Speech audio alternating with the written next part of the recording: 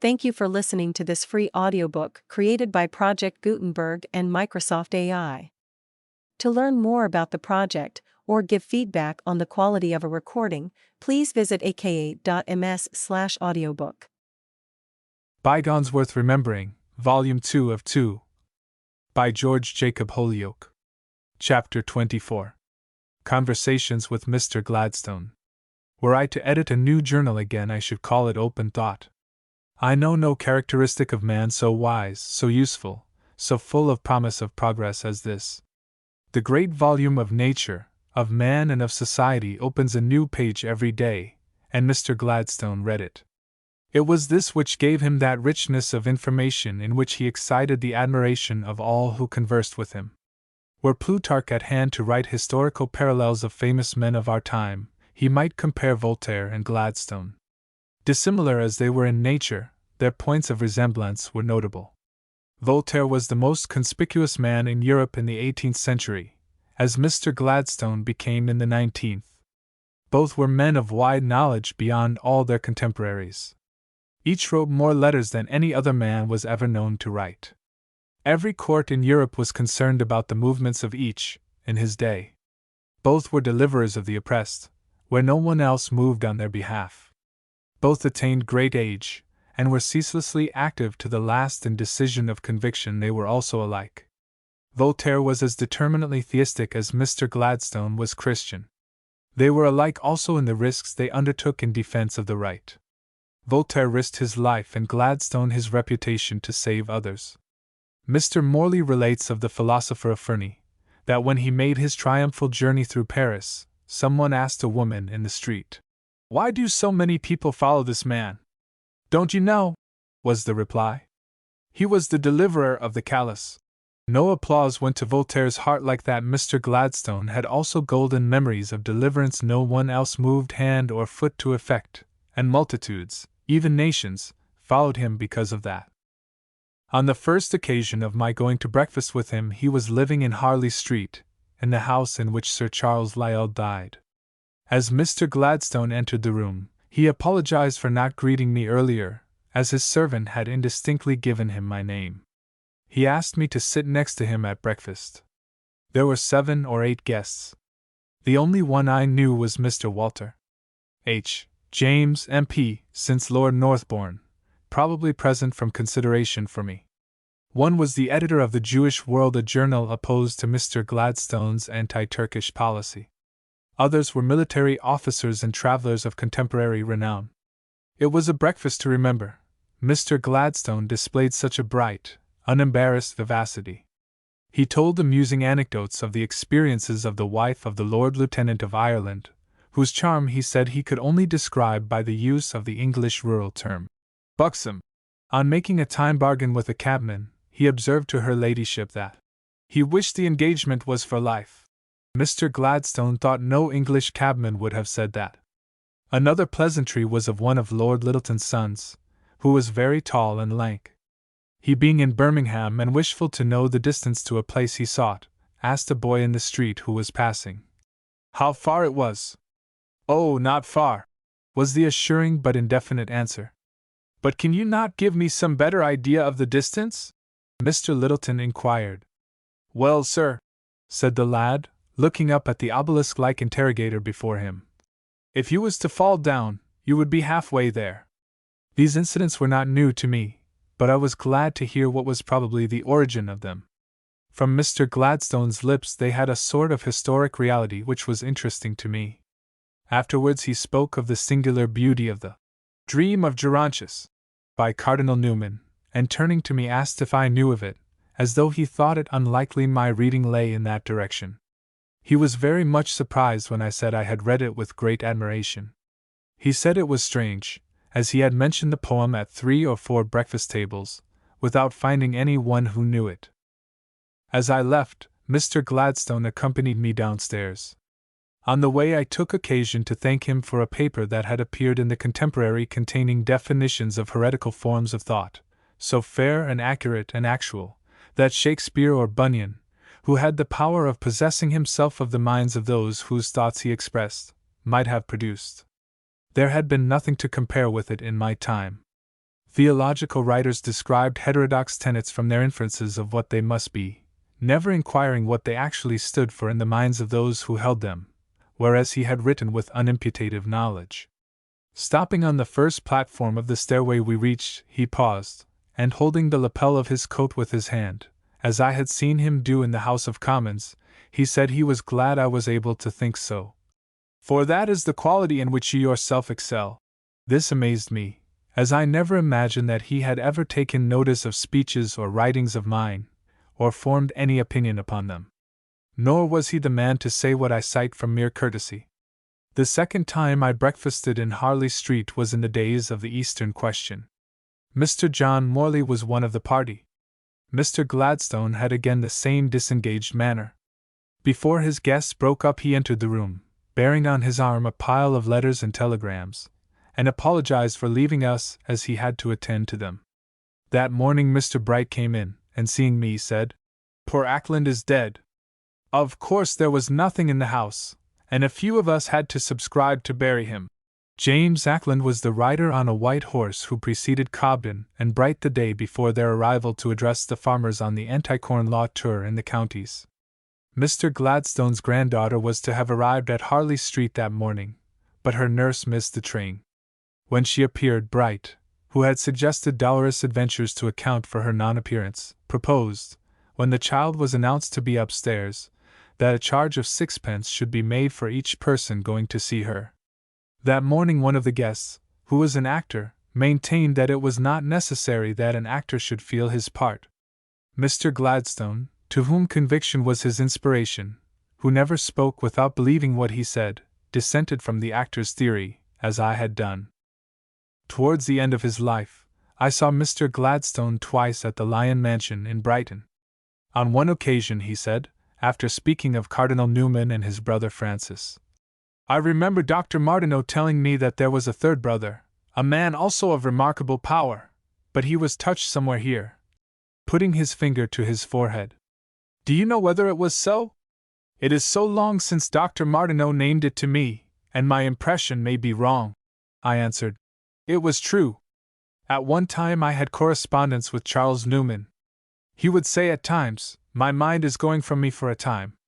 Do not expect to hear from me until my mind returns.' In power of reasoning he was, when he did reason, distinguished for boldness and vigor."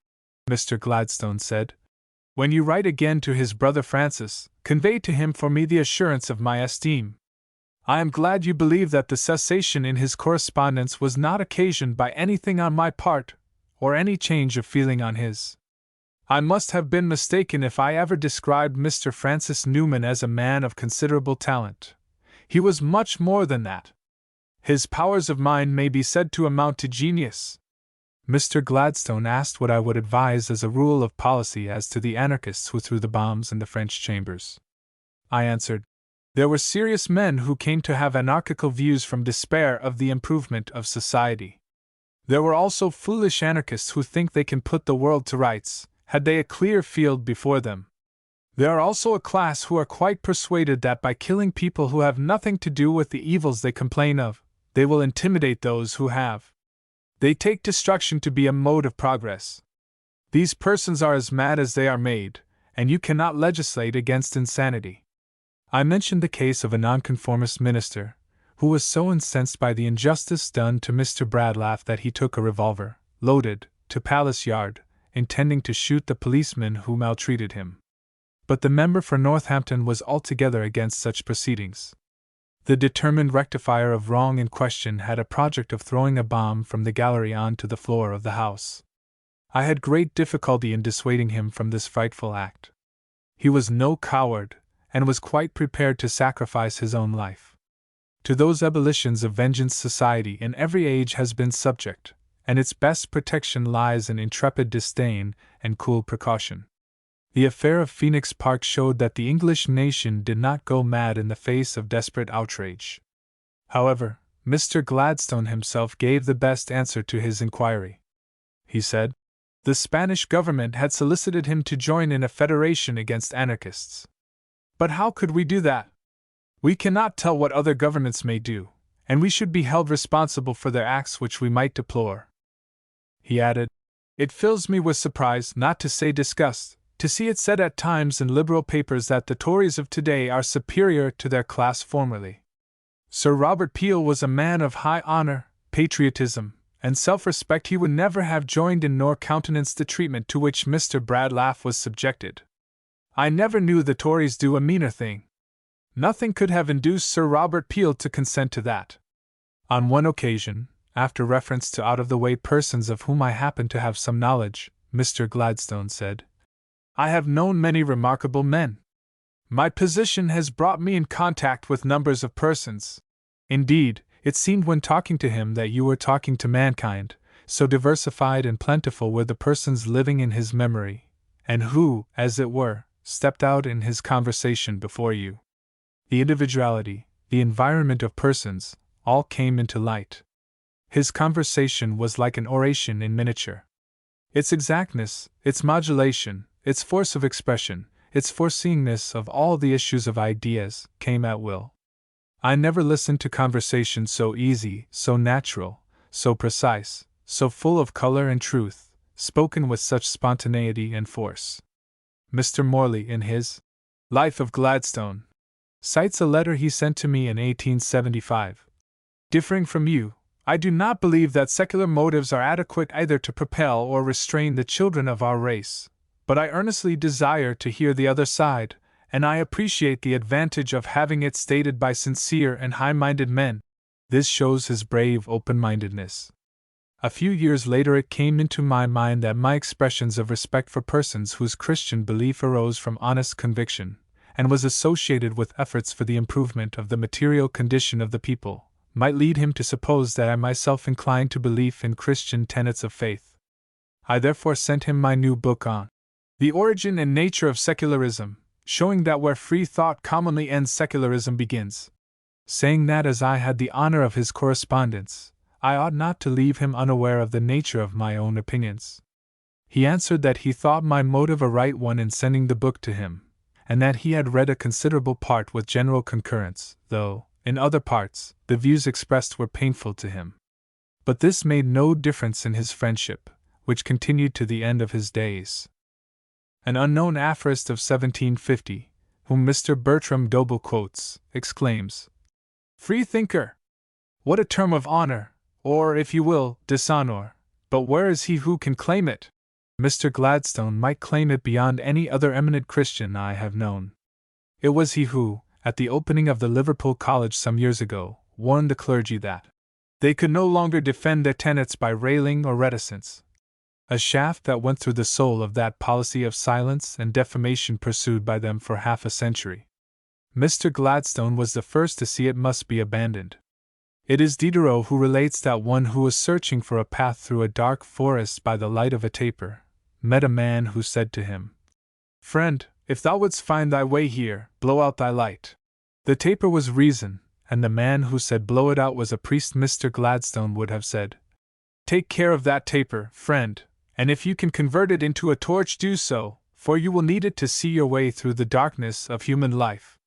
At our last interview he said, "You and I are growing old. The day is nearing when we shall enter."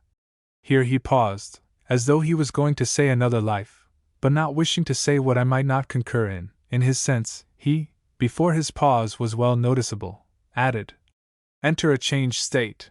What my views were he knew, as I had told him in a letter. I hope there is a future life, and if so, my not being sure of it will not prevent it, and I know of no better way of deserving it than by conscious service of humanity. The universe never filled me with such wonder and awe as when I knew I could not account for it. I admit ignorance is a privation. But to submit not to know, where knowledge is withheld, seems but one of the sacrifices that reverence for truth imposes on us. I had reason to acknowledge his noble personal courtesy, notwithstanding convictions of mine he must think seriously erroneous, upon which, as I told him, I did not keep silence. He had the fine spirit of the Abbé Lamennais, who, writing of a book of Mark depicting the passive Christian, said, "The active Christian who is ceaselessly fighting the enemies of humanity, without omitting to pardon and love them, of this type of Christian I find no trace whatever." Mr. Gladstone was of that type. It was his distinction that he applied this affectionate tolerance not only to the enemies of humanity, but to the dissentients from the faith he loved so well. At our last meeting in Brighton he asked my address, and said he would call upon me. He wished me to know Lord Acton, whom he would ask to see me. An official engagement compelled Lord Acton to defer his visit, of which Mr. Gladstone sent me notice. It was a great loss not to converse with one who knew so much as Lord Acton did. Mr. Gladstone knew early what many do not know yet, that courtesy and even honor to adversaries do not imply coincidence in opinion. As I was for the right of free thought, I regarded all manifestations of it with interest, whether coinciding with or opposing views I hold. Shortly before his death I wrote to him, when Miss Helen Gladstone sent me word. Today I read to my father your letter, by which he was much touched and pleased, and he desired me to send you his best thanks. I shall always be proud to think that any words of mine gave even momentary pleasure to one who has given delight to millions, and will be an inspiration to millions more. In former times, when an eminent woman contributed to the distinction of her consort, he alone received the applause. In these more discriminating days, when the noble companionship of a wife has made her husband's eminence possible, honor is due to her also. Therefore, on drawing the resolution of condolence to Mrs. Gladstone, adopted at the Peterborough Cooperative Congress, we made the acknowledgment how much was due to the wife as well as the husband. I believe no resolution sent to her, but ours, did this. Sympathy is not enough where honor is due. In the splendid winter of Mr. Gladstone's days there was no ice in his heart like the light that ever glowed in the temple of Montezuma. The generous fire of his enthusiasm never went out. The nation mourned his loss with a pomp of sorrow more deep and universal than ever exalted the memory of a king. Chapter 25. Herbert Spencer, the Thinker. A star of the first magnitude went out of the firmament of original thought by the death of Herbert Spencer.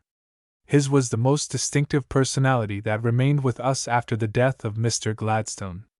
Spencer was as great in the kingdom of science as Mr. Gladstone was in that of politics and ecclesiasticism.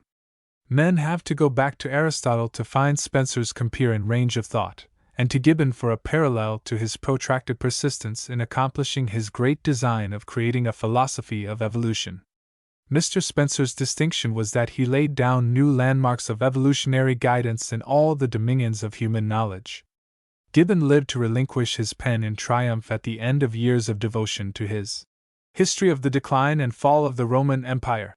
Mr. Spencer planned the history of the rise and growth of a mightier, a more magnificent, and more beneficent empire, that of universal law, and for 40 years he pursued his mighty story in every vicissitude of strength with unfaltering purpose, and lived to complete it amid the applause of the world and the gratitude of all who have the grand passion to understand nature and advance the lofty destiny of humanity. Herbert Spencer was born April 27, 1820, in the town of Derby, and died in his 84th year, December 8, 1903, at 5, Percival Terrace, Brighton, next door to his friend, Sir James Knowles, the editor of the 19th century. At the time of his birth, Derby was emerging from the sleepy, dreamy, stagnant, obfuscated condition in which it had lain since the days of the Romans. It is difficult to write of Spencer without wondering how a thinker of his qualities should have been born in Derby, a town which had a determined objection to individuality in ideas. It has a charter, its first act of enterprise in 1,000 years, obtained by the solicitations of the inhabitants from Richard I, which gave them the power of expelling every Jew who resided in the town, or ever after should approach it. Centuries later, in the reigns of Queen Anne and George I, not a Roman Catholic, an Independent, a Baptist, an Israelite, nor even an unmolesting Quaker could be found in Derby. There still remains one lineal descendant of the stagnant race which procured the Charter of Darkness from Richard I. Mr. Alderman W. Winter, who opposed in the town council a resolution of honor in memory of Spencer, who had given Derby its great distinction, because his views contradicted the antediluvian scriptural account of the creation, when there was no man present to observe what took place, and no man of science existed capable of verifying the Mosaic tradition. The only recorded instance of independency of opinion was that of a humble Derby girl, who was born blind, yet could see, like others, into the nature of things. She doubted the real presence. What could it matter what the poor, helpless thing thought of that? But the town burned her alive. The brave, unchanging girl, whose convictions were torment-proof, was only 22 years old. The only Derby man of free thought who preceded Herbert Spencer was William Hutton, a silk weaver, who became the historian of Derby and Birmingham. In sagacity, boldness, and veracity he excelled. The wisdom of his opinions was a century in advance of his time, 1770 to 1830. There were no photographs in the time of Mr. Spencer's parents, and their lineaments are little known. Mr. Spencer's uncle I knew, the Rev. Thomas Spencer, a clergyman of middle stature, slender, with a paternal evangelical expression. But his sympathies were with social reform, in which field he was an insurgent worker for projects then unregarded or derided. When I first knew Mr. Herbert Spencer, he was one of the writers on the Leader newspaper. We dined at times at the Whittington Club, then recently founded by Douglas Jerrold. At this period Mr. Spencer had a half-rustic look. He was ruddy, and gave the impression of being a young country gentleman of the sporting farmer type, looking as unlike a philosopher as Thomas Henry Buckle looked like a historian, as he appeared to me on my first interview with him. Mr. Spencer at that time would take part in discussions in a determined tone, and was persistent in definite statement in that he resembled William Chambers, with whom I was present at a deputation to Lord Derby on the question of the paper duty. Lord Derby could not bow him out, nor bow him into silence, until he had stated his case. In those days Mr. Spencer spoke with misgivings of his health. Mr. Edward Pigott, chief proprietor of the Leader, afterwards public examiner of plays, asked me to try to disabuse Mr. Spencer of his apprehensiveness, which was constitutional and never left his mind all his life, and I learned never to greet him in terms which implied that he was, or could be well. Coleridge complained of ailments of which no physical sign was apparent, and he was thought, like Mr. Spencer, to be an imaginary invalid. But after his death Coleridge was found to have a real cause of suffering, and the wonder was that he did not complain more. There must be a distinct susceptibility of the nerves, which Sir Michael Foster could explain, peculiar to some persons. I have had 2 or 3 friends of some literary distinction, whom I made it a rule never to accost, or even to know when I met them, until they had recovered from the inevitable shock of meeting some unexpected person, when they would spontaneously become genial. Mr. Spencer's high spirit was shown in this. Though he often had to abandon his thinking, he resumed it on his recovery. The continuity of his thought never ceased. One form of trouble was recurring depression, so difficult to sustain, which James Thomson, who oft experienced it, described, when a man has to endure. Mr. Spencer was first known to London thinkers by being found the associate of economists like Bagot, philosophers with a turn for enterprise in the kingdom of speculation, as George Henry Lewes, Darwin, Huxley, Tyndall, and of great novelists like George Eliot. In those days the house of John Chapman, the publisher, was the meeting ground of French, Italian, German, and other continental thinkers. There, also, congregated illustrious Americans like Ralph Waldo Emerson, and other unlicensed explorers in the new world of thought. There Mr. Spencer became known to men of mark in America, who made his fame before his countrymen recognized him. If it was England who raised Mr. Spencer, it was America that discovered him. Mr. George Lyes, a distinguished American friend of Mr. Spencer, sends me information of the validity of American admiration of him, on the authority of the Daily Witness. Mr. Spencer's income is mainly drawn from the sale of his books in America, his copyrights there having yielded him $4,730 in the last 6 months. A firm of publishers have paid in the last 6 months royalties amounting nearly to $10,000 to Mr. Herbert Spencer, and the heirs or executors of Darwin, Huxley, and Tyndall. The sales of Spencer's and Darwin's books lead those of Huxley and Tyndall. During the earlier publication of his famous volumes, his expenditure in printing and in employing assistants in gathering facts for his arguments exhausted all his means. Lord Stanley, of that day, was understood to have offered him an appointment, which included leisure for his investigations. But he declined the thoughtful offer, deeming the office to be of the nature of a sinecure. Wordsworth accepted such an appointment, and repaid the state in song, as Spencer would have repaid it in philosophy. I had the honor to be Mr. Spencer's outdoor friend. He asked me to make known the publication of his work to persons whom I knew to be friendly to enterprise and thought. For years I assiduously sought to be of service in this way. One day in 1885, being the guest, in Preston, of the Rev. William Sharman, he showed me a passage in one of Mr. Spencer's volumes, published in 1874, which I had not seen, and which surprised me much, in which it appeared secularists were below Christians in their sense of fiduciary integrity. Mr. Sharman said, "Defective as we are supposed to be, you will see that secularists are 1 degree lower in morality than the clergy." Mr. Spencer had given instances which, in his opinion, showed that the cultivation of the intellect does not advance morality. If that were so, it would follow that it was better to remain ignorant, if ignorance better develops the ethical sense. The instance Mr. Spencer gives occurs in the Study of Sociology, pages 418 to 19, written to show how little operative on conduct is mere teaching. "Let me give," says Mr. Spencer, "a striking fact falling under my observation. Some 12 years ago was commenced a serial publication, limited in its circulation to the well-educated. It was issued to subscribers, from each of whom was due a small sum for every 4 numbers. The notification periodically made of another subscription due received from some prompt attention, from others an attention less tardy than before, and from others no attention at all. After a lapse of 10 years, a digest was made of the original list, when it was found that those who finally declined paying for what they had year after year received, constituted, among others, the following percentages: Christian defaulters, 31%; secularist defaulters, 32%. I wrote to Mr. Spencer as follows: Eastern Lodge, Brighton, December 1st, 1885. My dear Mr. Spencer, I am like the sailor who knocked down the Jew, and when he was remonstrated with said he did it because he had crucified his Lord and Savior. When told that that occurred 2,000 years ago, he answered, "But I only heard of it last night." It was but a few days ago that your notice of secularist fraudulency, made in 1874, became known to me.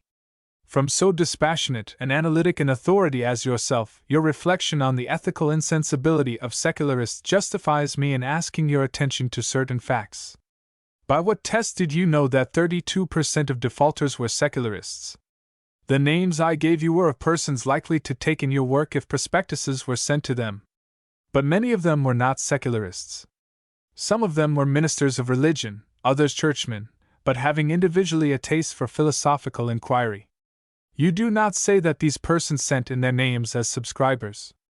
Yet unless they did, they cannot be justly described as regardless of an equitable claim.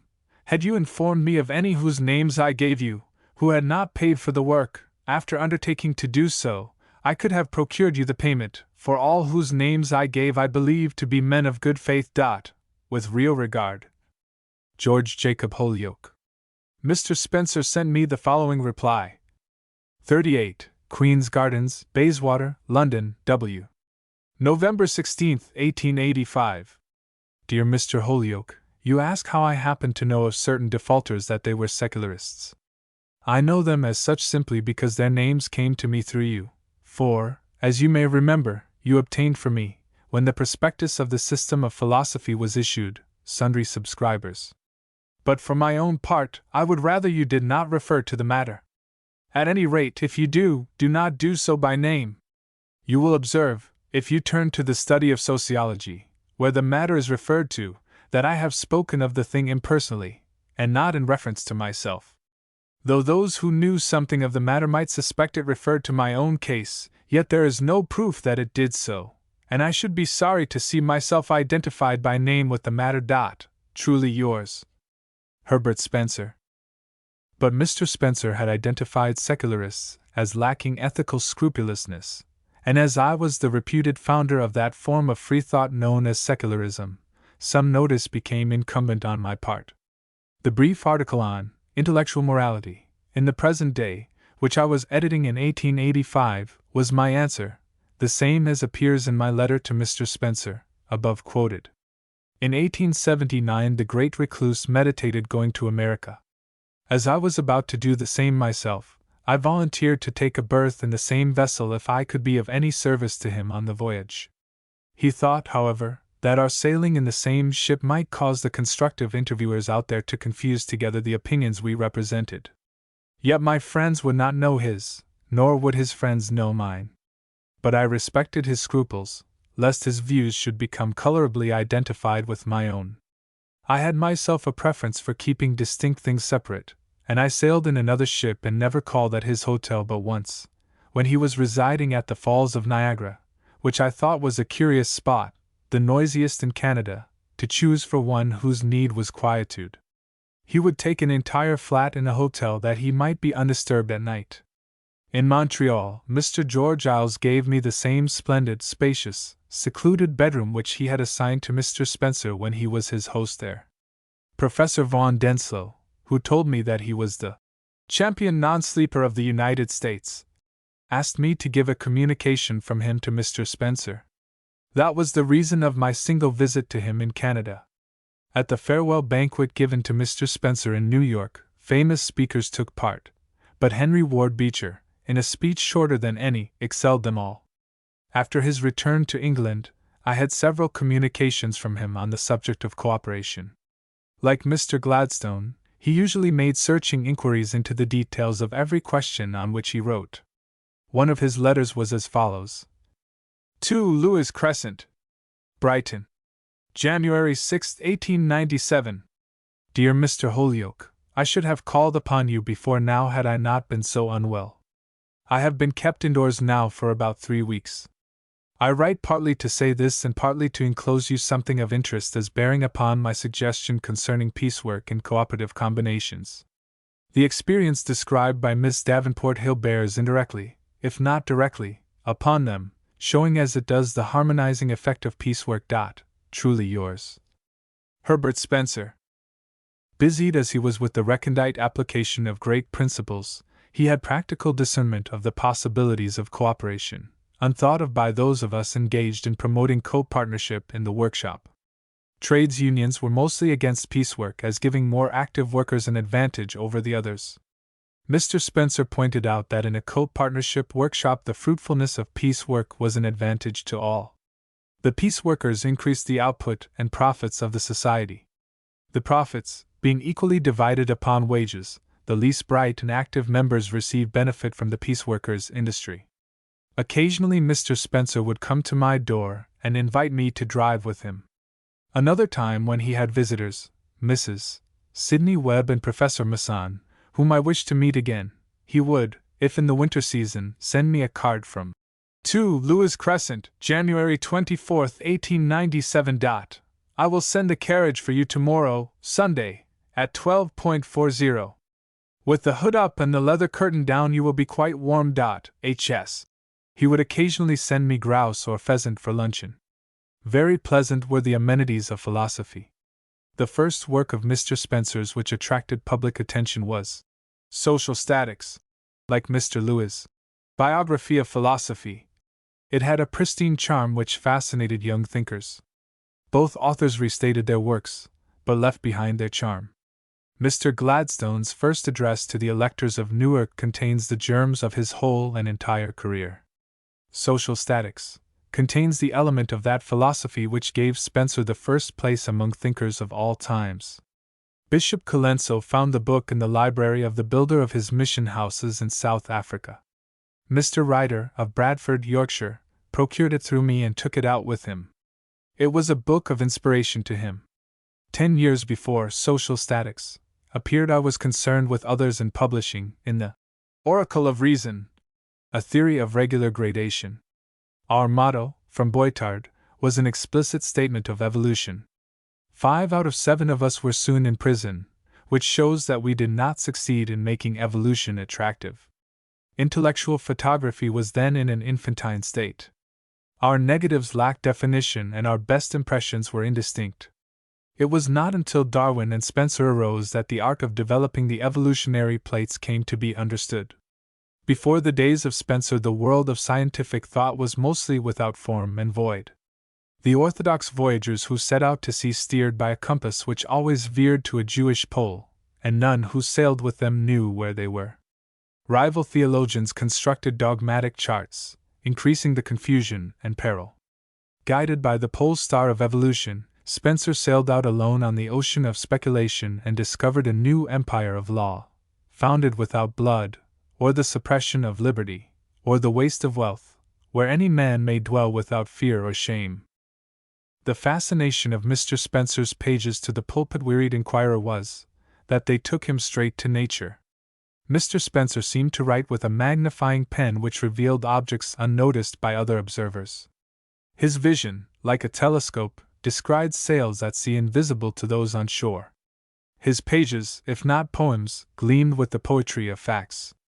His facts were the handmaids always at hand which explained his principle. His repetitions do not tire, but are fresh assurances to the reader that he is following a continuous argument. A pedestrian passing down a long street is glad to meet the recurrence of its name, that he may know he is still upon the same road. In Spencer's reasonings there are no byways left open, down which the sojourner may wander and lose himself. When crossroads come in sight, fingerposts are set up telling him where they lead to, and directing him which to take. Mr. Spencer pursues a new thought, never loses sight of it, and takes care the reader does not. No statement goes before without the proof following closely after. When the reception was given to me at South Place Institute, London, in April 1903, on my 86th birthday, he had been confined to his house from the previous August, yet he took trouble to write some words of personal regard to myself beyond all my expectation. To the end of his days, save when the weather was inclement, I used to walk up the hill to his door to inquire as to his health, and when I could not do so, Mr. Troughton would write me word. Mr. Spencer's last letter to me was in answer to one I had sent him on his birthday. It was so characteristic as to deserve quoting. "Thanks for your congratulations, but I should have liked better your condolences on my longevity." He wanted no twilight in his life. Like the sun in America, his wish was to disappear at once below the horizon, having amply given his share of light in his day. Like Huxley, Mr. Spencer would not have slept well in Westminster Abbey. He needed no consolation in death, and if he had, there was no one who knew enough to give it to him. His conscience was his consolation. His one choice was that his friend Mr. John Morley, than whom none were fitter, should speak at his death the last words over him. Mr. Morley being in Sicily, this could not be. The next in friendship and power of estimate, the Right Hon.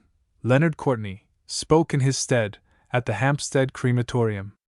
Mr. Spencer had a radiant mind which gave forth, of its own spontaneity, light and heat. None who have died could more appropriately repeat the proud lines of Sir Edward Dyer. Chapter 26. Singular Career of Mr. Disraeli. I prefer the picturesque name of Disraeli which he contrived out of the tribal designation of Disraeli. Had it been possible he would have transmuted Benjamin into a Gentile name. Disraeli is far preferable to the sickly title of Beaconsfield, by which association he sought to be taken as the Burke of the Tories, for which his genius was too thin. Disraeli is a fossilized bygone to this generation, though in the political arena he was the most glittering performer of his day. Men admired him as the Blondin of Parliament, who could keep his feet on a tightrope at any elevation. Others looked upon him as a music-hall Sandow who could snap into a thicker bar of bovine ignorance than any other athlete of the country party. He was capable of serving any party, but preferred the party who could best serve him. He was an example how a man, conscious of power and unhampered by scruples, could advance himself by strenuous devices of making himself necessary to those he served. The showy waistcoat and dazzling jewellery in which he first presented himself to the House of Commons betrayed the primitive taste of a Jew of the Minories, and foreshadowed that trinket statesmanship which captivated his party, who thought sober, honest principles dull and unentertaining.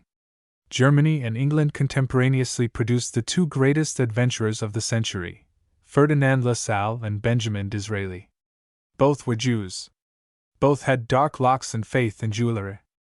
Both were sybarites in their pleasures, and personal ambition was the master passion of each. Both were consummate speakers. Both sought distinction in literature as a prelude to influence. Both professed devotion to the interests of the people by promulgating doctrines which would consolidate the power of the governing classes. LaSalle counseled war against liberalism, Disraeli against the Whigs. LaSalle adjusted his views to Bismarck, as Disraeli did to Lord Derby. Both owed their fortunes to rich ladies of maturity.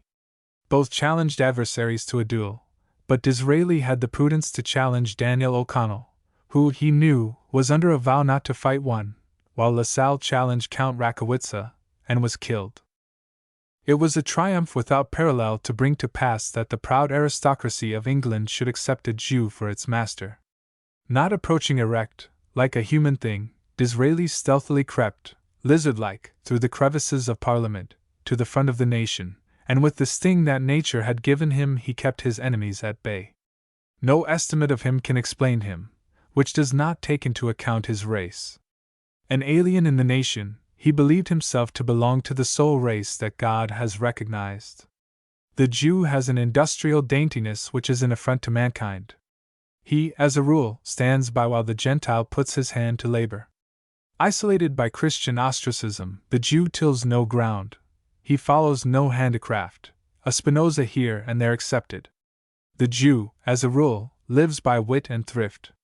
He is of every nation, but of no nationality, save his own. He takes no perilous initiation, he leads no forlorn hope, he neither conspires for freedom, nor fights for it. He profits by it, and acquiesces in it, but generally gives you the impression that he will aid either despotism or liberty, as a matter of business, as many do who are not Jews. There are, nevertheless, men of noble qualities among them, and as a class they are as good or better than Christians would be had they been treated for 19 centuries as badly as Jews have been. Derision and persecution inspire a strong spirit with retaliation, and absolve him from scrupulous methods of compassing it. Two things the Jew pursues with an unappeasable passion: distinction and authority among believers, before whom his race has been compelled to cringe.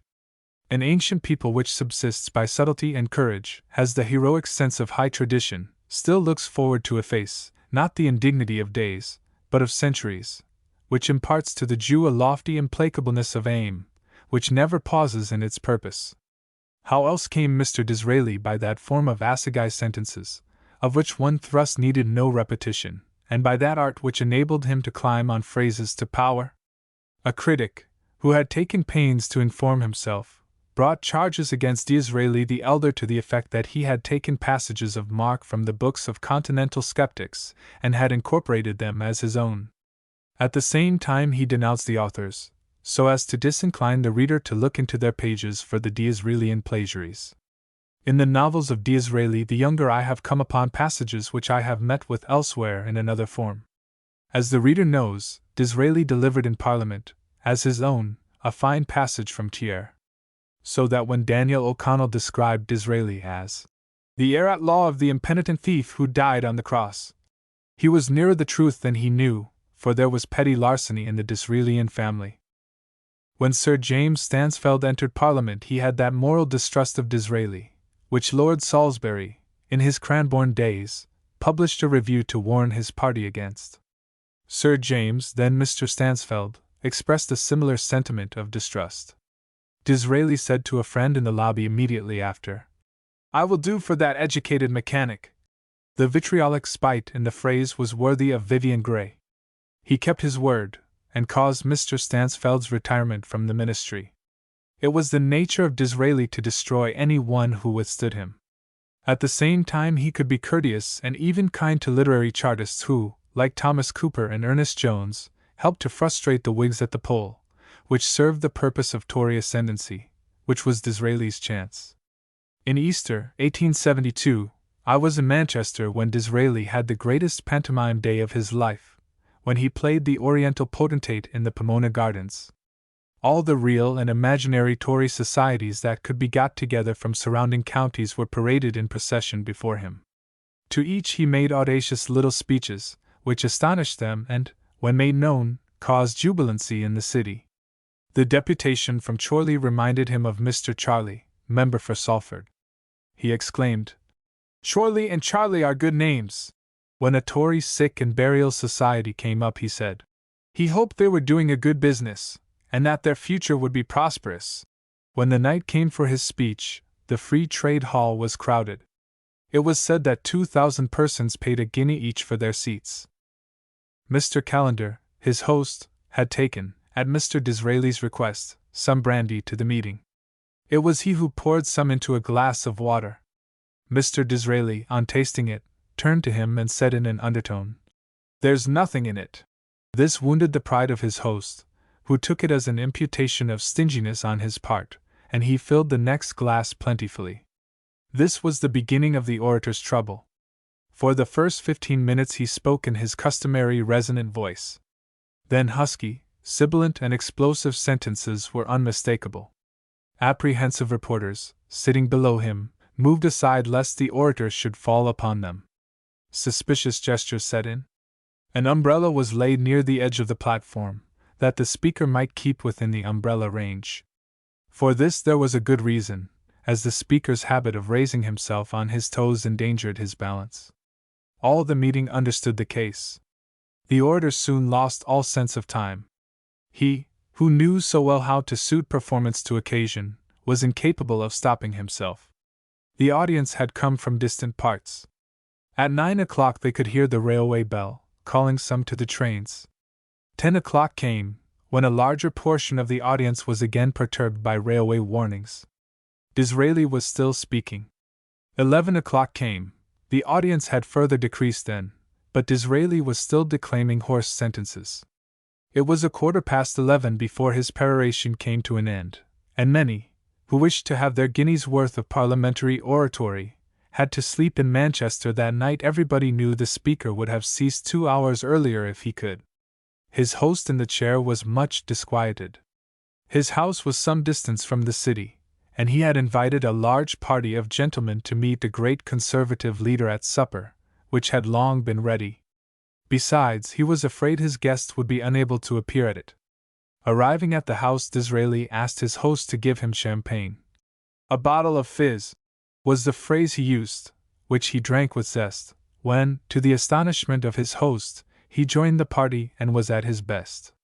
He delighted every one with his sallies and his satire. The next morning the city Conservatives were unwilling to speak of the protracted disappointment of the evening before. The Manchester papers gave good reports of the long speech, which contained some passages worthy of the speaker at any time, as when he compared the occupants of the front bench of the government in the House of Commons to so many extinct volcanoes. As some members of Her Majesty's government were known friends of Mazzini and Garibaldi, the aptitude of the simile lives in political memory to this day.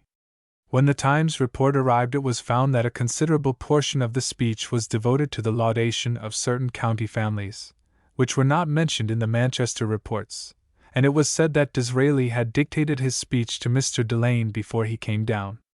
But though he lost his voice and his memory, he never lost his wit, for he praised another set of families that came into his head. Only in 2 instances has Mr. Disraeli been publicly charged with errors of vintage. In his time I heard members manifestly inebriated address the House of Commons. On a memorable night Mr. Gladstone said Disraeli had access to sources of inspiration not open to Her Majesty's ministers. In the Morning Star there appeared next day a passage from Disraeli's speech, reported in vinous forms of sibilant expression. On that occasion Lord John Manners carried to him, from time to time during his oration, 5 glasses of brandy and water. I saw them brought in. There was the great table between the 2 front benches, which Mr. Disraeli said was fortunate, as he feared Mr. Gladstone might spring upon him. All the while it was not protection Mr. Disraeli wanted from the table, but support, for he clutched it as he spoke. Sir John Macdonald, Premier of Canada, whom I had the honor to visit at Ottawa, not only resembled Disraeli in features and the curl of his hair, but in his wit. One night Sir John made an extraordinary after-dinner speech, which had the flavor of a whole vintage in it. When Sir John found he had astonished the whole Dominion, he sent for the reporter, who appeared, trembling with apprehension. "Young man," said Sir John, "with your talent for reporting you have a great future before you. But take my advice, Never report a speech in future when you are drunk. Connoisseurs in art who went to the sale of his effects at Disraeli's Mayfair house were astonished at the Houndsditch quality of what they found there. Not a ray of taste was to be seen, not an article worth buying. The glamour of the Oriental had lain in phrases, not in art. It was the Liberals who were the champions of the Jews, and who were the cause of their admission to Parliament. Mr. Disraeli must have had some generous memory of this. Mr. Bright would cross the floor of the House sometimes to confer with Disraeli. There must have been elements in his character in which Mr. Bright had confidence. It was believed to be owing to his respect for Mr. Bright's judgment that he took no part against America, when his party did all they could to destroy the cause of the Union in the great anti-slavery war. It ought to be remembered to Disraeli's credit that he made what John Stuart Mill called a splendid concession of household suffrage, although he took it back the next night by the pernicious creation of the compound householder. Still, Liberals owe it to him that household suffrage came to prevail when it did. Disraeli's attacks upon Peel were dictated by the policy of self-advancement. He was capable of admiring Peel, but he admired himself more. Standing outside English questions and interests, he was able to treat them with an airiness which was a political relief. Yet he could see that our colonies might become millstones round the neck of the Empire, if we gave them too much of Downing Street, or maybe of Highbury. To say Disraeli had no conscience would be to say more than any man has knowledge enough to say of another, but he certainly never gave the public the impression that he had one. He devised the scheme of giving the Queen the title of Empress. Mr. Gladstone opposed it as dangerous to the dynasty, lowering its dignity to the level of continental emperorship, and taking from the crown the master jewel of law, which has been more or less its security and glory for 1,000 years. Disraeli seemed to care for the Queen's favor, nothing for the integrity of the crown. He declared himself a Christian, and said in the presence of the Bishop of Oxford, with Voltairean mockery, that he was on the side of the angels, and elsewhere described Judas as an accessory to the crucifixion before the act, and to that ignoble treachery all Christians were indebted for their salvation, an idea which could never have entered a Gentile mind. This was pure Voltairean scorn. In his last illness he was reported to have had 3 different kinds of physicians, allopath, hydropath, homeopath, and had he chosen the spiritual ministration of the Archbishop of Canterbury, the chief rabbi, and Mr. Spurgeon, no one would have been surprised at his sardonic prudence. I had admiration, though not respect, for his career. Yet I was for justice being done to him. When it was thought the Tories would prevent his accession to the premiership, which was his right by service, I was one of those who cheered him in the lobby of the House of Commons, to show that adversaries of his politics were against his being defrauded of the dignity he had won. How was it that Disraeli's standing at court was never affected by what would be deemed seditious defamation of the crown in any other person? When I mentioned in America the revolutionary license of his tongue in declaring the Queen to be physically and morally incapable of governing, the statement was received with incredulity. The reporters who took down his Aylesbury speech containing the astounding words hesitated to transcribe them, and one asked permission to read the passage to Mr. Disraeli, who assented to its correctness, and the words appeared in the Standard and Telegraph of September 27, 1871. The Times and Daily News omitted the word morally, deeming it incredible. But it was said. His words were, "We cannot conceal from ourselves that Her Majesty is physically and morally incapacitated from performing her duties." This meant that Her Majesty was imbecile, a brutal thing to suggest, considering family traditions. At a Lord Mayor's banquet Mr. Disraeli gave an insulting and defamatory account of the Russian royal family and government, and boasted, like an inebriate jingo, of England's capacity to sustain 3 campaigns against that power. As the Queen had a daughter-in-law a member of the Royal House of Russia, this wanton act of international offensiveness must have produced a sensation of shame and pain in the English royal family. I well remember the consternation and disapproval with which both speeches were regarded by the people. Whatever even Republicans may think of the theory of the Crown, they are against any personal outrage upon it.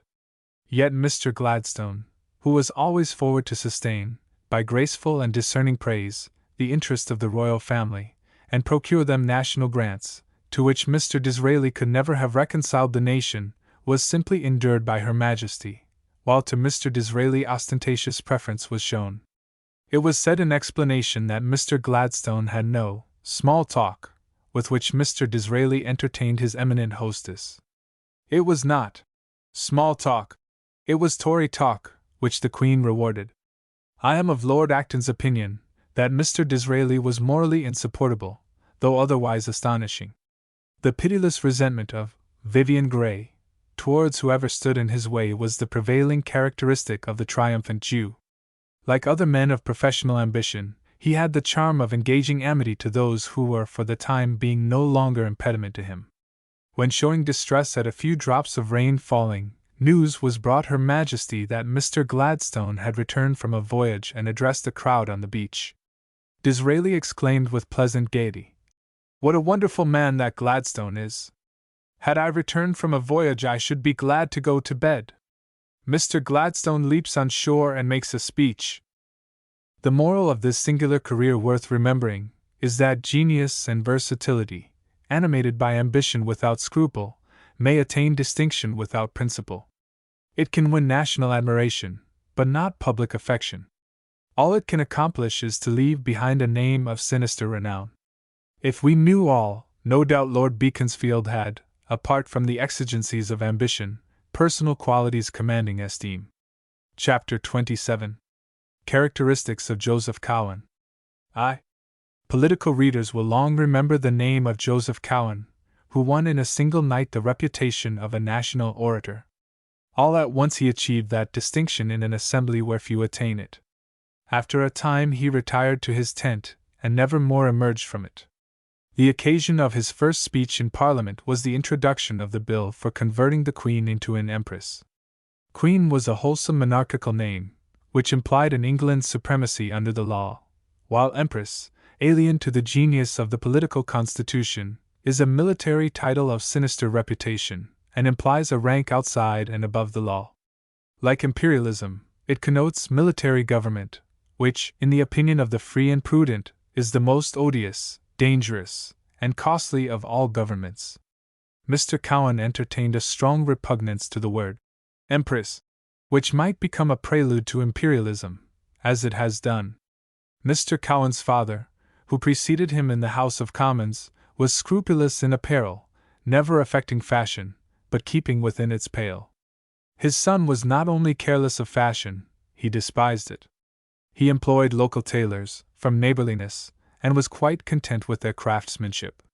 He never wore what is called a top hat, but a felt one, a better shape than what is known now as a clerical hat. It was thought he would abandon it when he entered Parliament, but he did not. He commonly left it in the cloakroom.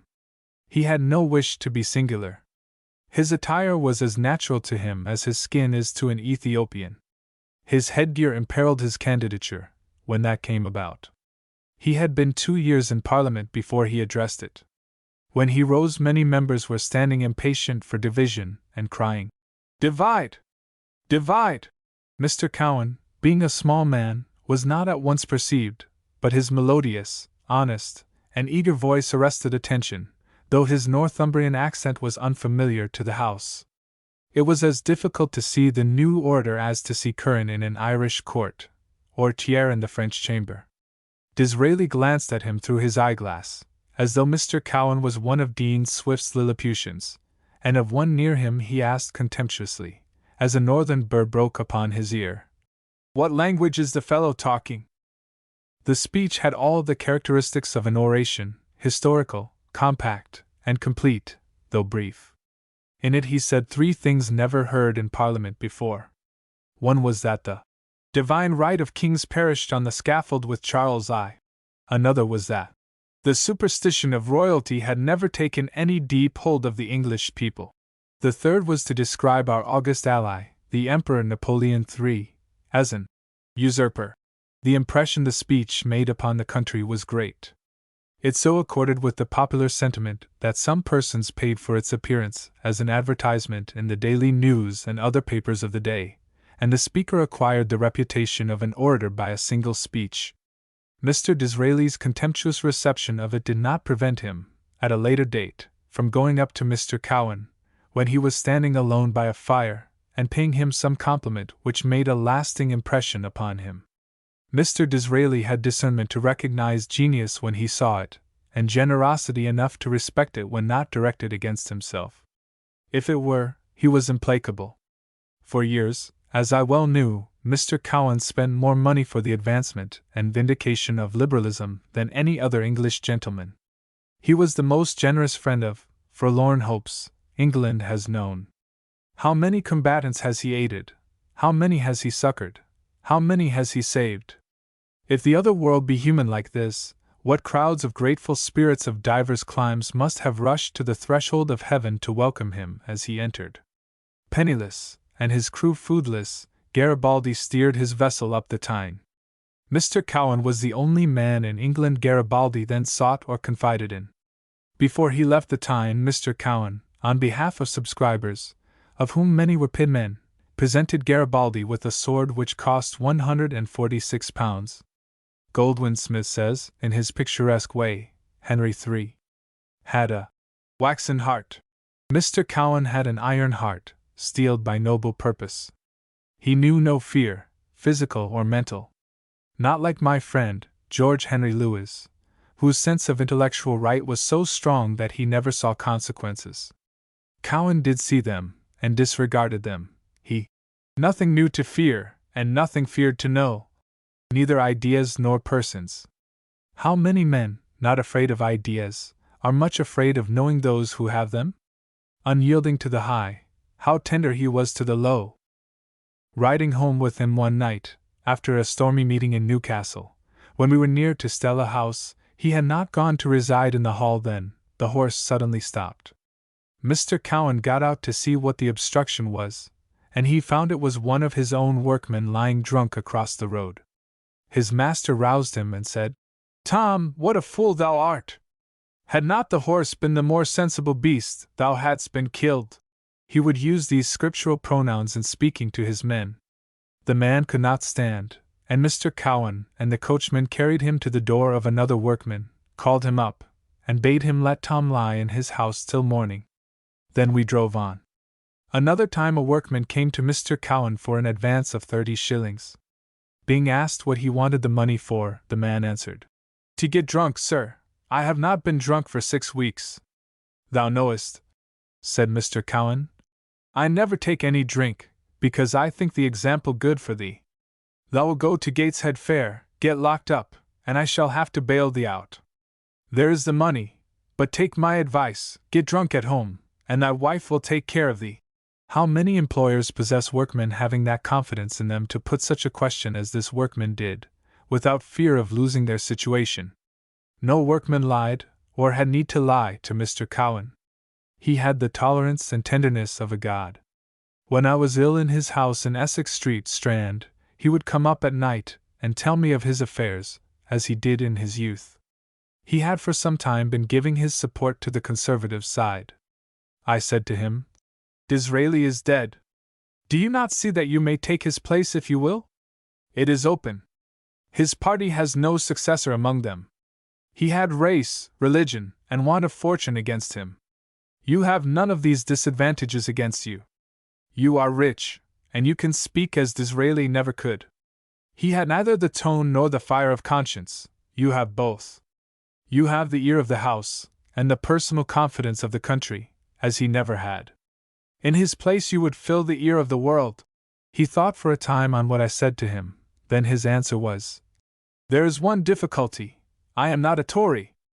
I saw he was leaving the side of liberalism and that he would inevitably do conservative work, and I was wishful that he should have the credit of it. He was under a master passion which carried him he knew not whither. It was my knowledge of Mr. Cowan, long before that night, that made me oft say that a Tyneside man had more humility and more pride than God had vouchsafed to any other people of the English race. Until middle life Mr. Cowan was as his father, immovable in principle. Afterwards he was as his mother in implacableness. That is the explanation of his career. The passion, referred to, never avowed and never obtruded, but which neither slumbered nor slept, was ambition. It might be called paramountcy, that dangerous war-engendering word of imperialism, which only the arrogant pronounce, and only the subjugated submit to. The Cowan family had no past but that of industry, and in Mr. Cowan's youth the slings and arrows of outrageous Toryism, shafts of arrogance, insolence, and contempt flew about him. He inherited from his mother a proud and indomitable spirit, and resolved to create a liberal force which should withstand all that, and he did. Then, when he came to be, as he thought, flouted by those whom he had served, the common experience of the noblest men, he at length resented and turned against himself. He had reached the heights where he had been awarded an imperishable place, and then descended in resentment to mingle and be lost in the ignominious faction whom he had defeated and despised. Those who had enraged him were not, as we shall see, worth his resentment. It was not for a handful of silver he left us, for he had plenty, nor for a ribbon to stick in his coat, for he would not wear one if offered a basketful. It was just indignation, stronger than self-respect. Not all at once did the desire of control assume this form. By his natural nobility of nature he inclined to the view that all the supremacy inherent in man is that of superior capacity, to which all men yield spontaneous allegiance. Some time elapsed before the bent of his mind became apparent. Possibly it was not known to himself. When a young man, he promoted and maintained 2 or 3 journals, in which he also wrote himself, without suggesting to others the passion for journalism by which he was possessed. Some years later, when proofs of one of his speeches which a reporter had taken down, and Mr. Cowan had himself corrected, passed through my hands, I was struck with the dexterity with which he put a word of fire into a tame sentence, infused color into a pale-faced expression, and established a pulse in an anemic one. It was clear that he had the genius of speech in him, and was ambitious of distinction in it. Mr. Cowan's father was a tall, handsome man of the Saxon type, which goes steadily forward and never turns back. He always described himself as a follower of Lord Durham, and was out on the Newcastle Town Moor in 1819, at great meetings in support of the Durham principles. His mother was quite different in person, both in stature and appearance, somewhat of the Spanish type, dark, and mentally capable of impassible resolution. Her son, Joseph, with whom we are here concerned, had dark, luminous eyes which were the admiration of London drawing-rooms, when he could be got to enter them. His eldest sister, Mrs. Mary Carr, was as tall as her father, with the complexion of her mother. I used to compare her to Judith, the splendid Jewess who slew Holofernes. She used to say her brother Joseph had her mother's spirit, and that a Cowan never changed. Her brother never changed in his purpose of ascendancy, but when inspired by resentment, he could change his party to attain his end, as I have seen done in the House of Commons many times in my day. This is why I have said that in the early part of Mr. Cowan's life he was his father, placid but purposeful. In the second half he was his mother, resentful and implacable when affronted by noncompliance where he expected and desired concurrence. But I have known many excellent men who did not take dissent from their opinions in good part. How fearless Mr. Cowan was shown in his conduct when a dangerous outbreak of cholera occurred in Newcastle. People were dying in every street and lane, but he went out from Blaydon every morning at the usual time, and walked through the infected streets and passages into Newcastle, to his offices on the quay, being met on his way by persons in distress, from death in their houses, who knew they were sure of sympathy and assistance from him. The courage of his unfailing appearance in his ordinary ways saved many from depression which might have proved fatal to them. When a wandering guest fell ill at his home, Stella House, Blaydon, he was sure of continued hospitality until his recovery. Mr. Cowan's voice of sympathy and condolence was the tenderest I ever heard from human lips. A poor man, who lived a good deal upon the moors, was charged with shooting a doctor, and would have been hanged but for Mr. Cowan defending him by legal aid. He thought the police had apprehended him because he was the most likely, in their opinion, to be guilty. He was poor, friendless, and often houseless. The man did not seem quite right in his mind. After his acquittal, Mr. Cowan took him into his employ, and made him his gardener. The garden was remote and solitary. I often passed my mornings in it, not without some personal misgiving. Mr. Cowan eventually enabled the man to emigrate to America, where a little eccentricity of demeanor does not count. In the political estrangements of Mr. Cowan, it must be owned he had provocations. A party of social propagandists came to Newcastle, whom he entertained, as they had never been entertained before, at a cost of hundreds of pounds, and was at great expense to give publicity to their objects. They left him to defray some bills they had the means of paying. Years later, when they came again into the district, he did no more for them in the former way. He had conceived a distrust of them. Another time he was asked by persons whom he was willing to aid, to buy some premises for them, as they would be prejudiced at the auction if they appeared in person.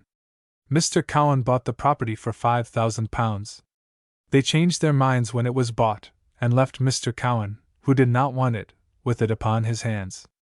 He did not resent it, as he might have done, but it was an act of meanness which would have revolted the heart of an archangel of human susceptibility.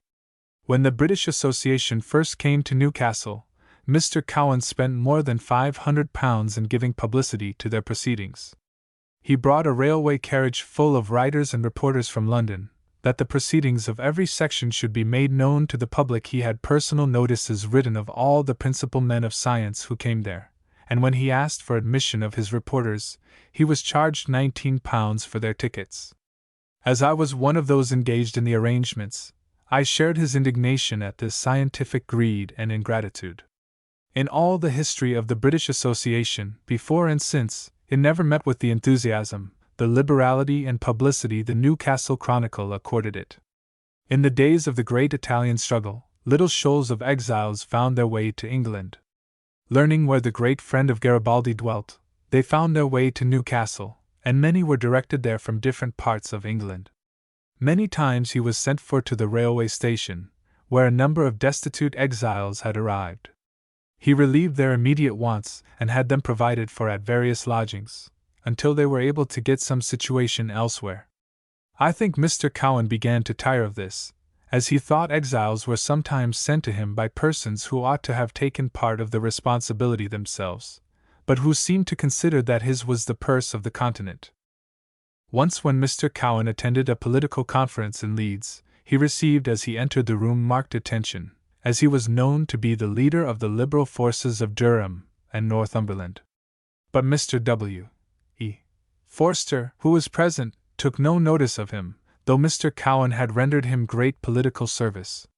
When Mr. Bright saw Mr. Cowan, he cordially greeted him. Immediately Mr. Forster, seeing this, stepped up also and offered him compliments, which Mr. Cowan received very coldly without returning them, and passed away to his seat. Mr. Cowan's impression was that as Mr. Forster had suffered him to pass by without recognition, he did not want to know him before that assembly. But when Mr. Forster saw Mr. Bright's welcome of his friend, he was willing to know him. Mr. Forster, as I had reason to know afterwards, was capable of such an action, where recognition stood in the way of his interests, but it was not so on this occasion.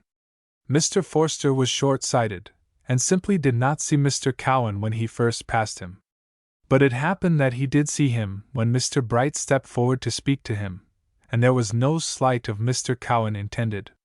Yet from that hour Mr. Cowan entertained a contempt for Mr. Forster, and would neither meet him nor speak to him. One day Mr. Cowan and I were at a railway station, where Mr. Forster appeared in his volunteer uniform. We had to wait some time for the train. Mr. Cowan asked me to walk with him as far as we could from where Mr. Forster stood, that we should not pass near him. Some years later, at the House of Commons, Mr. Forster asked Mr. Cowan to walk with him in the Green Park, as he wished to speak with him. After 2 hours Mr. Cowan returned reconciled. He never told me the cause of it, which he should have done. As I had taken his part in the long years of resentment, I relate the incident as showing how personal misconception produces political estrangement in persons and parties alike. Chapter 28. Characteristics of Joseph Cowan. 2. But the act which most wounded him occurred at the Alswick Works of Lord Armstrong. Mr. Cowan was returning one day in his carriage at a time of political excitement. Some of the crowd threw mud upon his coach, and if I remember rightly, broke the windows. Just before, when the workmen were on strike, they went to Mr. Cowan, as all workmen in difficulties did. He found they did not know their own case, nor how to put it. He employed legal aid to look into the whole matter and make a statement of it. Mr. Cowan became their negotiator, and obtained a decision in their favor. The whole expense he incurred on their behalf was £150. Services of this kind, which had been oft rendered, should have saved him from public contumely at their hands. At that time Mr. Cowan was giving the support of his paper against liberalism, which he had so long defended and commended, which was an incentive to the outrage. Still, the sense of gratitude for the known services rendered to workers, which he continued irrespective of his change of opinion, should have saved him from all personal disrespect. The subjection of the Liberals in Newcastle in the days of his early career, and the arrogant defamation with which it was assailed, were what determined him to create a defiant power in its self-defense. He bought the Newcastle Chronicle, an old Whig paper. He published it in Grey Street, afterwards in St. Nicholas Buildings, and then in Stevenson Place, on premises now known as the Chronicle Buildings. The printing machines at first cost £250 each, then £450. The Chronicle Buildings were purchased for £6,000, and a similar sum was expended in adapting them for their new purposes. The site is the finest in Newcastle. The printing machines now cost £6,000 to £7,000. Each machine is provided in duplicate, so that if one side of the press room broke down, the other side could be instantly set in motion. Once I made a short speech in the town, which was reported, set up, cast, and an edition of the paper containing the speech was on sale within little more than 20 minutes. The office above the great press room, in which the public transact business with the paper, is the costliest, handsomest, Grecian interior I know of connected with any newspaper buildings. What perseverance and confidence must have animated Mr. Cowan in the enterprise is shown in the fact that he had sunk £40,000 in it before it began to pay. He made the Chronicle, as he intended to make it, the leading political power in Durham and Northumberland. The leaders he wrote in its columns after he left Parliament were unequalled in all the press of England for vividness, eloquence, and variety of thought. There could be no greater proof of the dominancy of Mr. Cowan's mind than his establishment and devotion to the Chronicle. I had been a party several years to negotiating with candidates to stand for Newcastle, whose public expenses Mr. Cowan paid. I obtained the consent of the Liberals of York, that Mr. Layard, whom they considered pledged to them, should become a candidate at Newcastle. "Why should you," I said one day to Mr. Cowan, "incur these repeated costs for the candidature of others, when you can command a seat in your own family for 3 generations? If you will not be a candidate, why should not your father?" The conversation ended by his agreeing that I might persuade his father to go to Parliament if I could. It was in vain that I assured him that the seat was open to him, but he did not believe, nor wish to believe it. I several times saw his father at Stella Hall. He thought himself too old. I told him there were 50 gentlemen in the House of Commons, willing to become Prime Minister, and some of them waiting for the appointment, who were 15 years older than he, and would be disappointed did not the chance come to them. He found this true when he at length entered the House. His objection was that he could not ask his neighbors, among whom he had lived all his days, to elect him. "Suppose they signed an undertaking to vote for you in case you came forward?" That he consented to consider. A requisition signed by 2,178 electors was sent to him. Then another difficulty arose. His son said, "I cannot support my father in the Chronicle." Then I said, "Let me edit it during the election, and no line shall appear commending your father to the electors. But whatever pretensions his adversaries put forth, we will examine." My proposal was agreed to. It was alleged by the rival candidate that the requisition was signed out of courtesy to a popular townsman, and did not mean that those who signed it had pledged their votes.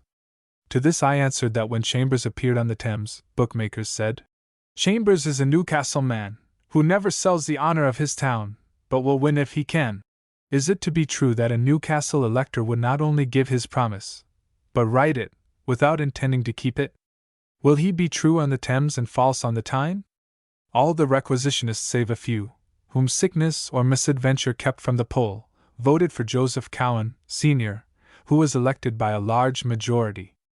The great services to the town of the new member by his arduous chairmanship of the Tyne Commission would have ensured his election, but his majority was no doubt increased by the popularity of his son.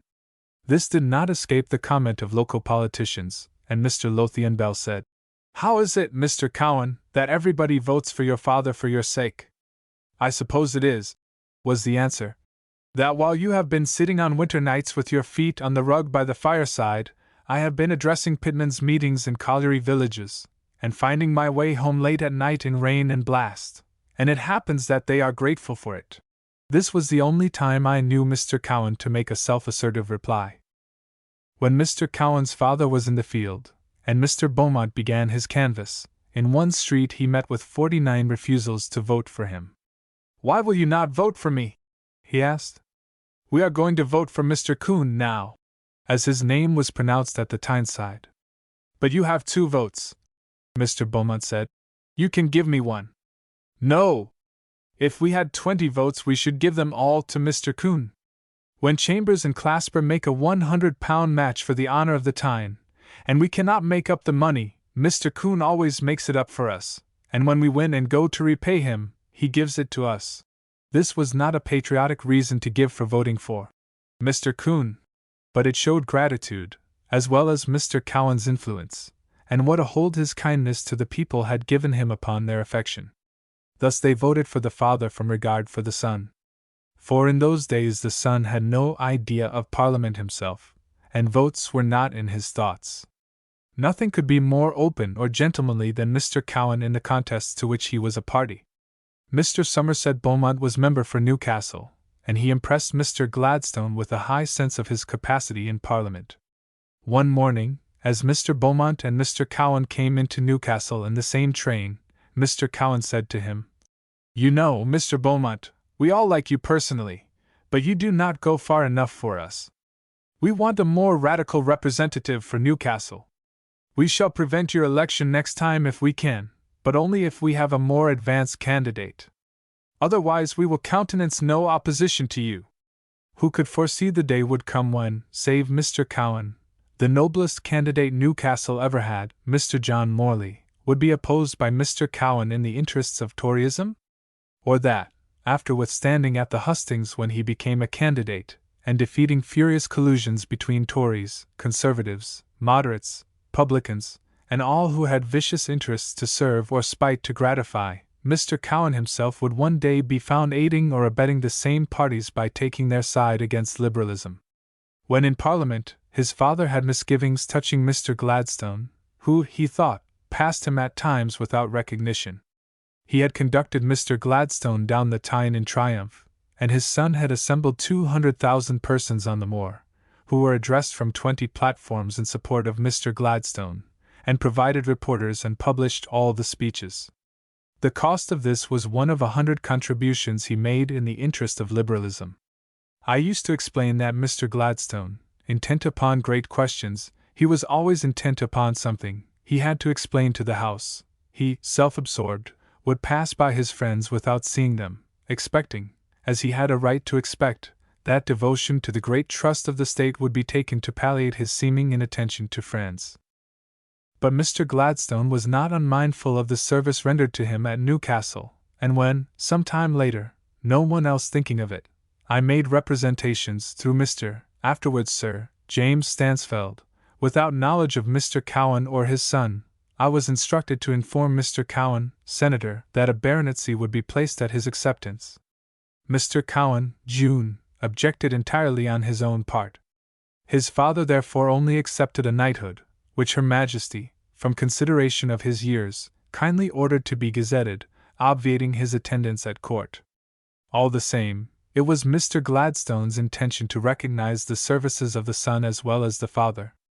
Honors were not much accessible in those days, especially in uncourtly quarters. My representation, in suggesting what I did, was that as personal distinction was conferred upon persons who had made £100,000, something was due to one who may be said to have given that sum to the public. His chairmanship of the Tyne Commission extended over a period of 24 years, during which the Tyne was converted from a creek into a navigable river. The time and assiduity thus devoted to the service of navigation and trade would have added £100,000 to his fortune. That his knighthood might be justified in the eyes of his neighbors and his own, I supplied the facts which authorized it to Mr. Walker, who was then editor of the Daily News, and which appeared in his leader columns. My reason for taking the step I did was a sense of duty to the public, who should see as far as possible that those who rendered service should find acknowledgment of it. I was of Coleridge's opinion. On the death of the father, his son, Mr. Joseph Cowen, was elected in his place, as a member for Newcastle, and Parliament being dissolved shortly after, he was again elected by a triumphant majority. Mr. Cowen had made more speeches at the Tyneside than any other resident ever did. But the town was unconscious of their merit. They were addressed mostly to working men, and to persons whom it was not thought necessary to report or take into account the speaker. When he became a candidate, all classes of persons were among the auditors. The town was astonished at the relevance and fire of his orations. I mention this circumstance to show how a man can be famous in one half of the town and not known in the other. After his retirement from Parliament and platform, he occasionally delivered orations on persons, at inaugurations, which surpassed all I have ever read of the kind, for aptness of phrase, variety of thought, and vivid portraiture, which ought to be added to the record of English oratory. It was not reasonable in him, after the change in his political views, to expect that his townsmen should adopt the new opinions he had begun to countenance, and which he had himself taught them to distrust. But this is what strong leaders do who suffer the pride of power to become imperious. A just ambition, which is patient, and will work for results, can as a rule succeed. It is ambition which is impetuous, and will not wait longer, which lapses into reaction from disappointment. With all his virtues, Mr. Cowen was impetuous.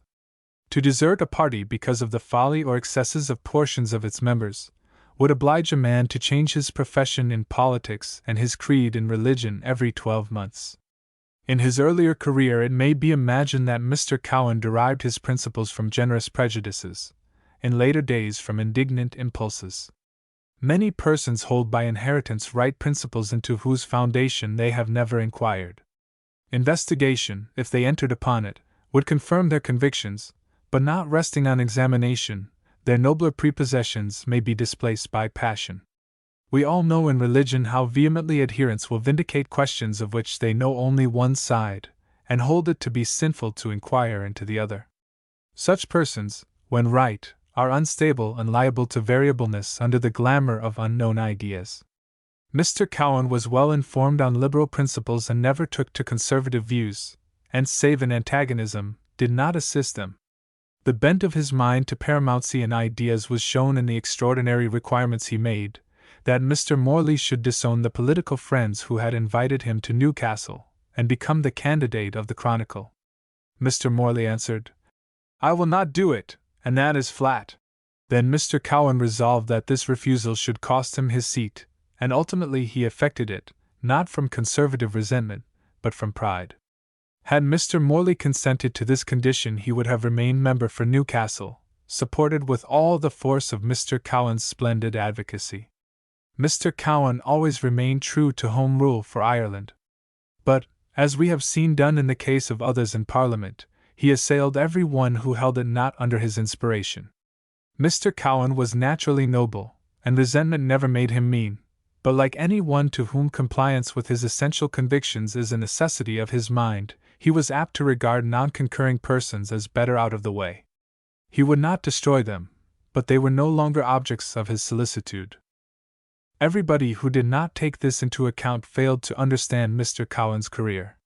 He sought nothing for himself, he refused everything offered to him, office included, and accepted no overture made to him.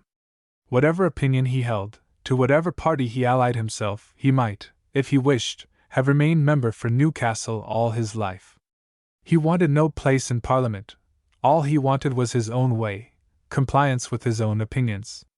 He had no ambition in the ordinary sense, he had no sinister end to serve, and it was always his preference to promote liberty and progress, generosity and good faith in public affairs. Conforming to no conventionality, never entering society, nor accepting any invitation to do it, in his attention to his collieries, his ships, his firebrick works, manufactory, newspaper, and public meetings, he was occupied from early morning until late at night, without rest and without hurry. He was never exhausted and was never still.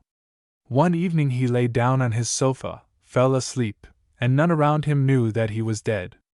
It would astonish the reader, were they all narrated, the considerable undertakings which he conducted and carried through at the same time.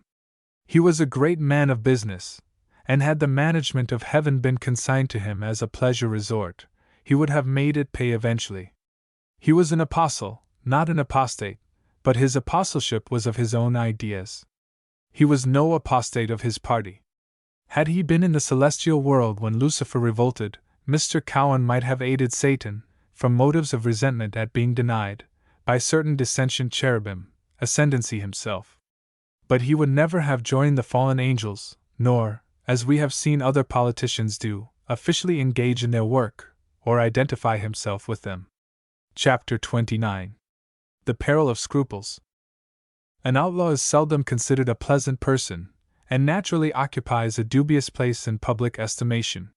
His position is worse than that of an exile, who, if once allowed to return, is reinstated in society, but the outlaw of opinion is never pardoned. Where justice turns upon the hinge of the oath, there is no redress for him who has scruples as to taking it. He who has scruples exposes himself to unpleasant comments. He is counted a sort of fastidious crank. All the while it is known that a man without scruples is a knave, who respects nothing save his own interests, and will do anything likely to promote them, even to the commission of robbery or murder, as police courts disclose. To be scrupulous is to be solicitous as to the rightfulness of a thing proposed to be done. It is plainly the interest of society to encourage those who act upon honest scruples. Scruples may be trivial or unfounded, they may be open to objection on that account. Nevertheless, the habit of being scrupulous is to be tolerated as conducive to integrity, without which society would be insufferable. It is therefore not desirable that perils should accompany scrupulousness, as I have often seen them do. The obligatory oath has always been detrimental to public morality.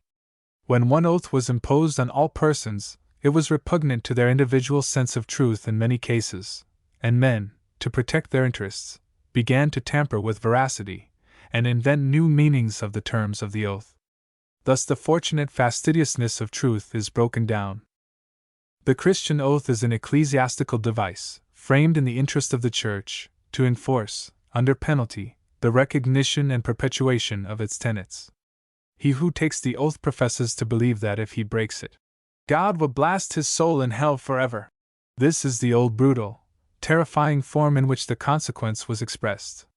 It is softened now, to suit the secular humanity of the age, to a statement that God will hold the oath-taker responsible for its fulfillment. But God's method of holding any one responsible is by sentencing him to outer darkness, where there will be wailing and gnashing of teeth, a very unpleasant region to dwell in. There is no good ground to suppose that such a sentence for such an offense would be passed, but the intimidation is retained.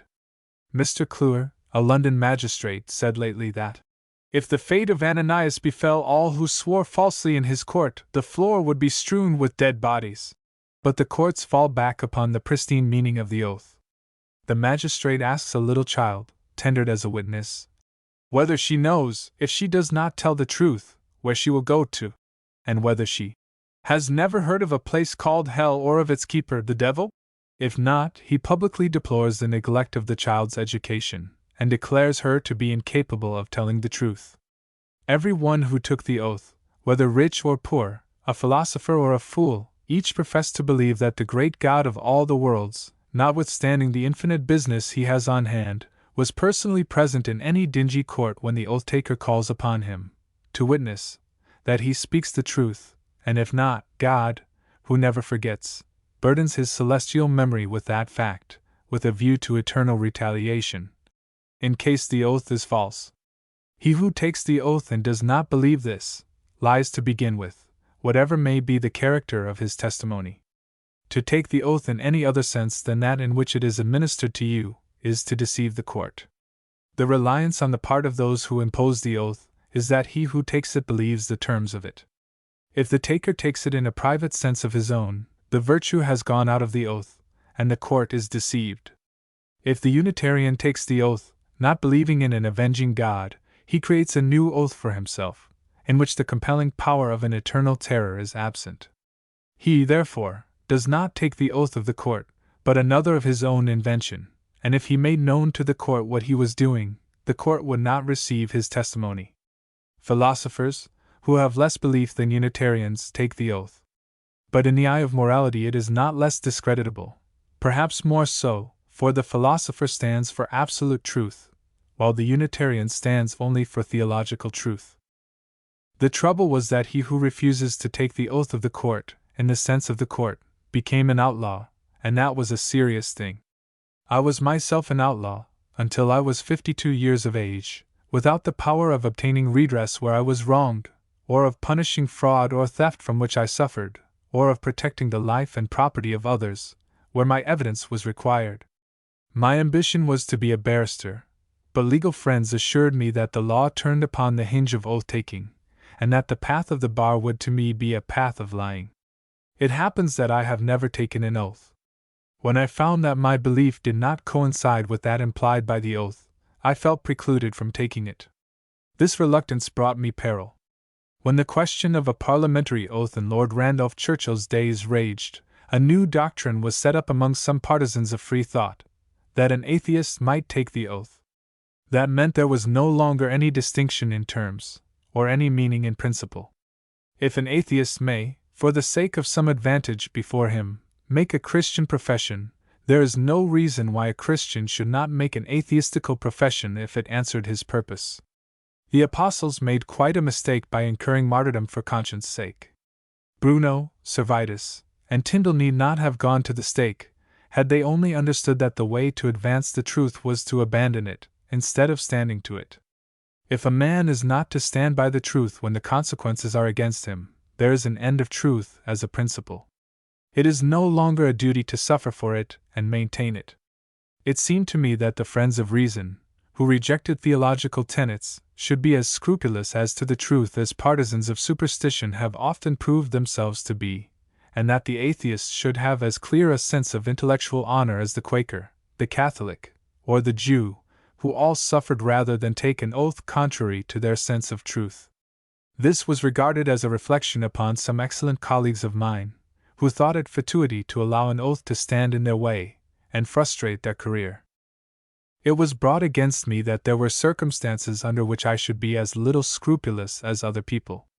Major Bell, who had incurred great peril in India for the sake of honor, put a question to me in the Daily News purporting that, had I married before 1837 I should not have hesitated at twice invoking the Trinity as the church service required? And if I had done so, should I not have perpetrated a piece of hypocrisy?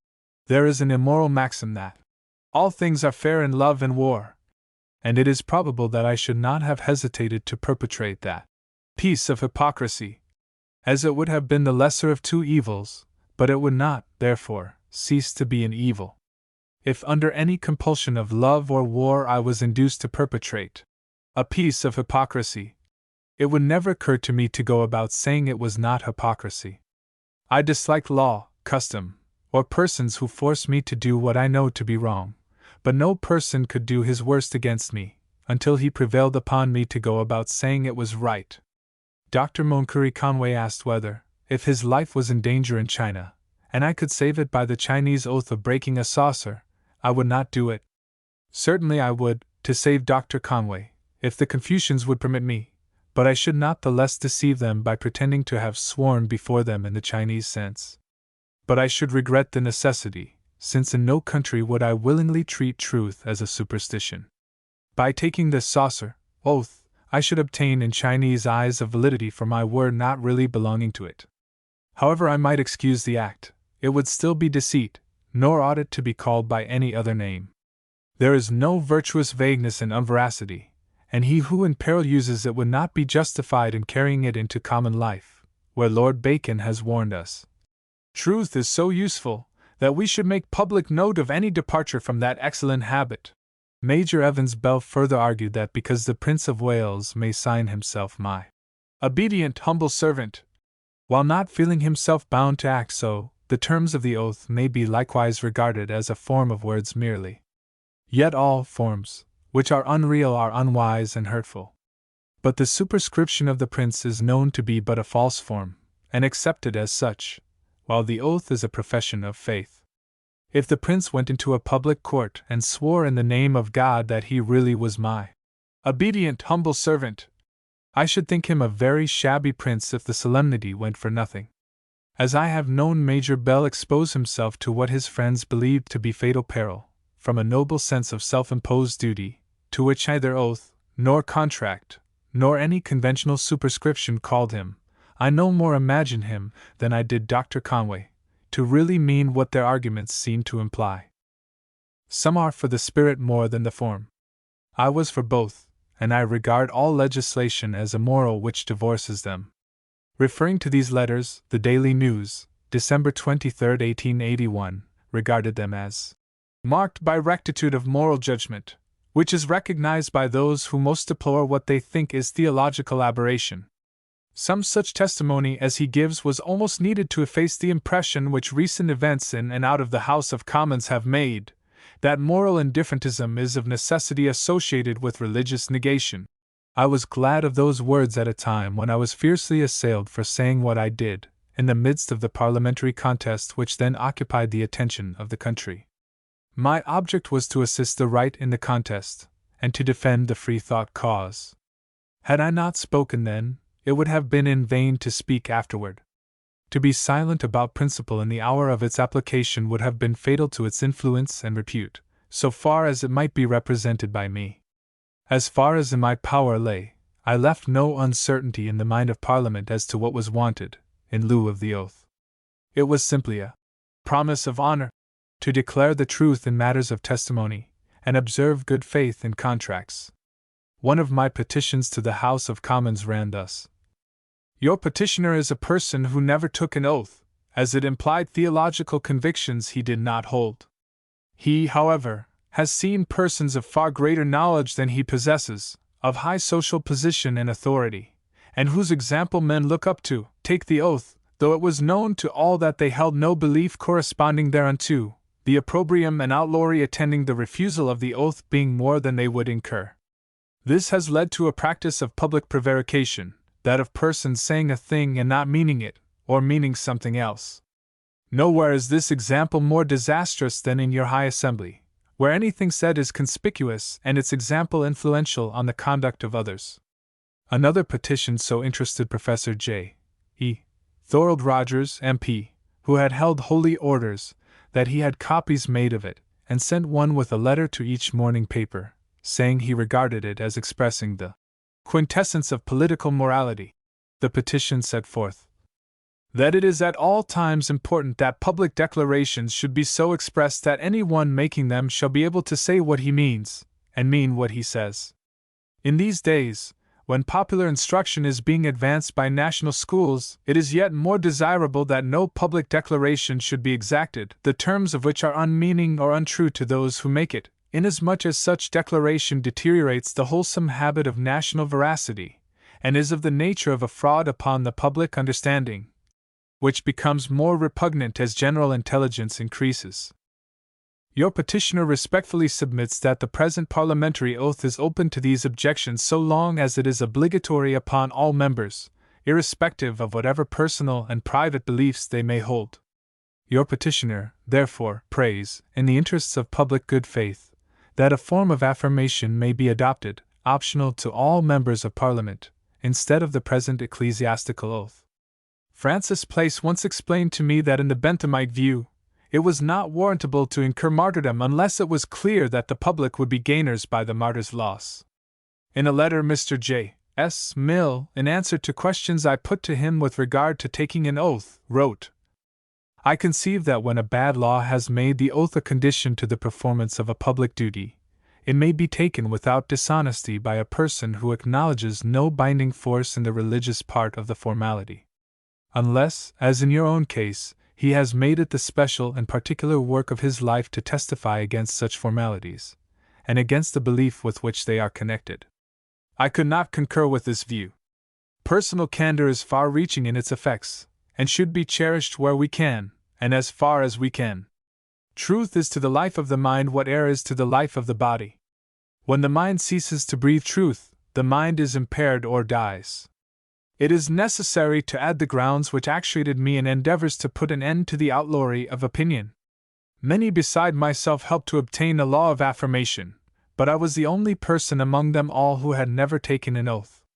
Sir George Cornwall Lewis demanded in Parliament how the oath could be a vital grievance to atheists, whose throats were furrowed with swallowing it. When summoned on the grand jury at Clerkenwell, I refused to take the oath in the sense the court attached to it, and I was fined 12 guineas for not taking it. I drew up a paper showing the privileges given by the law to those who were honestly unable to swear. They were exempted from the militia, from the duty of acting as special constable. They could procure the acquittal of any thief, fraudulent person, or murderer, where their evidence was necessary to conviction. In some cases the thief has escaped, and the person robbed has been imprisoned instead, for his contumacy in not lying.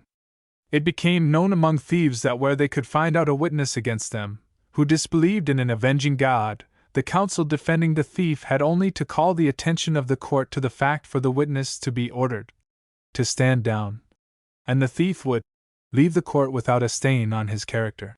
Mr. Francis, in his History of the Bank of England, relates how Turner, whose fraud amounted to £10,000, escaped, because the only witness who could swear decidedly to his handwriting was a disbeliever in the New Testament. The jury returned a verdict of not guilty.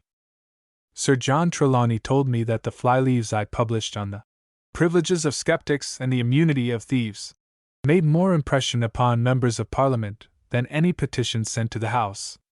These and similar services, with my lifelong refusal to take the oath, caused John Stuart Mill to write to me, saying, "It is a great triumph of freedom of opinion that the evidence bills should have passed both houses without being seriously impaired. You may justly take to yourself a good share of the credit of having brought things up to that pass." These instances will no doubt satisfy the reader as to the peril of entertaining scruples in the face of power. The earliest instance which concerned me was a case in Birmingham in which several £1,000s were left for the establishment of a secular school which I was to conduct. Not being willing to take the oath, I could not prosecute my claim. When a son of mine was killed by the recklessness of a driver, I could not give evidence on the inquest because I could not be sworn. My private house was thrice robbed by servants who became aware of my inability to prosecute. When in business in Fleet Street, my property could be carted away, for which I had no remedy save lying in wait and knocking down the depredators, which would at the Mansion House have led to a public scandal and injured the business.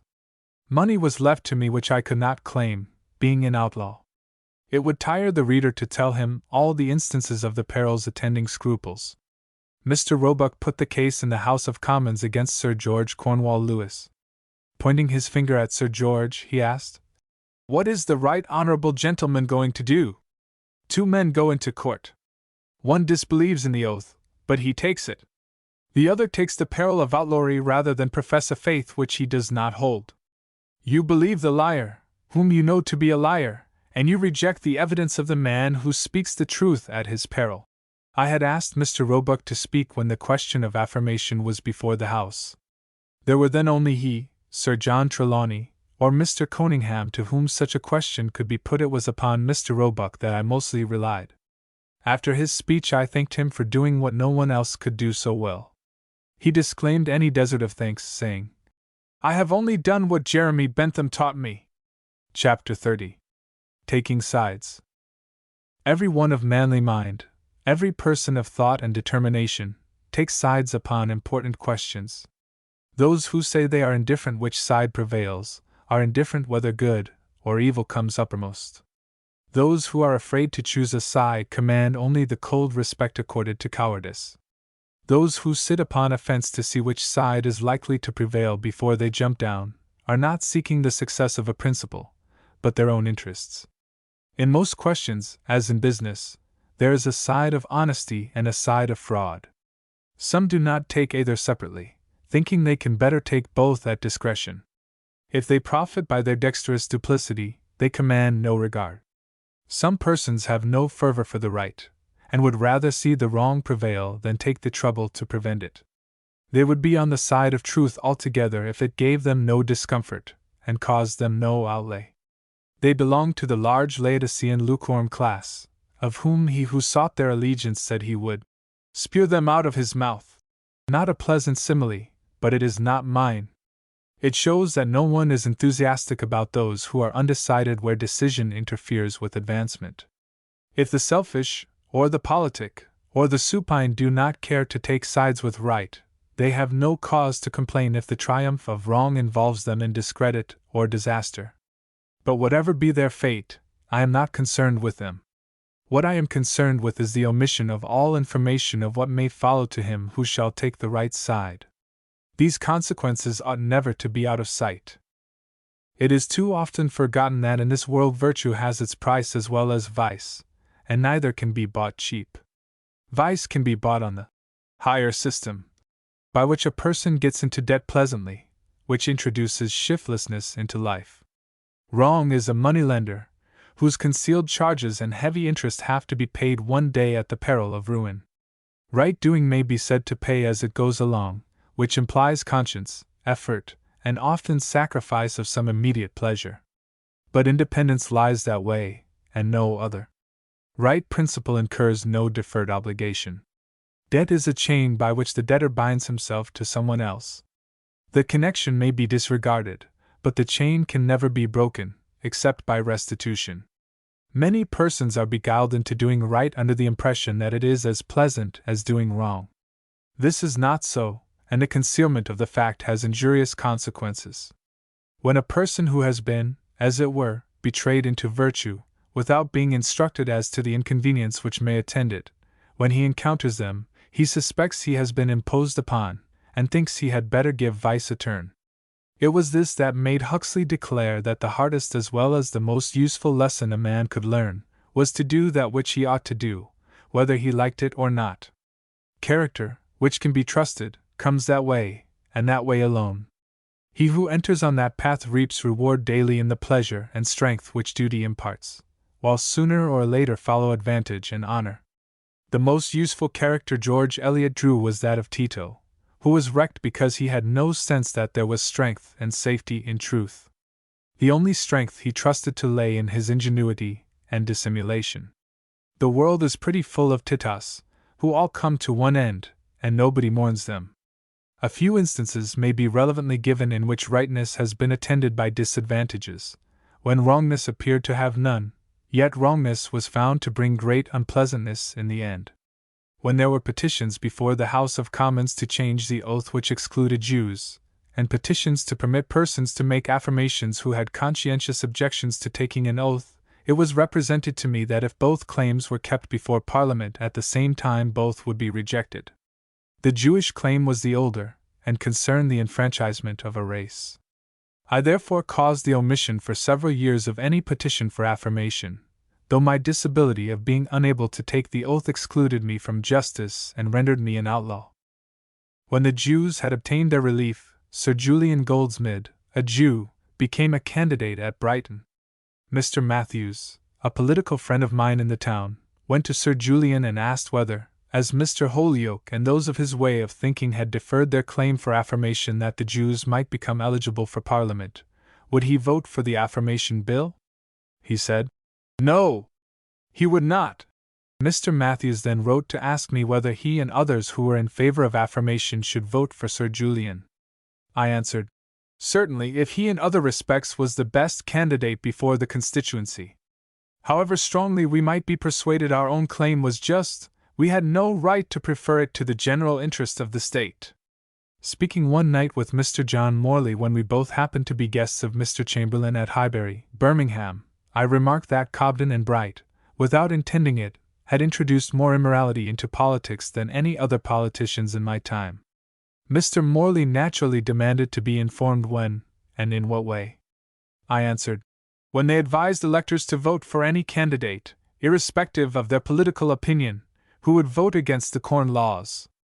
This incited every party to vote for its own hand, the priests for the church, the brewers for the barrel, and the teetotalers for the teapot, the anti-vaccinators for those who were against the lancet. Even women proposed to vote for any candidate who would give them the suffrage, regardless whether they put out a ministry of progress and put in a ministry of reaction. This was ignoring the general good in favor of a personal measure. The error of the great anti-corn law advocates lay in their not making it plain to the country that when the population were deteriorating and dying from want of sufficient food, politics must give way to the claims of existence. That was the justification of Cobden and Bright, and had it been stated, smaller politicians with narrower aims could never then have pleaded their example for crowding the poll with rival claims in which the larger interests of the state are forgotten. Like Bacon's maxim that speaking the truth was so excellent a habit that any departure from that wholesome rule should be noted, the anti-Corn Law League election policy needed noting. However many instances may be given of the kind before the reader, the moral will be the same. Taking sides involves some penalty which enthusiasts are apt to overlook, and when it arrives ruddy eagerness is apt to turn pale and change into ignoble prudence. Taking the side of honesty or fraud, unpleasantness may come. But on the side of right the consciousness of integrity mitigates regret and commands respect, while the penalties of deceit are intensified by shame and scorn. Many think there is safety in a judicious mixture of good faith and bad, but when the bad is discerned, distrust and contempt are the unavoidable consequences. Besides, it takes more trouble to conceal a sinister life than to act uprightly. It is true, an evil policy often succeeds, but the interest of society is to take care that he who does evil shall be overtaken by evil. As this sentiment grows, the chances of illicit success continually decrease. Rascality, refined or coarse, would have fewer adherents if society took as much trouble to secure that the right doer shall prosper, as it takes to render the career of the knave precarious.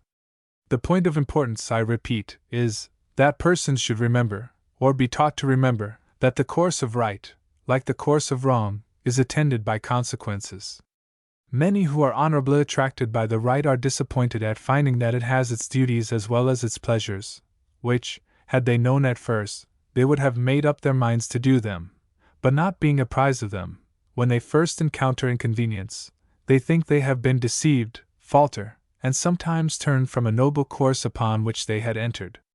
Any one would think there was no great peril to be encountered by taking sides with veracity. Let him avoid the sin of pretension, and see what will happen. The sin I referred to is not the common one of declaring that to be true which you know to be untrue. That has long been known by an appropriate name, and does not require any new epithet to denote its scandalousness. The sin of pretension in question consists in assuming, or declaring that to be true, which one does not know to be true. Years ago this was a very common sin, and everybody committed it. You heard it in the pulpit more frequently than on the stage.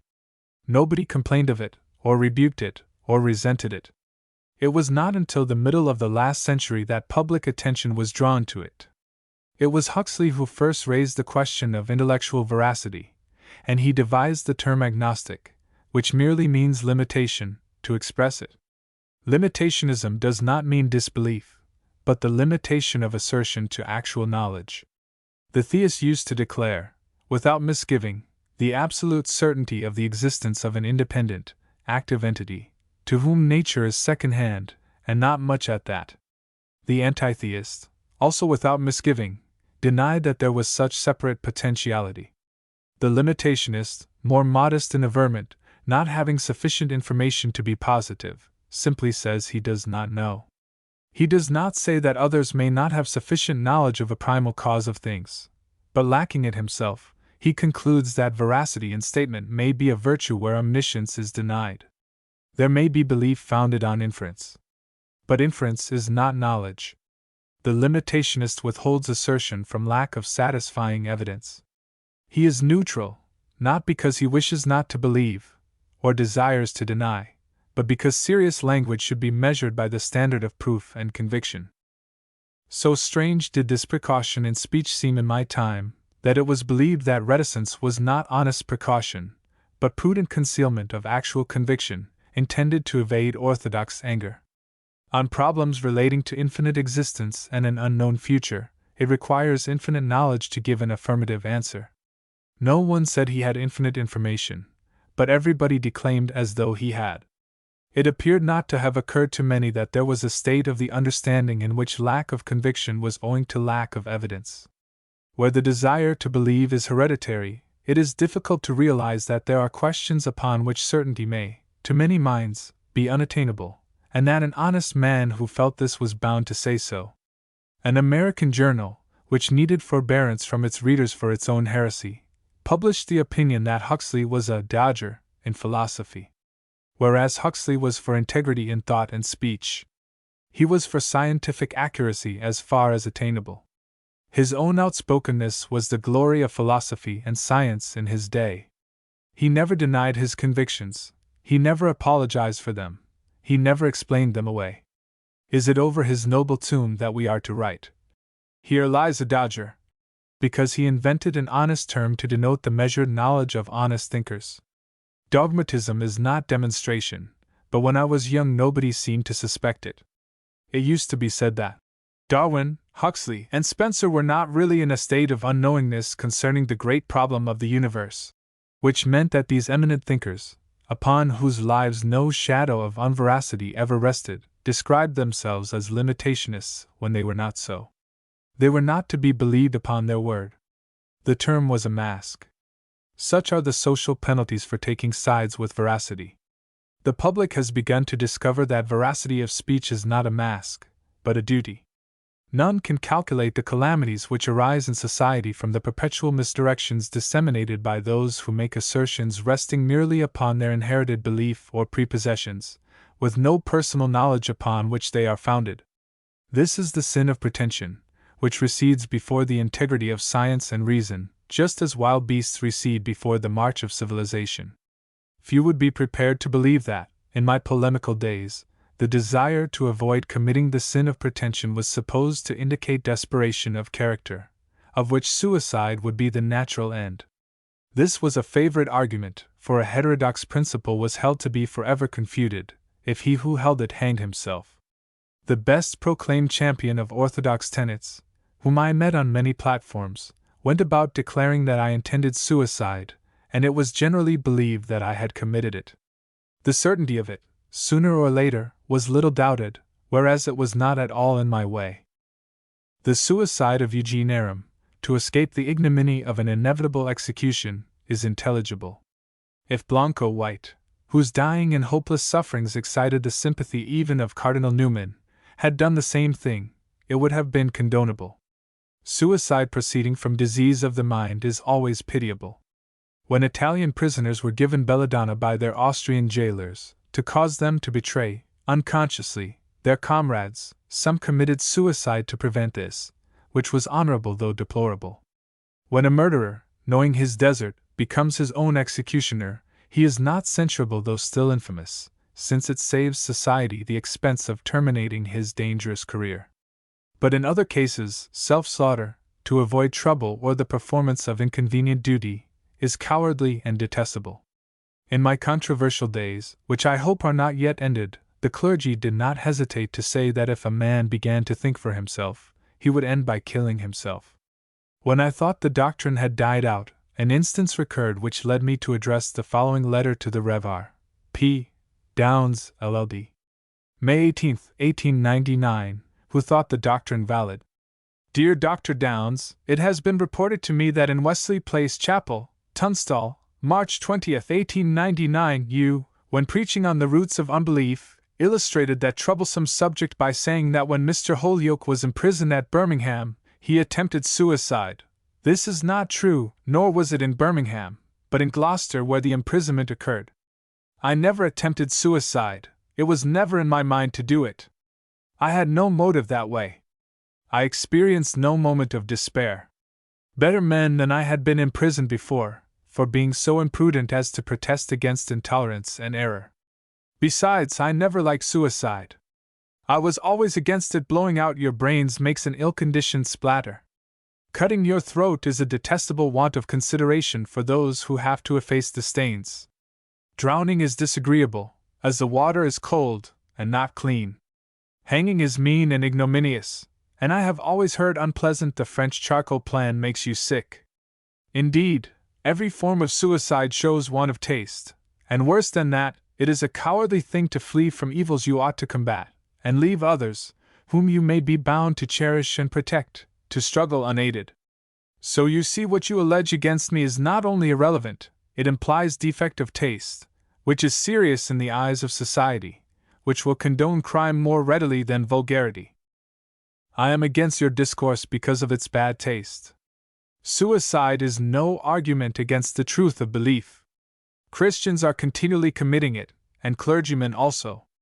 The Society for the Propagation of Christian Knowledge used to bring this argument from suicide forward in their tracts against heresy. But being educated gentlemen, they abandoned it long ago, and it is now only used by the lower class of preachers. I do not mean to suggest that you belong to that class, only that you have condescended to use an argument peculiar to uncultivated reasoners. Personally, I have great respect for several eminent preachers of Wesleyan persuasion, but they think it necessary to inquire into the truth of an accusation before they make it. You must have borrowed yours from the Rev. Bruin Grant, with whom in his last illness I had friendly communications, and he had long ceased to repeat what he said in days when it was not thought necessary to be exact in imputations against adversaries. I do not remember to have written before in refutation of the statement you made. No one who knows me would believe it for a moment, but as you are a responsible, and I understand a well-regarded preacher, I inform you of the error, especially as it gives me the opportunity of putting on record not only my disinclination, but my dislike and contempt for suicide, and for those who, not being hopelessly diseased or insane, commit it. Dr. Downs sent me a gentlemanly and candid letter, owning that the Rev. Bruin Grant, B.A., was the authority on which he spoke, whose representations he would not repeat, and I have reason to believe he has not. Such are the vicissitudes of taking sides. He has to pay who takes the right, but he has honor in the end. But he pays more who takes the wrong side consciously, and with it comes infamy. Chapter 31. Things which went as they would. I commence with Judge Hughes' first candidature. There are cases in which gratitude is submerged by prejudice, even among the cultivated classes. There was Thomas Hughes, whose statue has been deservedly erected in Rugby. 3 years before he became a member of Parliament, I told him he might enter the House were he so minded. And when opportunity arose, I was able to confirm my assurance. One Friday afternoon in 1865, some Lambeth politicians of the middle and working classes, whom Bernal Osborne had disappointed of being their candidate, a vacancy having attracted him elsewhere, came to me at the House of Commons to inquire if I could suggest one to them. I named Mr. Hughes as a good fighting candidate, who had sympathy with working people, and who, being honest, could be trusted in what he promised, and being an athlete, could, like Fergus O'Connor, be depended upon on a turbulent platform. I was to see Mr. Hughes at once, which I did, and after much argument satisfied him that if he took the occasion by the hand, he might succeed. He said, he must first consult Sally, meaning Mrs. Hughes. I had heard him sing Sally in Our Alley, and took his remark as a playful allusion to his wife as the heroine of the song. That he might be under no illusion, I suggested that he should not enter upon the contest unless he was prepared to lose £1,000. The next morning he consented. I took him to my friends of the Electoral Committee, by whom he was accepted. When he entered the vestibule of the hall of meeting, I left him, lest my known opinions on other subjects should compromise him in the minds of some electors. This was on the Saturday afternoon. I saw that by issuing an address in the Monday morning papers he would be first in the field. On Sunday morning, therefore, I waited for him at the Vere Street church door, where the Rev. F. D. Maurice preached, to ask him to write at once his address to the electors. He thought more of his soul than of his success, and reluctantly complied with my request. His candidature might prevent a Tory member being elected, and the labors of the Liberal electors for years being rendered futile, education put back, the Liberal Association discouraged, taxation of the people increased, and the moral and political deterioration of the borough ensue. To avert all such evils, the candidate was loath to peril his salvation for an hour. Yet would it not have been a work of human holiness to do it, which would make his soul better worth saving. That day I had lunch at his table in Park Lane, while he thought the matter over. That was the first and last time I was asked to his house. That afternoon he brought the address to my home, then known as Democ Lodge, Oval Road, Regent's Park, and had tea with my family. I had collected several persons in another room ready to make copies of the address. I wrote letters to various editors, took a cab, and left a copy of the address myself, before 10 o'clock, at the offices of all the chief newspapers published on Monday morning. The editor of the Daily News and one or two others I saw personally. All printed the address as news, free of expense. Next morning the Liberal electors were amazed to see their candidate first in the field, before any other had time to appear. All the while I knew Mr. Hughes would vote against three things which I valued, and in favor of which I had written and spoken. He would vote against the ballot, against opening picture galleries and museums on Sunday, and against the separation of the church from the state. But on the whole he was calculated to promote the interests of the country, and therefore I did what I could to promote his election. I wrote for the election 2 or 3 bills. The following is one. Mr. Hughes would have had no address out but for me. Had he spent £100 in advertisements a day or two later he could not have purchased the advantage this promptitude gave him.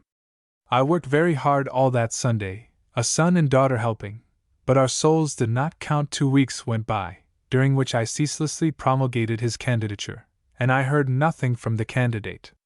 As I had paid the emergency expenses of the Sunday copyists, found them refreshments while they wrote, and paid for the cab on its round to the offices, I found myself £2 out of pocket, as lawyers put it, and I sent a note to Mr. Hughes to say that amount would cover costs incurred. He replied in a curt note saying I should find a check for £2 within, giving me the impression that he regarded it as an extortion, which he thought it better to submit to than resent. He never thanked me, then or at any time, for what I did. Never in all his life did he refer to the service I had rendered him. A number of friends were invited to Great Ormond Street College to celebrate his election, but I was not one. This was not handsome treatment, but I thought little of it. It was not Mr. Hughes's natural, but his ecclesiastical self. I withstood him and his friends, the Christian Socialists, who sought to color cooperation with church tenets, which would put distraction into it. Association with me was at that time repugnant to Mr. Hughes. Nevertheless, I continued to serve him whenever I could. He was a friend of cooperation, to his cost, and was true to the liberal interests of the people. My daughter, Mrs. Prale, and her husband gave their house as a committee room when Mr. Hughes was subsequently a candidate in Marylebone, and she canvassed for him so assiduously that he paid her a special visit of acknowledgment. The Christian Socialist propaganda is another instance of the willfulness of things which went as you did not want them to go. In those days not only did I fail to find favor in the eyes of Mr. Hughes, even Mr. Vansittart Neale, the most liberal of Christian Socialists, thought me, for some years, an unengaging colleague. General Maurice, in the life of his eminent father, Professor Denison Maurice, relates that Mr. Maurice regarded me as an antagonist. This was never so. I had always respect for Professor Maurice because of his theological liberality. He believed that perdition was limited to aeons. The duration of an aeon he was not clear upon, but whatever its length, it was then an unusual and merciful limitation of eternal torture. This cost him his professorship at King's College through the enmity, it was said, of Professor Jelf. I endeavored to avenge Professor Maurice by dedicating to Dr. Jelf my Limits of Atheism. Elsewhere I assailed him because I had honor for Professor Maurice, for his powerful friendship to cooperation. When the news of his death came to the Bolton Congress, it was I who drew up and proposed the resolution of honor and sorrow which we passed. It was always the complaint against the early Socialists, as the cooperators were then called, that they mixed up polemical controversy with social advocacy.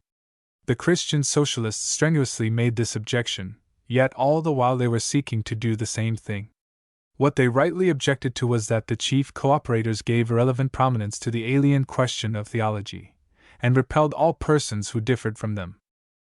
All the while, what they objected to was not theology, but to a kind of theology not their own, and this kind, as soon as they acquired authority, they proceeded to introduce. They proceeded to compile a handbook intended to pledge the cooperators to the Church of England, and I received proofs, which I still have, in which Mr. Hughes made an attack on all persons of free-thinking views. I objected to this as violating the principle on which we had long agreed, namely, of cooperative neutrality in religion and politics, as their introduction was the signal of disputation which diverted the attention of members from the advancement of cooperation in life, trade, and labor. At the Leeds Congress I maintained that the Congress was like Parliament, where, as Canning said, no question is introduced which cannot be discussed. If church views were imported into the societies, heretics and nonconformists, who were the originators of the movement, would have the right of introducing. Personally, I preferred controversy outside cooperation. Their tenets. Mr. Hughes was so indignant at my protest that he, being in the chair, refused to call upon me to move a resolution officially assigned to me upon another subject. At the meeting of the United Board for revising motions to be brought before Congress, I gave notice that if the church question should be raised I should object to it, as it would then be in order, should the introduction of theology be sanctioned, for an atheist, agnostic was not a current word then, to propose the adoption of his views, and an atheist, as such, might be a president.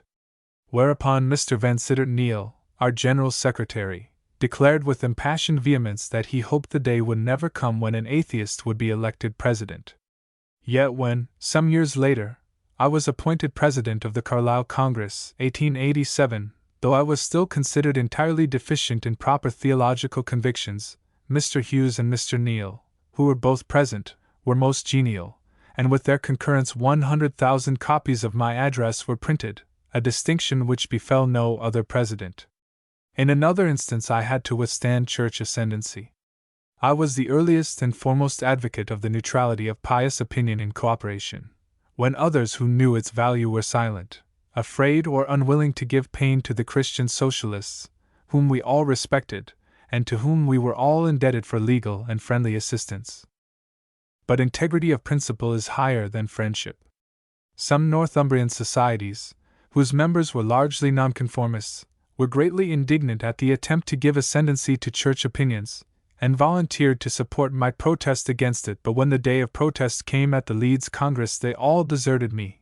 Not one raised a voice on my side, though they saw me browbeaten in their interests. My argument was that if we assented to become a church party we might come to have our proceedings opened with a collect, or by prayer, to which it would be hypocrisy in many to pretend to assent.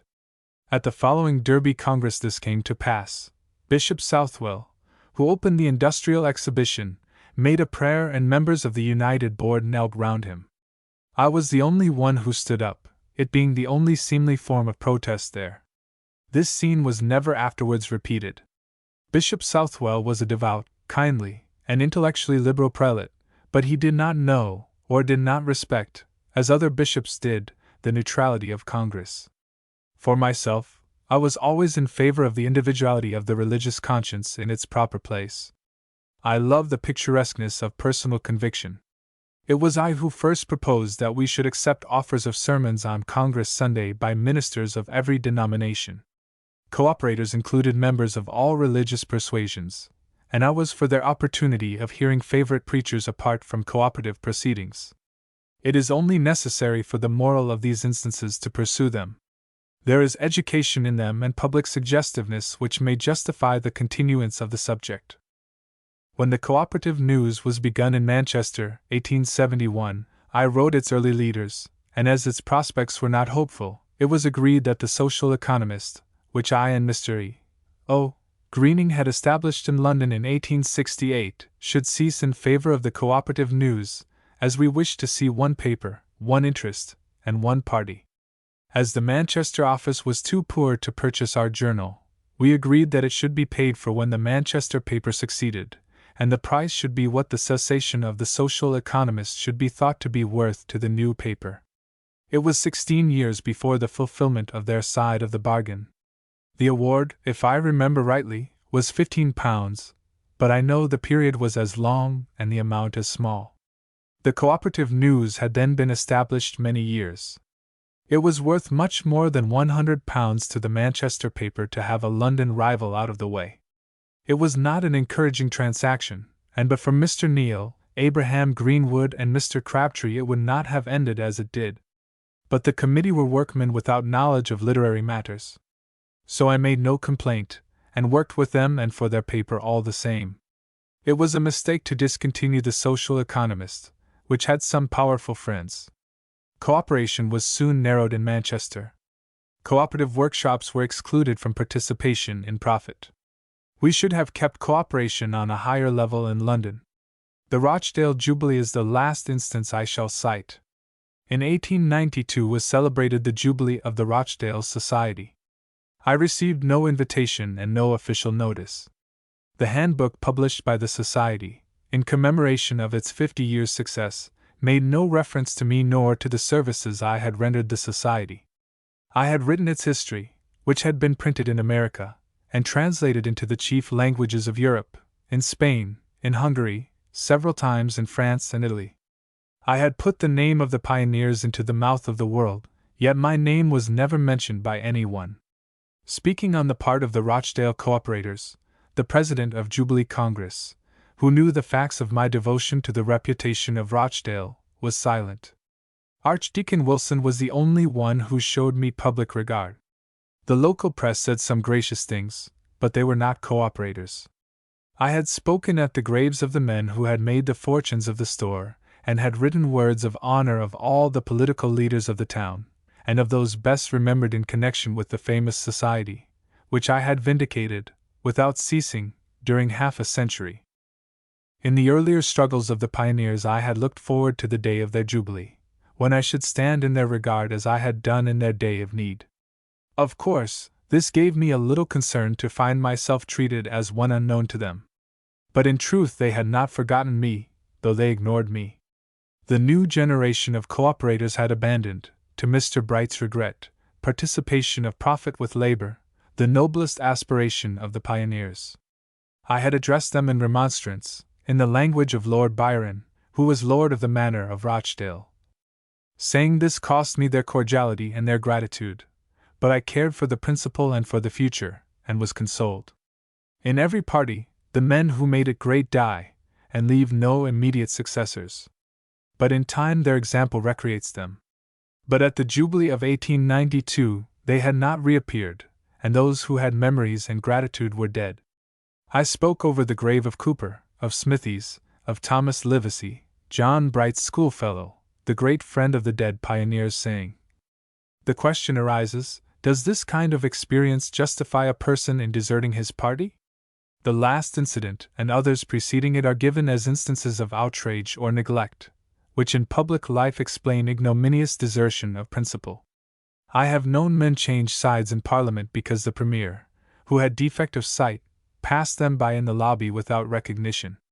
I have seen others desert a party, which they had brilliantly served, because their personal ambition had not been recognized. Because of this I have seen a man turn heels over head in the presence of Parliament, and land himself in the laps of adversaries who had been kicking him all his life. If I did not do so, it was because I remembered that parties are like persons, who at one time do mean things, but at other times generous things. Besides, a democratic party is continually changing in its component members, and many come to act in the name of the movement who are ignorant of its earlier history and of the obligation it may be under to those who have served it in its struggling days. But whether affronts are consciously given or not, they do not count where allegiance to a cause is concerned. Ingratitude does not invalidate a true principle. When contrary winds blow, a fair-weather partisan tacks about, and will even sail into a different sea where the breezes are more complacent. I remained the friend of the cause alike in summer and winter, not because I was insensible to vicissitudes, but because it was a simple duty to remain true to a principle whose integrity was not and could not be affected by the caprice, the meanness, the obliviousness, or the malignity of its followers. Such are some of the incidents, of which others of more public interest may be given, of the nature of bygones which have instruction in them. They are not peculiar to any party. They occur continually in Parliament and in the Church. I have seen persons who had rendered costly service of long duration who, by some act of ingratitude on the part of the few, have turned against the whole class, which shows that, consciously or unconsciously, it was self-recognition they sought, or most cared for, rather than the service of the principle they had espoused. There is no security for the permanence of public effort, save in the clear conviction of its intrinsic rightfulness and conduciveness to the public good. The rest must be left to time and posterity. True, the debt is sometimes paid after the creditor is dead. But if reparation never comes to the living, unknown persons whose condition needs betterment receive it, and that is the proud and consoling thought of those who, unrequited, effected it. The wholesome policy of persistence is expressed in the noble maxim of Helvetius, to which John Morley has given new currency. Love men, but do not expect too much from them. Fewer persons would fall into despair if their anticipations were, like a commercial company, limited. Many men expect in others perfection, who make no conspicuous contribution themselves to the sum of that excellent attribute. Giving too little and asking too much is not alone a fault of the Dutch. I do not disguise that standing by rightness is an onerous duty. It is as much a merit as it is a distinction to have been, at any time, in the employ of truth. But truth, though an illustrious, is an exacting mistress, and that is why so many people who enter her service soon give notice to leave. Chapter 32. Story of the Lambeth Palace Grounds. Seeds sown upon the waters, we are told, may bring forth fruit after many days. This chapter tells the story of seeds sown on very stony soil, which brought forth fruit 25 years later. In 1878, Mr. George Anderson, an eminent consulting gas engineer, in whom business had not abetted human sympathy, passed every morning on his way to his chambers in Westminster, by the Lambeth Palace grounds. He was struck by the contrast of the spacious and idle acres adjoining the palace and the narrow, dismal streets where poor children peered in corners and alleys. The sheep in the palace grounds were fat and florid, and the children in the street were lean and pallid. The smoke from works around dyed dark the fleece of the sheep. Mr. Anderson thought how much happier a sight it would be to see the children take the place of the sheep, and asked me if something could not be done. The difficulty of rescuing or of alienating 9 acres of land from the church, so skilled in holding, did not seem a hopeful undertaking, while the resentment of good vicars and expectant curates might surely be counted upon. Nevertheless, the attempt was worth making. Before long I spent portions of some days in exploring the palace grounds, and interviewing persons who had evidence to give, or interest to use, on behalf of a change which seemed so desirable. Eventually I brought the matter before a meeting I knew to be interested in ethical improvement, and read to them the draft of a memorial that I thought ought to be sent to the Archbishop at Lambeth Palace. Persons in stations low and high alike often suffer wrong to exist which they might arrest, because they have not seen it to be wrong or have not been told that it is so. Blame of any one could not be justly expressed who had not personal knowledge of an evil complained of. Therefore I urged that we should give the Archbishop information which we thought justified his action, and I was authorized to send to him the memorial I had read. I wrote myself to His Grace, stating that I could testify as to the social facts detailed in the memorial I enclosed, which was as follows. May it please your Grace, we, the evening congregation assembled in South Place Chapel, Finsbury, some assenting and some dissenting from the tenets represented by your Grace, represented as worthily as by any one who has occupied your high station, and with greater fairness to those who stand outside the church than is shown by many prelates. We pray your Grace to give heed to a secular plea on behalf of certain little neighbors of yours whom, amid the pressure of spiritual duties, your Grace may have overlooked. Crouching under the very walls of Lambeth Palace, where your Grace has the pleasant responsibility of illustrating the opulence and paternal sympathy of the legal church of the land, lie streets as dismal, cheerless, and discreditable as any that God in His wrath ever permitted to remain unconsumed. In the houses are polluted air, squalor, dirt, and pale-faced children. The only green thing upon which their feverish eyes could look is enclosed in your Grace's palace park, and shut out from their sight by dead walls. What we pray is that your Grace, in mercy and humanity, will substitute for those penal walls some pervious palisades through which children may behold the refreshing paradise of nature, though they may never enter therein. In this ever-crowding metropolis, where field and tree belong to the extinct sites of a happier age, children are born and die without ever knowing their soothing charm, and hunger and thirst for a green thing to look upon, as sojourners in a desert do for the sight of shrub or water. No prayer your grace could offer to heaven would be so welcome in its kindly courts, as the prayer of gladness and gratitude which would go up with the screams of change and joy from the pallid little ones, breathing the fresh air from the green meadows, which only a few more fortunate sheep now enjoy. Might we pray that the gates should be open, and that the children themselves should be free to enter the meadows? Even the temple gardens of the city are open to little friendless people. They who give this gracious permission are hard-souled lawyers, usually regarded as representing the rigid, exacting, and unsympathetic side of human life, yet they show such noble tenderness to the little miserables who crawl round the temple pavement, that they grant entrance to their splendid gardens, and half-clad cellar urchins from the purlieus of Drury Lane and Clare Market romp with their ragged sisters on the glorious grass, in the sight and scent of beauteous flowers. If lawyers do this, may we not ask it of one who is appointed to represent what we are told is the kindliness and tenderness of Christianity, and whose master said, "Suffer little children to come unto me, and forbid them not, for of such is the kingdom of heaven"? We ask not that they should personally approach your grace, but that the children of your desolate neighborhood should be allowed to disport in the vacant meadows of the palace, that their souls may acquire some scent of nature which their lives may never know. Let your grace take a walk down Royal Street, which flanks your palace grounds, and see whether houses so pestilential ever stood in a street of so dainty a name.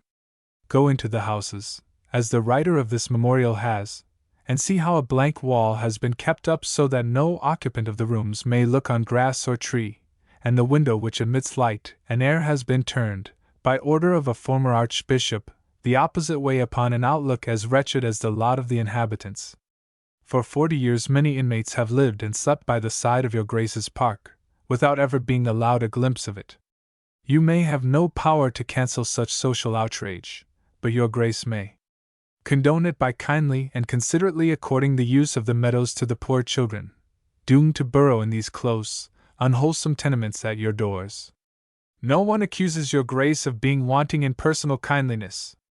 It must be that no one has called your attention to the unregarded misery under the shadow of your palace.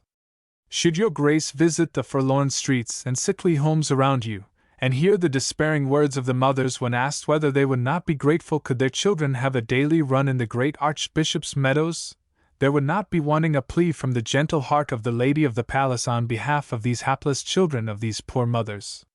Disregard not our appeal, we pray, because ours are unlicensed voices. Humanity is of every creed, and it will not detract from the glory of the Church that gratitude and praise should proceed from unaccustomed tongues. Signed on behalf of the Assembly, with deference and respect. George Jacob Holyoke. Newcastle Chambers, Temple Bar. November 21, 1878. Within 2 days I had the pleasure to receive a reply from the Archbishop. Philipstown House, November 23, 1878. Sir, you may feel confident that the subject of the memorial which you have forwarded to me with your letter of the 21st will receive my attentive consideration. The condition of the inhabitants of the poor streets in Lambeth has often given me anxiety. My daughters and Mrs.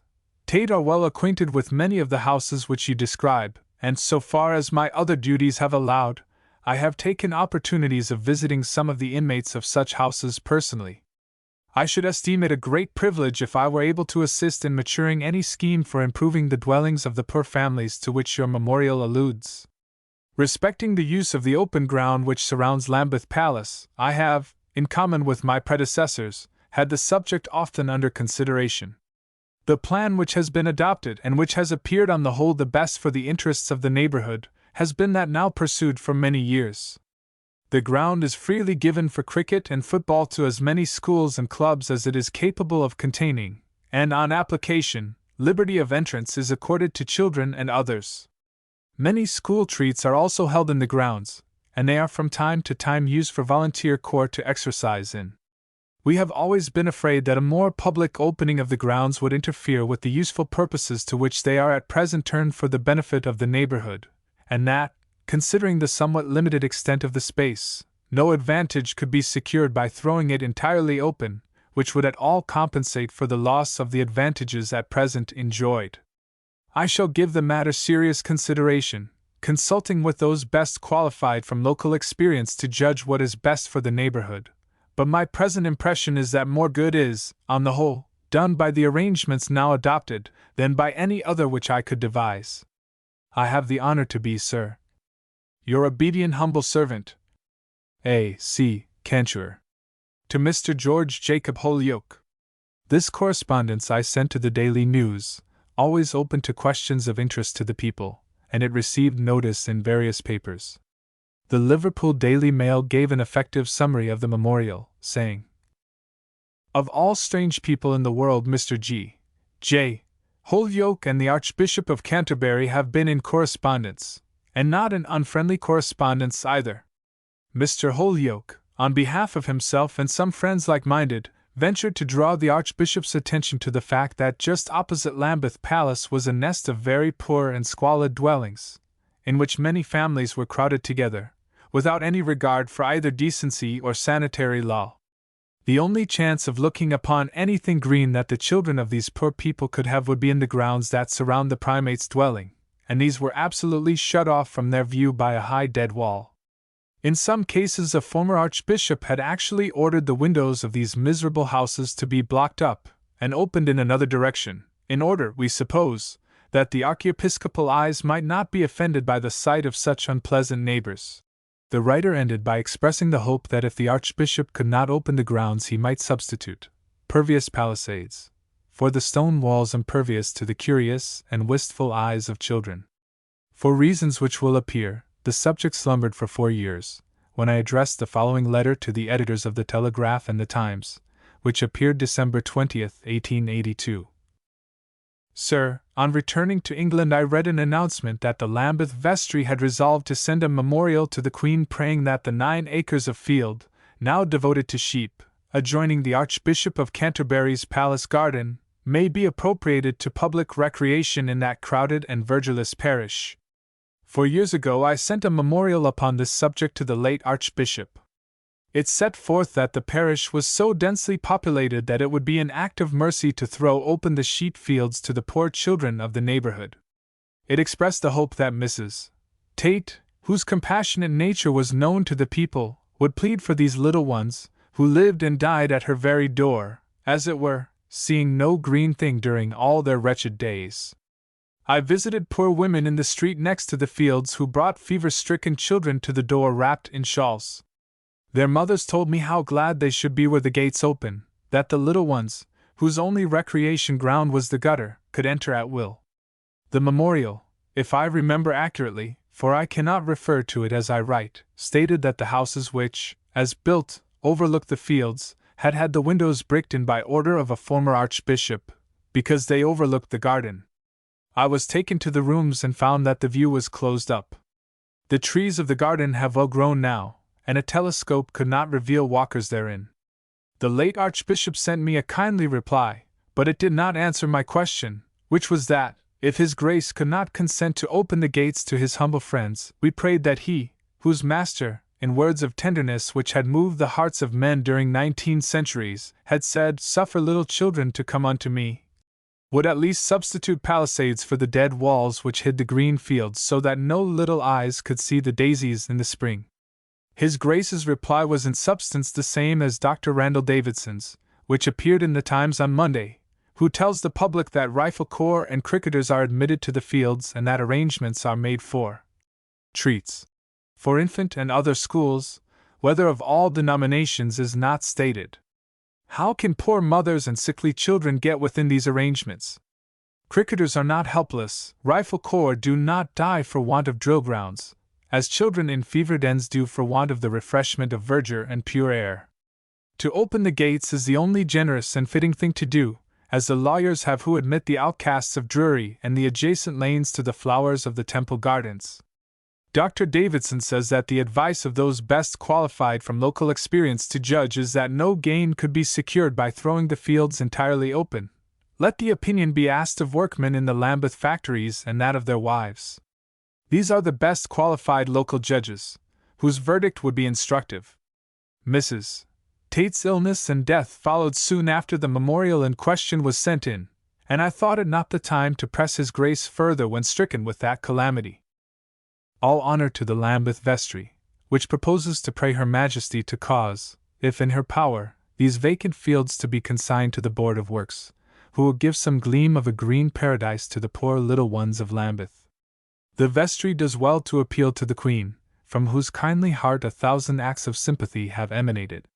She has opened many portals, but none through which happier or more grateful groups will pass than through the garden gates of Lambeth Palace. Immediately a letter appeared in the Times from the Rev. T. B. Robertson, expressed as follows: Sir, Mr. Holyoke may be glad to hear that Lambeth Green is open to schools of all denominations to hold their festivals in. I should think that no school was ever refused the use unless the field was previously engaged. The present method of utilizing the field, viz., opening it to a large but limited number of persons, by ticket, seems about the best that could be devised. Mr. Holyoke asks how poor mothers and sickly children are to gain entrance. It is well known in the neighborhood that tickets of admission are issued annually. The days for distribution are advertised on the gates some time previous, when those desirous of using the grounds can attend, and the tickets are issued till exhausted. No sick person has any difficulty in getting admission. I do not know the number of tickets issued, but I have seen when cricket clubs were unable to find a place to pitch their stumps. If the grounds are open to the public without limitation, it seems that the only way it could be done would be by laying it out in gardens and gravelled walks, with the usual park seats. But there is hardly occasion for such a place since the formation of the Thames Embankment, a long strip of which runs immediately in front of the palace well provided with seats. It is evident that if the grounds were open to the public in general, the space being small, about 7 acres, the cricketers and other clubs would have to give up their sports, and Lambeth schools and societies would be deprived of their only meeting place for summer gatherings. Yours obediently, T. B. Robertson, Curate of St. Mary, Lambeth. December 22nd. The comment of the Times upon this letter made it necessary to address a further communication to the editor. This comment occurred in a leader which, referring to a letter of the Lambeth curate, says, Mr. Holyoke, in a letter which we published on Wednesday, asked with some vehemence, what was the value of permission accorded to cricketers and schools, to the poor children of Lambeth, but Mr. Robertson, the curate of St. Mary's, Lambeth, answers this morning, that no poor or sick person has any difficulty in obtaining admission for purposes of recreation and health, and shows that Lambeth Green, as it is called, is in fact available to a large class of the neighboring inhabitants. There is certainly force in Mr. Robertson's argument, that an unlimited use would defeat its own object, which is presumably to preserve the grounds as a playground. The large surrounding population would soon destroy the sylvan and park-like character of the place, and necessitate its laying out in the style of an ornamental pleasure garden, with formal walks, and turf only to be kept green by fencing. This is the old defense of exclusive enjoyment of parks and pleasure grounds, as the people, if admitted to them, would destroy them, which they do not. Why should they destroy what they value? My reply to the Times appeared December 28, 1882. Sir, it is the weight that you attach to the letter of the curate of St. Mary, Lambeth, which appeared in the Times of Saturday, which makes it important. When I have viewed the Lambeth Palace from the railway which overlooks it and seen how completely the sheep fields are separate and apart from the Archbishop's garden, it has seemed a pity that the poor little children of Lambeth should not have the freedom and privilege of those sheep. No humane person could look into the houses of the crowded and cheerless streets which lie near the palace walls without wishing to take the children by the hand into the palace fields at once. Does the Rev. Mr. Robertson not understand the difference between a ticket gate and an open gate? How are poor, busy women to watch the gates to find out when the annual tickets of admission are given? And what is the chance of those families who arrive after the number issued is exhausted? If all the persons who need admissions can have them, the gates might as well be thrown open. Of course, the 9 acres would not hold all the parish, but all the parish would not go at once. No statement has been made which shows that the grounds have been occupied by tickets of admission more than 40 days in the year, whereas there are 365 days when little people might go in. To them 1 hour in that green paradise would be more than a week jostled by passengers on the embankment watching a stone wall, for the little people could not well overlook it. But if they could, can the curate of St. Mary really think this limited recreation a sufficient substitute for quiet fields and flowers? The Board of Works, if the grounds come into their hands, may be trusted to give school treats a chance as well as local little children. No one who has seen the crowds of ragged, dreary, pale-faced boys and girls rushing to the fields and flowers at Temple Gardens when the lawyers graciously opened the gates to them and watched them pour out at evening through the Temple gates into Fleet Street, leaping, laughing, and refreshed, could help thinking that it would be a gladsome sight to see such groups issue from the Lambeth Palace gates. I never thought when sending the memorial to the Archbishop that the fields should be divested from the sea or sold away from it. I believe that the late Archbishop would, as the new Archbishop may, by an act of grace accord his little neighbors free admission, or at least exchange the dead walls for palisades, so that children playing around may vary the stones of the embankment for a sight of sheep and grass through the bars. The late Canon Kingsley asked me to visit him when he came into residence at Westminster. My intention was to ask him and the late Dean, whom I had the honor to know, to judge themselves whether the matter now in question was not practicable, and then to speak to the Archbishop about it.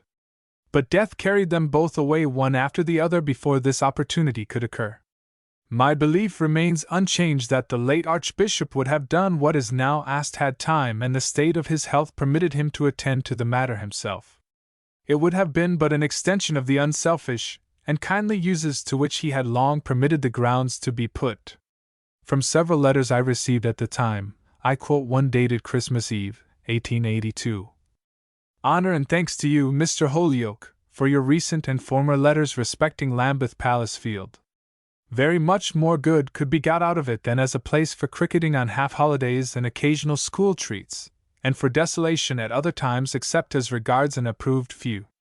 There is no recreation ground in London that I look upon with so much satisfaction as a triangular enclosure of plain grass by Kennington Church, enjoyed commonly by the dirtiest and poorest children. But a letter of a very different character appeared in the Standard, December 20th, 1882, entitled, The Lambeth Palace Garden. Sir, no right-minded person can fail to be deeply impressed by Mr. Holyoke's touching letter in your impression of today.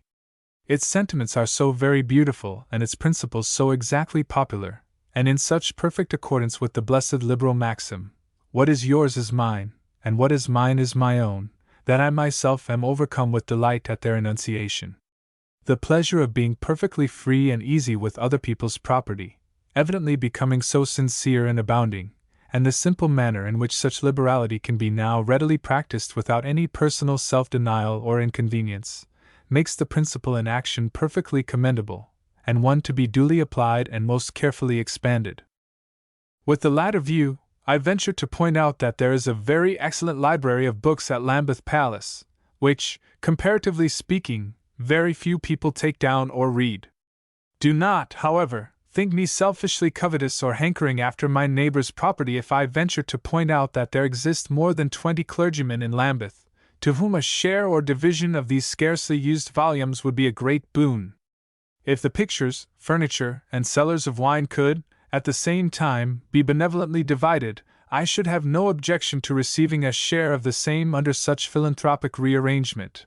I am, sir, your obedient servant, a Lambeth parson. Lambeth, December 20th. My reply to this letter appeared in the Standard, December 22nd, 1882. Sir, this morning I received a letter from a clergyman, who gives his name and address, and who knows Lambeth well, thanking me for the letter which I had addressed to you, as he takes great interest in the welfare of the little ones in the crowded homes around the palace. Lest, however, I should be elated by such an unexpected, though welcome, concurrence of opinion, the same post brought me a letter to the same purport of that signed a Lambeth parson, which appeared in the Standard yesterday. The letter which you printed assumes that the sheep fields of the palace are private property, and that I propose to steal them in the name of humanity. Permit me to say that I have as much detestation as the Lambeth parson can have for that sympathy for the people which has plunder for its motive. The memorial I sent to His Grace the late Archbishop asked him to give his permission for little ones to enter his grounds. We never proposed to take permission, nor assumed any right to pass the gates. There never was a doubt in my mind that had His Grace opportunity of looking into the matter for himself, he would have granted the request, for his kindness of heart we all knew. That he gave the use of the fields to what he thought equally useful purposes showed how unselfishly he used the grounds. If the question is raised as to private property, I would do what I could to promote the purchase of it, if it can rightly be sold, by a penny subscription from the parents of the poor children and others who would chiefly benefit by it. It would be an evil day if working people could consent that their little ones should have enjoyment at the price of theft. I am, sir, your obedient servant, George Jacob Holyoke. 22, Essex Street, W.C., December 21st. Meanwhile, an important public body had taken up the question. The Metropolitan Public Garden, Boulevard, and Playground Association had, through its officers, Lord Brabazon, Mr. Ernest Hart, Mr. J. Tennant, and the Rev. Sidney Vatcher, addressed the following letter to the Prime Minister. Sir, the undersigned members of the Metropolitan Public Garden, Boulevard, and Playground Association desire to draw your attention to an article enclosed which recently appeared in a London daily paper, and to request that you will bring the needs of Lambeth District, as regards open spaces, to the notice of the future Primate, in the hope that His Grace may take into consideration the suggestions contained in the article, and with the cooperation of the Ecclesiastical Commissioners and the Metropolitan Board of Works, take such steps as may seem to him most advisable for the purpose of securing in perpetuity to the poor and crowded population of Lambeth the use and enjoyment of the open space around Lambeth Palace. We have the honor to be, sir, your most obedient and humble servants, Brabazon, Chairman. Mr. Gladstone willingly gave attention to the subject, and sent the following reply. 10 Downing Street, Whitehall. December 21, 1882. My Lord, I am directed by Mr. Gladstone to acknowledge the receipt of the letter which was signed by your Lordship and other members of the Metropolitan Public Garden, etc., Association in favor of securing for the use of the population of the neighborhood the grounds at present attached to Lambeth Palace. I have to inform your Lordship that Mr. Gladstone has already been in communication with the Vestry of Lambeth on this subject, and as it appears to be one of metropolitan improvement, it is not a matter in which Mr. Gladstone can take the initiative. He will, however, make known your views to the prelate designated to succeed to the archbishopric, and should the Metropolitan Board of Works intervene, Mr. Gladstone will be happy to consider the matter further. I am, my lord, your obedient servant, Horace Seymour. The Lord Brabazon. Next, Colonel Sir J. M. Garrow Hogg, MP, Chairman of the Metropolitan Board of Works, had the matter before him. It was stated that the use of the 9 acres of ground, of which a plan was presented, depended upon the permission of the Archbishop. The Lambeth Vestry had sent a memorial to the Queen and the Government saying that the pasture and recreation acres might be severed from the Archbishop's residence. The following is the reply received from Mr. Gladstone. 10 Downing Street, Whitehall. December 1882.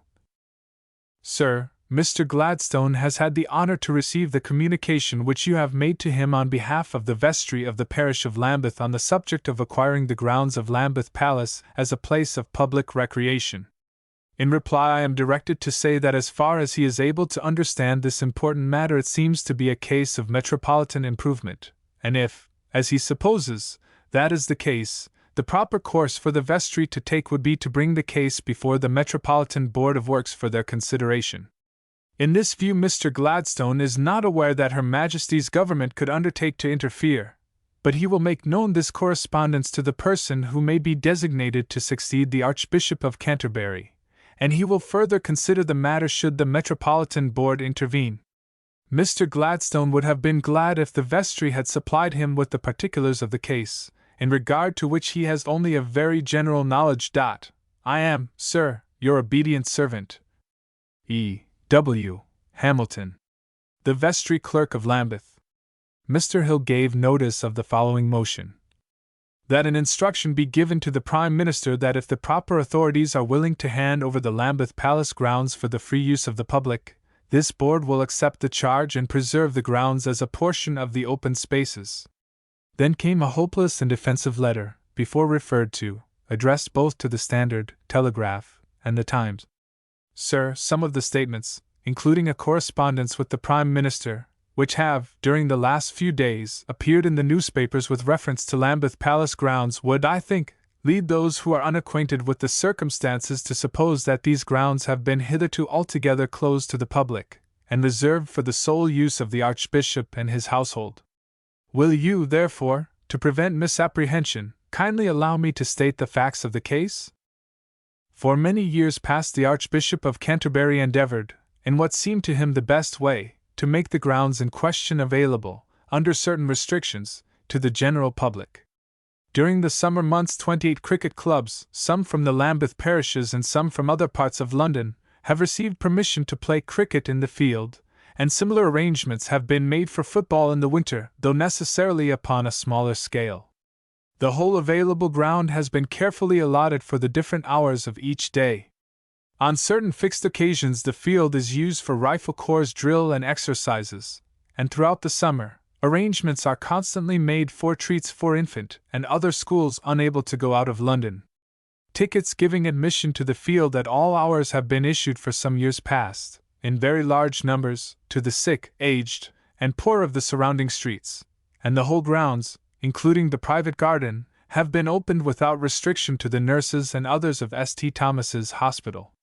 His Grace frequently consulted those best qualified from local experience to judge what is for the advantage of the neighborhood, and invariably found their opinion to coincide with his own, namely, that a more public opening of the ground would interfere with the useful purposes to which it is at present turned for the benefit of the neighborhood, and that, considering the limited space, no gain could be secured by throwing it entirely open which would at all compensate for the inevitable loss of the advantages at present enjoyed. I am, sir, your obedient servant, Randall T. Davidson. Lambeth Palace, December 16th. On January 6, 1883, I wrote to the Daily News saying, Sir, your columns have recorded the steps taken by the Lambeth Vestry and by Lord Brabazon, on the part of the Open Space Society, for which he acts, with respect to the use of the pasture acres connected with the palace grounds of Lambeth. I have been asked by a clergyman, for whose judgment I have great respect, to write some letter which shall make it plain to the public that it is not the gardens of the palace for the use of which any one has asked, but for the 9 acres of fields outside the gardens, as a small recreation ground which shall be opened to the children of Lambeth, who are numerous there, and much in need of some pleasant change of that scarce and pleasant kind. No one has dined at the Lambeth Palace, or been otherwise a visitor there, without valuing the gardens which surround it, and which are necessary to an episcopal residence in London. No one wishes to interfere with or curtail the garden grounds. I thought the public understood this. I shall therefore be obliged if you can insert this explanation in your columns. Much better than anything I could say upon the subject are the words which occur in the Family Churchman of December 27th, which gives the portraits of the new Archbishop, Dr. Benson, and the late Bishop of Llandaff. The editor says that every one knows the Archbishops of Canterbury have a splendid country seat at Addington, within easy driving distance of London. Within the same distance there are few parks so beautiful as Addington Palace, whilst, unlike some parks in other parts of the country, it is jealously closed against the public. The Palace Park is remarkable for its romantic dells, filled with noble trees and an undergrowth of rhododendrons. There are, moreover, within the park, heights which command fine views of the surrounding country. It is thought, perhaps not unjustly, that the new Archbishop might well be content with this country place, and whilst retaining the gardens at Lambeth Palace, might with graceful content see conceded to the poor, whose houses throng the neighborhood, the 9 acres of pasture land. This is very distinct and even generous testimony on the part of the family churchman to the seemliness and legitimacy of the plea put forward on the part of the little people of Lambeth. Very faithfully yours, George Jacob Holyoke. 22, Essex Street, W.C. News of the palace grounds agitation reached as far as Mentone, and Mr. R. French Blake, who was residing at the Hotel Splendide, sent an interesting letter to the Times, historical, defensive, and suggestive. He wrote on January 3, 1883, saying, Sir, attention having recently been drawn to the Lambeth Palace grounds and the use which the late primate made of them for the recreation of the masses, it may be interesting, especially at this juncture, to place on record what were his views with regard to those historic parts of the buildings of the palace itself which are not actually used as the residence of the archbishops. These chiefly consist of what is known as the Lollards Tower, and the Noble Gate Tower, called after its founder, Archbishop Moreton. The former of these has recently been put into repair, and rooms in it were granted to the late Bishop of Lichfield and his brother, by virtue of their connection with the palace library. Mr. Blake then adverts to the affair of the grounds. He says, "Nor can I suppose that any well-informed member of the vestry could imagine that it is in the lawful power of a Prime Minister, or even of Parliament, to alienate, without consent, any portion of the Church's inheritance. It may be a somewhat high standard of right, which is referred to in the sacred writings, to pay for the things which we never took, but in no standard of right whatsoever can the motto find place to take the things for which we never pay, although the Archbishop may have deemed that he turned to the very best account the ground in question, for the purposes of enjoyment and health to the surrounding population. He was far too wise and too charitable to disregard, so far as he deemed he had the power, any petition or request which might, if granted, add to the pleasure and happiness of others, and if it had been made clear to him as his duty, and an offer to that effect had been made to him by the Metropolitan Board of Works or others, I am satisfied he would have consented, not to the alienation of church property, but to the sale of the field for a people's park, and the application of the value of the ground to mission purposes for South London, and such a scheme I happen to know was at one time discussed by some of those most intimately connected with him." Afterwards, January 13, 1883, the Pall Mall Gazette remarked that it is not a happy omen that the consent of the ecclesiastical commissioners is required before the well-fed donkey who disports himself in the palace grounds can be joined by the ill-fed, ragged urchins who now have no playground but the streets. The Daily News rendered further aid in a leader. Then a report was made that the condition of the streets, to which, in his correspondence with the Archbishop of Canterbury, Mr. Holyoke had called attention, had been illustrated by the fall of several miserable tenements, in which a woman and several children were fatally buried in the ruins. The writer says there is no hope that the unkindly exclusiveness of Canterbury will be broken down. So the matter rested for nearly 20 years before the happy news came that the London County Council had come into possession of the ecclesiastical fields, and converted them into a holy park, where pale-faced mothers and sickly children may stroll or disport themselves at will evermore. All honor to the later agents of this merciful change.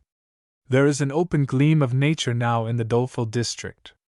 Sir Hudibras exclaims, "Not less so if the meddlement be with ecclesiastical iron and the contest lasts a longer time." Chapter 33. Social Wonders Across the Water. Being several times in France, twice in America and Canada, thrice in Italy and as many times in Holland, under circumstances which brought me into relation with representative people, enabled me to become acquainted with the ways of persons of other countries than my own.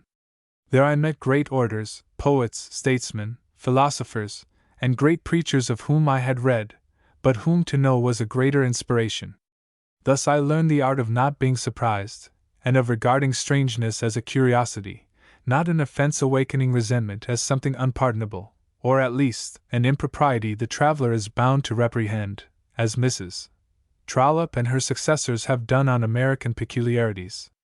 On the continent I found incidents to wonder at, but I confine myself in this chapter to America and Canada, countries we are accustomed to designate as across the water, as the United States and the Dominion which have imperishable interest to all of the British race. Notwithstanding the thousands of persons who now make sea journeys for the first time, I found, when it came to my turn, there was no book, nor is there now, on the art of being a sea passenger. I could find no teaching handbook of the ocean, what to expect under entirely new conditions, and what to do when they come, so as to extract out of a voyage the pleasure in it, and increase the discomforts which occur in wave life.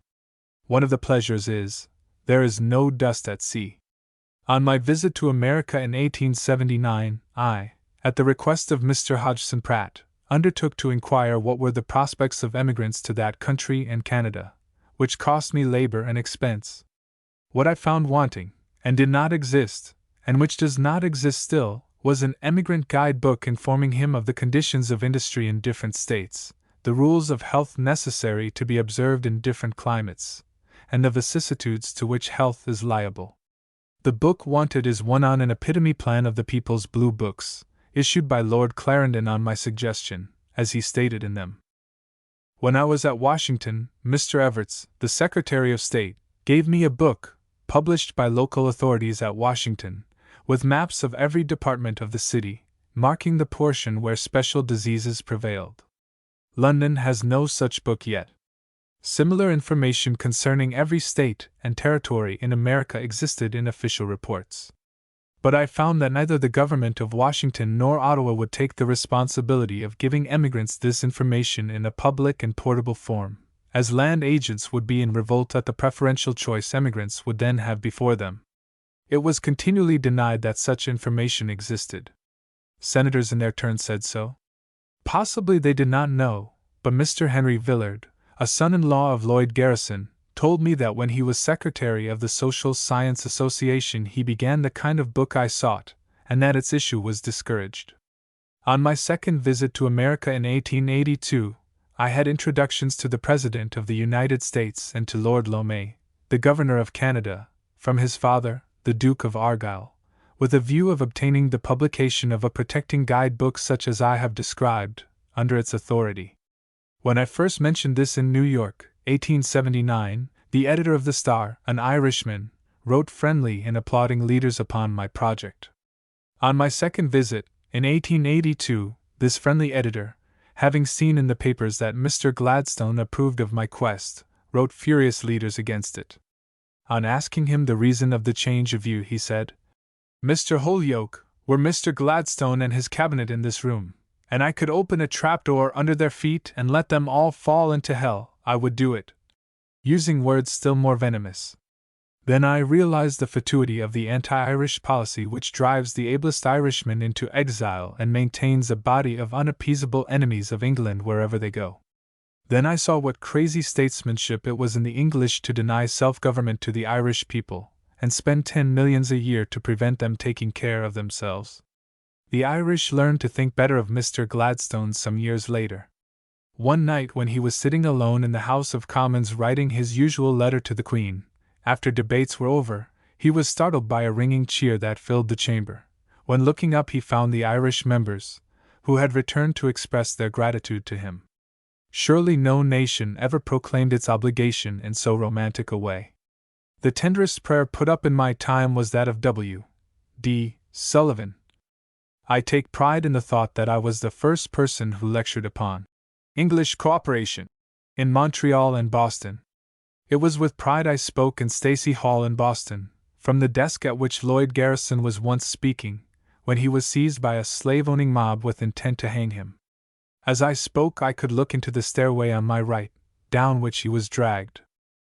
The interviewers, the terror of most strangers, were welcome to me. The engraving in Frank Leslie's paper reproduced in Among the Americans, representing the interview with me in the Hoffman House, was probably the first picture of that process published in England, 1881. I advocated the cultivation of the art in Great Britain, which, though prevalent in America, was still in a crude state there.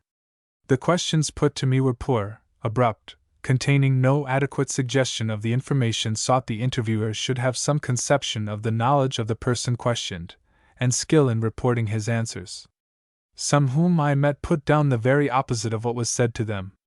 The only protection against such perverters, when they came again, was to say the contrary to what I meant, when their rendering would be what I wished it to be. Some interviewers put into your mouth what they desired you to say. Against them there is no remedy save avoidance. On the whole, I found interviewers a great advantage. I had certain ideas to make known and information to ask for, and the skillful interviewer, in his alluring way, sends everything all over the land.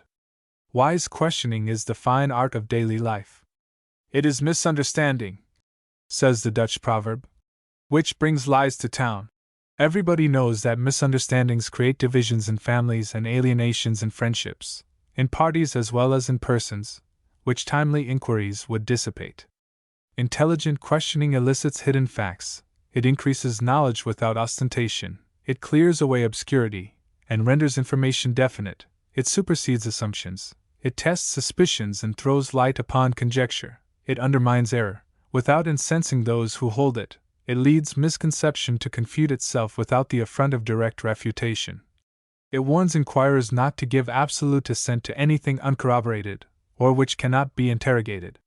Relevant questioning is the handmaid of accuracy, and makes straight the pathway of truth. The privations of protection, which a quick and independent-minded people endured, was one of the wonders I saw. In Montreal, for a writing pad to use on my voyage home, I had to pay 7 shillings and 6 pence, which I could have bought in London for 18 pence. I took to America a noble, full-length portrait of John Bright, just as he stood when addressing the House of Commons, more than half life-size, the greatest of Mayall's triumphs. Though it was not for sale, but a present to my friend, James Charlton, of Chicago, the well-known railway agent, the custom house demanded a payment of $30. £6 import duty. It was only after much negotiations in high quarters, and in consideration that it was a portrait of Mr. Bright, brought as a gift to an American citizen, that the import duty was reduced to $6. The disadvantage of protection is that no one can make a gift to America or to its citizens without being heavily taxed to discourage international generosity. The mayor of Brighton, Mr. Alderman Hallett, had entrusted to me some 200 volumes, of considerable value, on city sanitation, greatly needed in America. They lay in the custom house 3 months, before I discovered that the Smithsonian Institute could claim them under its charter. Otherwise I must have paid a return freight to Brighton, as America is protected from accepting offerings of civil or sanitary service. There often come to us, from that country, emissaries of evangelism, to improve us in piety, but at home they levy 25% upon the importation of the Holy Scriptures, thus taxing the very means of salvation. For a time I sent presents of books to working-class friends in America whom I wished to serve or to interest, who wrote to me to say that they were unable to redeem them from the post office, the import tax being more than they could pay. And they reminded me that, having been in America, I ought to know that working people could not afford to have imported presents made to them. Indeed, I had often noticed how destitute their homes were in matters of table service and all bright decoration. Plentiful even in the houses of our miners and mechanics in England. American workmen would tell me that a present of cutlery or porcelain, if I could bring that about, would interest them greatly. On leaving New York, a friend of mine, a custom house officer, told me he needed a coast coat, suitable to the service he was engaged in, and that he would be much obliged if I would have one made for him in England. He would leave it to me to contrive how it could reach him. The coat he wanted, he said, would cost him £9 in New York. I had it made in London, entirely to his satisfaction, for £4.15, but how to get it to him free of custom duties was a problem. I had to wait until a friend of mine, a property owner in Montreal, was returning there. He went out in the vessel in which Princess Louise sailed. He wore it occasionally on deck to qualify it being regarded as a personal garment. So it arrived duty-free at Montreal. After looking about for 2 or 3 months for a friend who would wear it across the frontier, it arrived, after 6 months' traveling diplomacy, at the house of my friend in New York. I did not find in America or Canada anything more wonderful, beggarly, and humiliating than the policy of protection. But we are not without counterparts in folly of another kind. Visitors to England no doubt wonder to find us, a commercial nation, fining the merchant of enterprise a shilling, the workman was so fined until late years, for every pound he expends on journeys of business, keeping a traveling tax to discourage trade. But John Bull does not profess to be overbright, while Uncle Sam thinks himself the smartest man in creation. We retain in 1904 a tax bill condemned in 1844. But then we live under a monarchy, from which Uncle Sam is free. France used to be the one land which was hospitable to new ideas, and for that it is still preeminent in Europe. But America excels Europe now in this respect. Canada has not emerged from its colonialism, and has no national aspiration. Voltaire found when he was in London that England had 50 religions and only one sauce. America has no distinction in sauces, but it has more than 200 religions, and having no state church, there is no poison of social ascendancy and piety, but equality in worship and prophesying.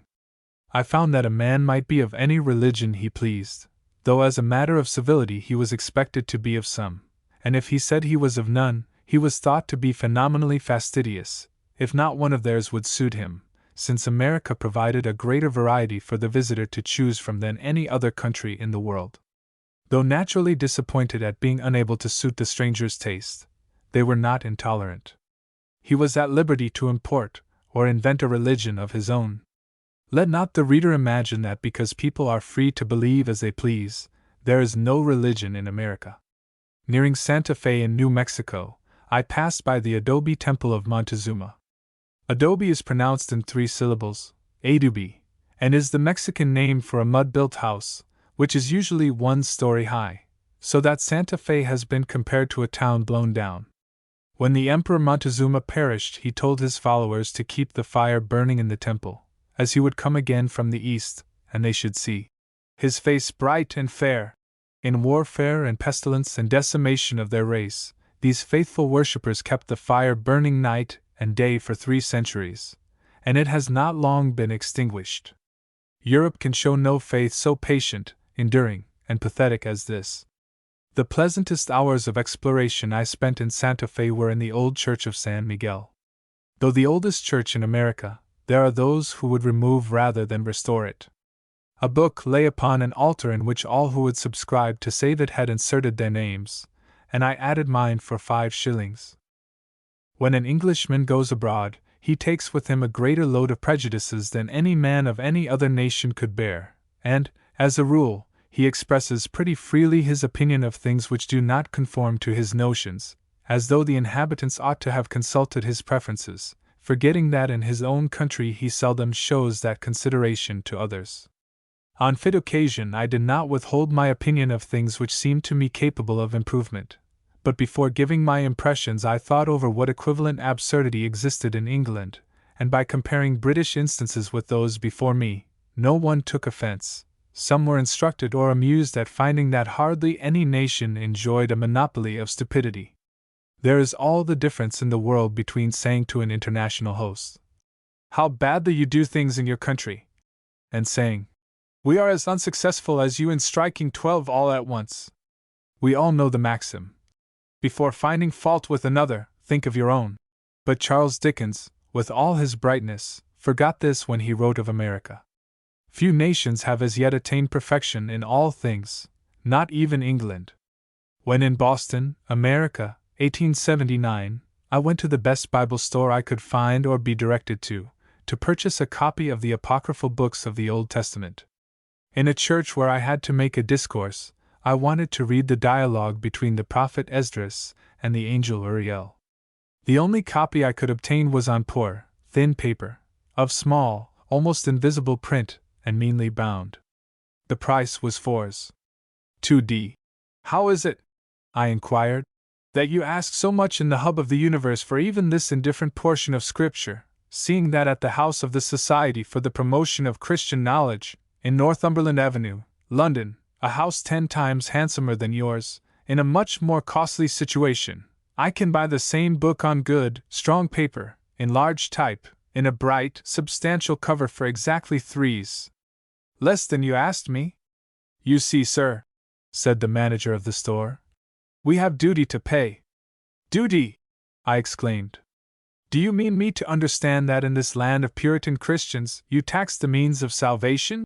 He did not like to admit that, and could not deny it, so after a confused moment he answered, "All books imported have to pay 25% duty." All I could say was that it seemed to me that their protective duties protected sin, and being interested in the welfare of emigrants, I must make a note counseling all who wish to be converted to get that done before coming out, for if they arrive in America in an unconverted state, they could not afford to be converted here. Until then I was unaware that protection protected the devil, and that he had a personal interest in its enactment. My article in the 19th century entitled, "A Stranger in America," written in the uncarping spirit as to defects and ungrudgingly recognizing the circumstances which frustrated or retarded other excellences in their power, was acknowledged by the press of that country, and was said by G. W. Smalley, the greatest American critic in this country then, to be one of those articles which create international goodwill. Approval worth having could no further go. It was surprising to me that mere two-sided traveling fairness should meet with such assent, whereas I expected it would be regarded as tame and uninteresting. Chapter 34. The Established Church at Sea. The voyage out to America described in the last chapter included an instance of the extraordinary behavior of the established church at sea, which deserves special mention as it is still repeated.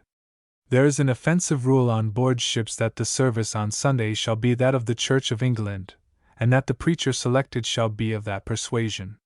Several of the 12 ministers of religion among the passengers of the Bothnia in 1879 were distinguished preachers, whereas the clergyman selected to preach to us was not at all distinguished, and made a sermon which I, as an Englishman, was ashamed to hear delivered before an audience of intelligent Americans. The preacher told a woeful story of loss of trade and distress in England, which gave the audience the idea that John Bull was up a tree. Were he up ever so high, I would not have told it to an alien audience. The preacher said that these losses were owing to our sins, that is, the sins of Englishmen. The devotion of the American hearers was varied with a smile at this announcement. It was their surpassing ingenuity and rivalry in trade which had affected our exports for a time.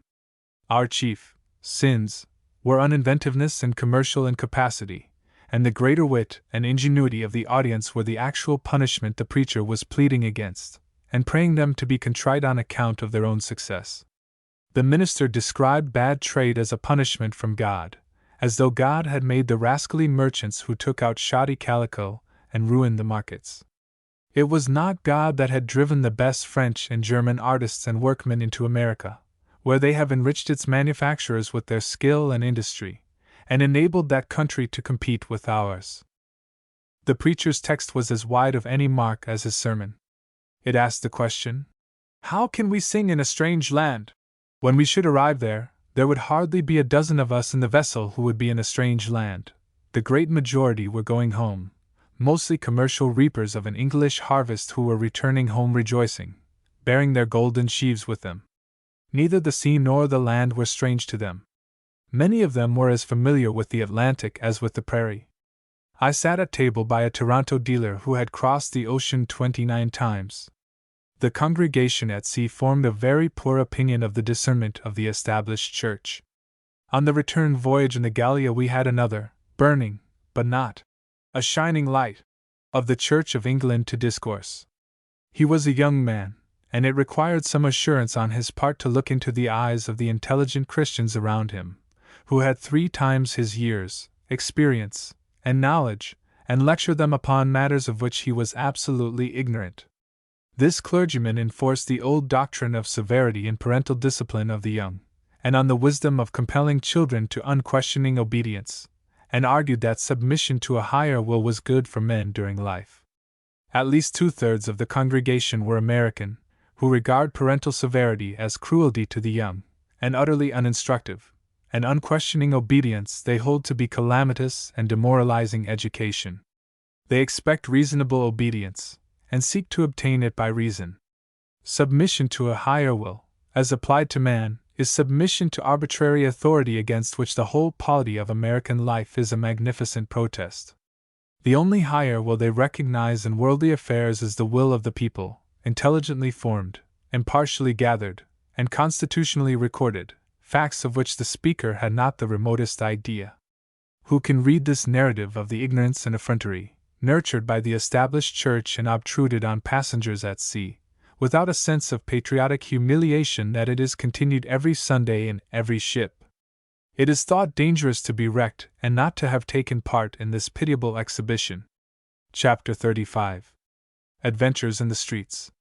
Were I persuaded, as many are, that each person is a subject of providential care, I might count myself as one of the well-favored.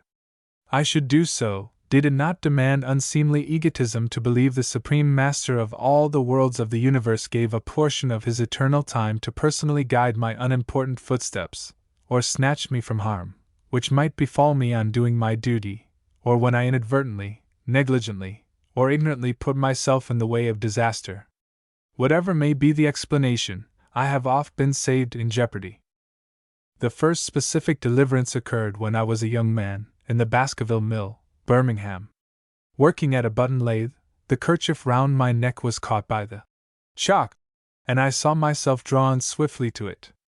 To avert being strangled, I held back my neck with what force I could. All would have been in vain had not a friendly Irishman, who was grinding spectacle glasses in an adjoining room, come to my assistance, by which I escaped decapitation without benefit of the clergy, or the merciful swiftness of the guillotine. In days when the cheap train ran very early in the morning, I set out before daylight from Exeter, where I had been lecturing. At the station at which the train stopped for an hour or two, as was the custom in days before the repeal of the tax on third-class passengers, we were in what Omar Khayyam called the false dawn of morning.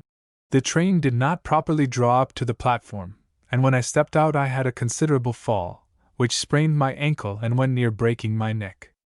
On my arrival in Boston, 1879, I was invited by a newspaper friend, whom I had brought with me into the city, to join a party of pressmen who were to assemble next morning at Parker House, to report upon the test ascent of a new elevator. It happened that Mr. Wendell Phillips visited me early at Adams' house, before I was up. He sat familiarly on the bedrail, and proposed to drive me round the city and show me the historic glories of Boston, which being proud to accept, I sent an apology for my absence to the elevator party at Parker House. That morning the elevator broke down, and out of 5 pressmen who went into it only 4 were rescued, more or less in a state of pulp. 1 was killed. But for Mr. Phillips's fortunate visit I should have been among them. In Kansas City, in the same year, 1879, I was taken by my transatlantic friend, Mr. James Charlton, to see a sugar bakery, concerning which I was curious.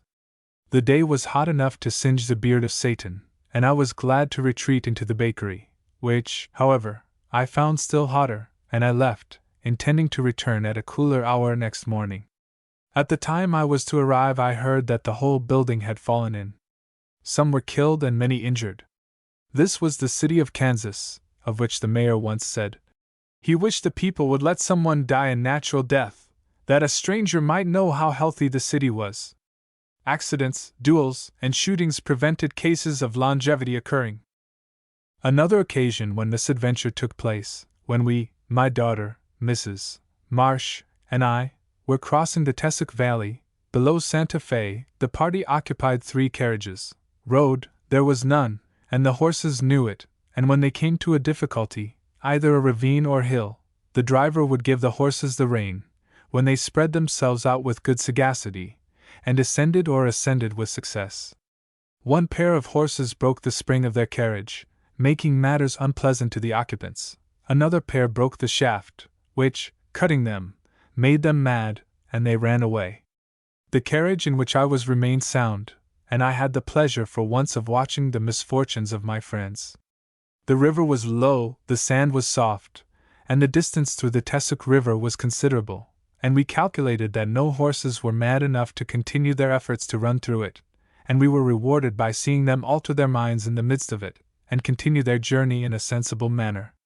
Returning from Guelph, which lies below Hamilton, in the Niagara corner of Canada, where we had been to see the famous agricultural college, we were one night on the railway in what the Scotch call the gloaming. My daughter remarked that the scenery outside the carriage was more fixed than she had before observed it, and upon inquiry it appeared that we were fixed too, for the train had parted in the middle, and the movable portion had gone peacefully on its way to Hamilton. We were left forming an excellent obstruction to any other train which might come down the line.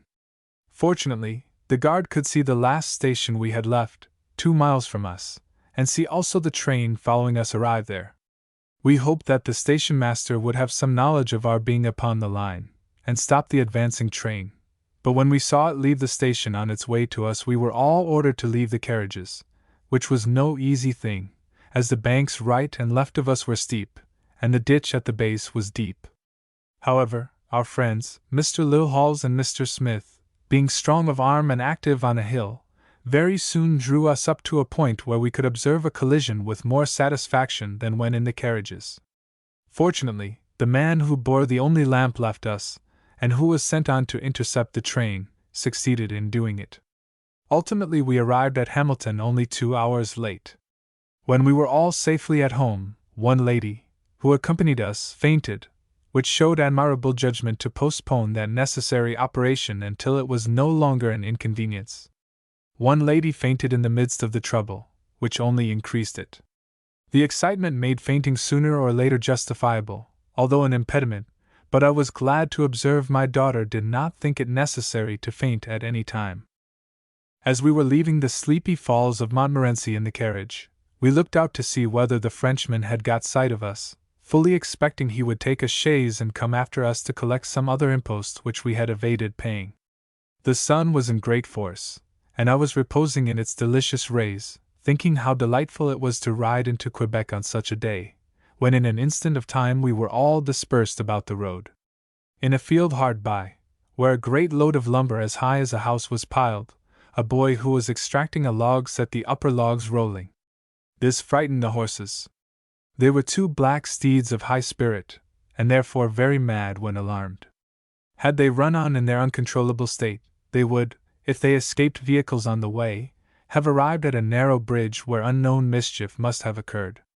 The driver, who was a strongly built Irishman, about 60, with good judgment and intrepidity, instantly threw the horses on to the fence, which they broke, got into the ditch, and seriously cut their knees. I leaped out into the ditch with a view to help my daughter out of the carriage, but she, nimbler than I, intending to render me the same service, arrived at the ditch, and assisted me out, merely asking whether 4 quietly disposed persons being distributed over the Dominion at a minute's notice was a mode of traveling in Canada? Mrs.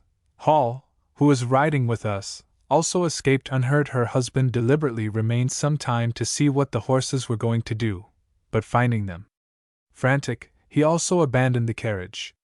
Later, in England, being Ashton Way, I paid a visit to my friend the Rev. Joseph Rayner Stevens, whose voice, in early Chartist times, was the most eloquent in the 2 counties of Lancashire and Yorkshire. He fought the New Poor Law and the Long-Timers in the 10 Hours agitation. His views were changed in many respects, but that did not alter my regard for his Chartist services, and there remained his varied affluence of language, his fitly chosen terms, his humorous statement, his exactness of expression and strong coherence, in which the sequence of his reasoning never disappeared through the crevice of a sentence. All this made his conversation always charming and instructive. After lecturing in the Temperance Hall and the evening was far spent, a cab was procured to take me to Mr. Stevens's at the Hollands. A friend, Mr. Scott, in perfect wanton courtesy, having no presentiment in his mind, would accompany me. When we arrived at Stalybridge, where there is a Rio bridge, the cabman, instead of driving over it, drove against it. I thought, perhaps, this was the way with Ashton cabmen, but my friend came to a different conclusion. He said the cabman had not taken the pledge that afternoon. I was told Ashton cabmen needed to take it often. The driver, resenting our remonstrance, drove wildly down a narrow, ugly, deserted street, which he found at hand. It was all the same to me, who did not know one street from the other. My friend, who knew there was no outlet save into the river, called out violently to cabby to stop. The only effect was that he drove more furiously. Mr. Scott leaped out and seized the horse, and prevented my being overthrown. Before us were the remains of an old building, with the cellars all open, in one of which we should soon have descended. Cabby would have killed his horse, and probably himself, which no doubt would have been an advantage to Ashton. As the place was deserted, I should have been found next morning curled up and inarticulate. We paid our dangerous driver his full fare to that spot, and advised him to put himself in communication with the Temperance Society. He abused us as not being gentlemen, for stopping his cab in that unhandsome way. The next morning I went to the scene of the previous night's adventure. Had Mr. Henley, the loud, coarse tongue member for Oxfordshire at that time, seen the place, he would have said we were making an ugly rush for the river. Not that we should ever have reached the river, for we should certainly have broken our necks in the brick vaults our driver was whipping his horse into.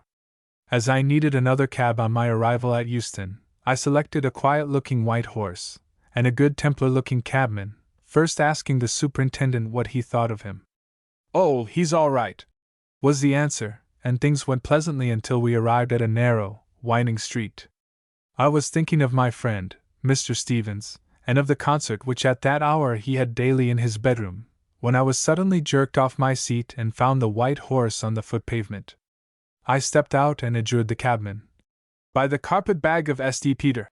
No more suitable adjuration presented itself on the occasion, to tell me what he was at.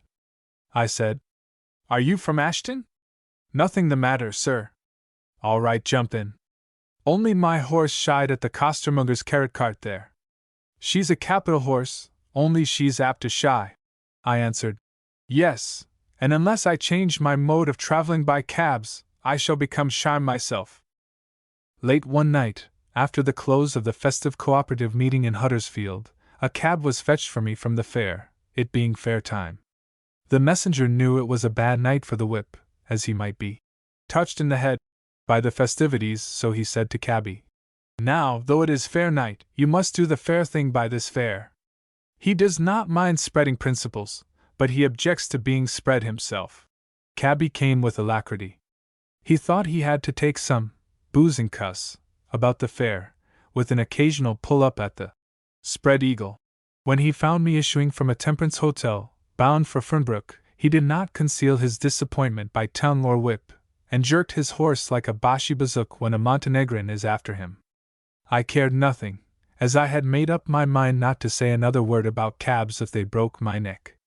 I knew we had a stout hill before us, which would bring things quiet the next day. The hotel people, who saw the cabman's rage, said they thought there was mischief in store for me. They knew nothing of Ashton ways, and their apprehensions were original. After a pleasant sojourn in Brighton, where the November sun is bright, and the fogs are thin, grey and graceful, softening the glare of the white coast, tempering it to the sensitive sight, I returned to London one cold, frosty day, when snow and ice made the streets slippery. I had chosen a cabman whose solid, honest face was assuring, and being lumpy and large himself, I thought he would keep his four-wheeler steady by his own weight. Being himself lame and rheumatic, he appeared one who would prefer quiet driving for his own sake. We went unsteadily until we reached Pall Mall, when he turned sharply up Suffolk Street. Looking out, I called to my friend on the box, saying, "This is not Essex Street, beg your pardon, sir, I thought you said Suffolk Street," and began to turn his horse round. In that street the ground rises, and the carriageway is convex and narrow. It required skill to turn the cab, and the cabman was wanting therein. He said his rein had caught, and when he thought he was pulling the horse round, the horse had taken a different view of his intention, and imagined he was backing him, and giving me the benefit of the doubt, did back, and overturned the cab, and me too. Not liking collisions of late, I had, on leaving Brighton, wrapped myself in a railway cloak, that it might act as a sort of buffer in case of bumping, yet not expecting I should require it so soon. Seeing what the horse was at, and taking what survey I could of the situation, I found I was being driven against the window of the house in which Cobden died. I have my own taste as to the mode in which I should like to be killed. To be run over by a butcher's cart, or smashed by a coal train or brewer's van is not my choice, but being killed in Pall Mall is more eligible, yet not satisfactory. As I had long lived in Pall Mall, I knew the habits of the place. There is a gradation of killing in the streets of London, well known to West End cabmen. As they enter Trafalgar Square, they run over the passenger without ceremony. At Waterloo Place, where gentlemen wander about, they merely knock you down, but as they enter Clubland, which begins at Pall Mall West, where judges and cabinet ministers and members of Parliament abound, they merely run at you, so I knew I was on the spot where death is never inflicted. Therefore I took hold of the strap on the opposite side of the cab to that on which I saw I should fall. For better being able to look after my portmanteau, I had it with me, and fortunately had placed it on the side on which I fell. Placing myself against it when the crash came, and the glass broke, I was saved from my face being cut by it. My hat was crushed, and head bruised. It was impossible to open the door, which was then above me, and had the horse taken to kicking, as is the manner of these animals when in doubt, it would have fared ill with me. Possibly the horse was a member of the Peace Society, and showed no belligerent tendency. More likely he was tired, and glad of the opportunity of resting himself. The street, which seemed empty, was quickly filled, as though people sprang out of the ground. 2 Micawbers who were looking out for anything which turned up, or turned over, came and forced open the cab door at the top, and dragged me up, somewhat dazed, my hat off, my grey hair disheveled, my blue spectacles rather awry on my face. I was sensible of a newly contrived, music-hall appearance as my shoulders peered above the cab. A spirit merchant near kindly invited me into his house, where some cold brandy and water given to me seemed more agreeable and refreshing than it ever did before or since. The cab had been pulled together somehow. My rheumatic friend on the box had been picked up not much the worse. Possibly the fall had done his rheumatism good. I thought it a pity the poor fellow should lose his fare as well as his windows, and so continued my journey with him. On one occasion, after an enchanted evening in the suburbs of Kensington, a fog came on.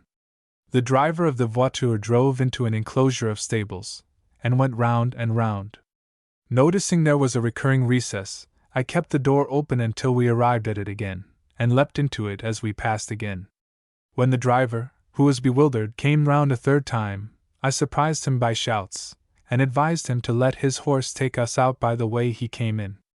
There was no house, or light, or person to be seen, and there was the prospect of a night in the cold, tempered by contingent accident. Having engaged to be surety for the son of a Hindu judge, who was about to enter as a student in the Inns of Court, a new adventure befell me.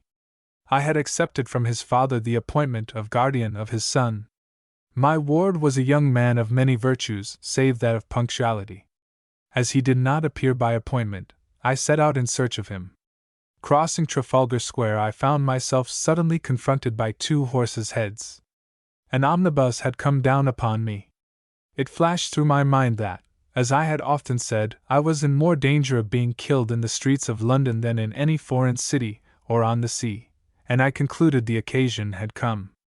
I knew no more until I found myself lying on my back in the mud after rain, but seeing an aperture between the 2 wheels, I made an attempt to crawl through. A crowd of spectators had gathered round and voices shouted to me to remain where I was until the wheels were drawn from me. Lying down in the mud again was new to me.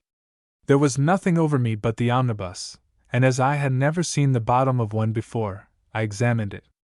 It happened that a surgeon of the Humane Society was among the spectators, who assisted in raising me up, and took me to the Society's rooms close by, where I was bathed and Vaseline applied to my bruises. My overcoat was torn and spoiled, but I was not much hurt. The hoof of one horse had made black part of one arm. It appears I had fallen between them, and had it not been for their intelligent discrimination I might have been killed. I sent 2 bags of the fattest feeding cake the Cooperative Agricultural Association could supply, as a present to those 2 horses. I had no other means of showing my gratitude to them. I was not so grateful to the Humane Society's surgeon, who sent me in a bill for 2 guineas for attendance upon me, and threatened me with legal proceedings if I did not pay it. As he accompanied me to the National Liberal Club, whence I had set out, I sent him 1 guinea for that courtesy, and heard no more of him, and did not want to. One evening, after leaving a cooperative board meeting in Leman Street, Whitechapel, I incautiously stepped into the roadway to hail a cab, when a lorry came round a corner behind me and knocked me into the mud, which was very prevalent that day. Some bystanders picked me up, and one, good-naturedly, lent me a handkerchief with which to clear my face and head, both being blackened and bleeding. The policeman who took charge of me asked me where I wanted to be taken. I answered that I was on my way to Fleet Street to an assembly of the Institute of Journalists to meet M. Zola, then on a visit to us. "I think, sir," said the reflective policeman, "we had better take you to the London hospital, and another policeman accompanied me in a passing tram, which went by the hospital door. After some dreary waiting in the accident ward, it was found that I had no rib or bone broken, but my nose and forehead were bound up with grim-looking plasters, and when I arrived at the hotel, 4 miles away, where I was residing, and entered the commercial room, I had the appearance of a prize fighter who had had a bad time of it in the ring. Knowing the second day of an accident was usually the worst, I took an early train home while I could move. My ribs, though not broken, were all painful, and I remember squealing for a fortnight on being taken out of bed. After my last adventure, the accident insurance company, though I had never troubled them but once, refused to accept any further premium from me, which I had paid 20 or 30 years, and left me to deal with further providential escapes from my own resources. Thinking I was safe in Brighton near my own home, I was walking up the Marine Parade, one quiet Sunday morning, when a gentleman on a bicycle rushed down a by street and knocked me down with a bound. Seeing 2 ladies crossing the street, I concluded matters were safe. The rider told me that he had seen the ladies and had arranged to clear them, but as I stepped forward he could not clear me, so gave me the preference. As I had always been in favor of the rights of women, I said he did rightly, though the result was not to my mind. He had the courtesy to accompany me to my door, apologizing for what he had done, but left me to pay the bill of the physician, who was called in to examine me. When I recovered my proper senses, I found he had not left his card. Though I advertised for him, he made no reappearance. Another serene Sunday morning, I was crossing the Old Stein with a son-in-law. Nothing was to be seen in motion save a small dog-cart, which had passed before we stepped into the road. Soon we found ourselves both thrown to the ground with violence. A huge dog, as large as the Hound of the Baskervilles, described by Conan Doyle, had loitered behind and suddenly discovered his master had driven ahead, and he, like a lemming rat, made straight for his master, quite regardless of our being in his way. In these and other adventures or misadventures, I need not say I was never killed, though the escapes were narrow. To say they were providential escapes would be to come under the rebuke of Archbishop Whately, who, when a curate reported himself as providentially saved from the terrible wreck of the Amazon, asked, "I to understand that all less fortunate passengers were providentially drowned?" The belief that the deity is capricious or partial in his mercies is a form of holy egotism which better deserves indictment than many errors of speech which have been so visited. I have no theory of my many exemptions from fatal consequences. All I can say is that, had I been a saint, I could not have been more fortunate. Chapter 36. Limping Thrift. Thrift is so excellent a thing, is so much praised by moralists, so much commended by advisers of the people, and is of so much value to the poor who practice it, that it is strange to see it retarded by the caprices of those who take credit and receive it for promoting the necessary virtues. Insurance societies continue to recommend themselves by praising prudence and forethought which provides for the future. Everybody knows that those who do not live within their income live upon others who trust them. Those who spend all their income forget that if others did as they do, there would be universal indigence. Insurance companies are supposed to provide inducements to thrift, whereas they put wanton obstacles in its way. He who takes out a policy on his life finds it a condition that if he commits suicide his policy will be forfeited, the assumption of insurance offices being that if a man insures his life he intends to cut his throat.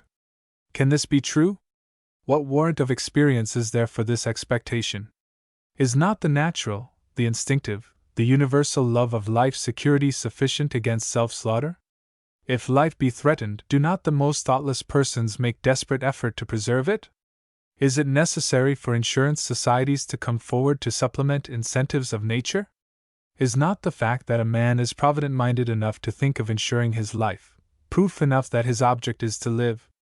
Answers to a series of questions are demanded from an insurer, which average persons do not possess the knowledge to answer with exactitude, yet failure in any fact or detail renders the policy void, although a person has paid premiums upon it for 30 or 40 years. Elaborate legal statements which few can understand are attached to a policy which intimidates those who see them, from wishing to incur such unfathomable obligation. A few plain words in plain type would be sufficient for the guidance of the insured and the protection of the company. The uncertainty comes from permitting questions of popular interest to be stated by a member of the legal profession. If the terms of eternal salvation had been drawn up by a lawyer, not a single soul would be savable, and the judgment day would be involved in everlasting litigation. An office known to me had judges among its directors, from which it was inferred by the insured that the office was straight. The holder of a policy in it, making a will, his solicitor on inquiry found that the office did not admit his birth. They had received premiums for 40 years, still reserving this point for possible dispute after the policyholder was dead, never informing him of it. When the insurance was effected, they saw the holder of it, and could judge his age to a year. They saw the certificate of his birth, but gave him no assurance that they admitted it, and it had to be presented again. In another case within my knowledge, the owner of a policy obtained a loan upon it, from a well-known lawyer in the city of London, who gave the office, as is usual, notice of it. When the loan was repaid, he again wrote to the office saying he had executed a deed of release of his claim on the policy. That the office was not satisfied with this assurance was never communicated to the policyholder, and when many years later, the lawyer who advanced the loan was dead, and his son who succeeded him was dead, it transpired that the office did not believe the assurances they had received. They admitted having received the letter by the loan maker, but required to see the deeds relating to the advance and release and repayment of the loan, and they gave the policyholder to understand that he had better keep those deeds, as his executors might be required to produce them at his death. It was a miracle they were not destroyed. As the office had been legally notified that the claim on the policy had ceased, it was never imagined that deeds which did not relate to the office could be required by it. Under this intimidation, the deeds have now been kept. They are 50 years old. This Scotland Yard practice of treating an insurer as a thief detracts from the fascination of thrift. Another instance was that of a policyholder who applied to the office for a loan, for which 1% more interest was demanded than his banker asked, and a rise of 1% in case of delay in paying the interest, and a charge was to be made for the office lawyer investigating the validity of their own policy, upon which the office had received premiums for 47 years. Directors, like the Doge of Venice, should have a lion's mouth open, of which they have the key, when they might hear of things done in their name, not conducive to the extension of thrift. No wonder thrift goes limping along, from walking in the jagged pathway which leads to some insurance office. There are, as I know, offices straightforward and courteous, who foster thrift by making it pleasant. Yet, as one who has often advocated thrift, I think it useful to record my astonishment at the official impediments to its popularity, which I have encountered. This is one reason why thrift, the most self-respecting of all the goddesses that should be swift-footed, goes limping along. Chapter 37. Mistrust of moderation. Temperance is restraint in use. Abstinence is entire avoidance, which is the wise policy of those who lack the strength of temperance. How necessary entire abstinence is to many, I well know. When the drink passion sets in, it leads to an open grave. The drinker sees it, and knows it, and with open eyes walks into it. He who realizes the danger would, as Charles Lamb said, "For such there is no salvation save entire abstinence." Thousands might have been saved but for the fanaticism of abstinence advocates who opposed in Parliament every legal mitigation of the evil, thinking the spectacle of it would force the legislature into prohibition. In discussions, lectures, articles, I advocated the policy of mitigation and supported measures in Parliament calculated to that end, encountering thereby the strong dissent of temperance writers who, not intending it, connived at drunkenness as a temperance policy. Is it true that moderation is dead? Have teetotalers extinguished it as a rule of daily life? Bishop Hall, in his fine way, said, "Moderation was the silken string running through the pearl chain of all our virtues." Was this a mistake of the illustrious prelate? Is not temperance a wider virtue than total abstinence? Is there no possibility of establishing temperance in betting? Can no limitation be imposed on betting? The public no denunciatory preaching does not arrest it. Innumerable articles are written against it. Letters about it are not lacking in the editor's post-bag. Yet not a mitigation nor remedy is suggested, save that of prohibition, which is as yet impossible. Betting is a kind of instinct, difficult to eradicate, but possible to regulate. Games of hazard, as card playing or dice, are naturally seductive in their way. They are useful as diversions and recreation. They exercise the qualities of judgment, calculation, and presence of mind, as well as furnish entertainment. It is only when serious stakes are played for that mischief and ruin begin. But the seduction of card gambling, once widely irresistible, is now largely limited by the growing custom of playing only for small stakes. Family playing or club playing, professedly for money, is held to be disreputable. Formerly, drinking which proceeded to the verge of intoxication, or went beyond it, was thought manly. Now, where the effects are seen in the face, or in business, it is counted ruinous to social or professional reputation. Drinking is far more difficult of mitigation than betting, because the temptations to it occur much oftener. The capricious habit of going in search of luck can be restrained by common sense. Temperance in betting would be easier to effect were it not for the intemperate doctrine of total abstainers. By defaming moderation, they rob the holy name of temperance of its charm, its strength, and its trust. By teaching that moderation is an inclined plane, polished as marble, and slippery as glass, on which whoever sets his foot slips down into perdition, they destroy moderation by making it a terror. It brings it into contempt and distrust, and undermines self-confidence and self-respect. Yet it is by moderation that we live. Moderation in eating is an absolute condition of health, as the Indian proverb puts it. Disease enters by the mouth. A man who disregards moderation in work, or in pleasure, or diet, seldom lives out half his days. He who has no moderation in judgment, in belief, in opinion, in politics, or piety, is futile in counsel, and dangerous in his example. If the disparagement of self-control has not destroyed the capacity and confidence of moderation in the public heart, temperance in betting is surely possible. Occasionally a minister of religion will ask me what I have to say about betting. I answer, it is difficult to extinguish it, but possible to mitigate it. I give an instance from my own experience. Years ago, when I was editing The Reasoner, Dr. Shorthouse contributed a series of instructive papers on the physiology of racing horses. Out of courtesy to him, I took a ticket in a sweepstake in which he was concerned, but in which I felt no interest. Months after, I saw that the owner of the prize was unknown. My brother, knowing I had a ticket, found it among my papers, and I received £50.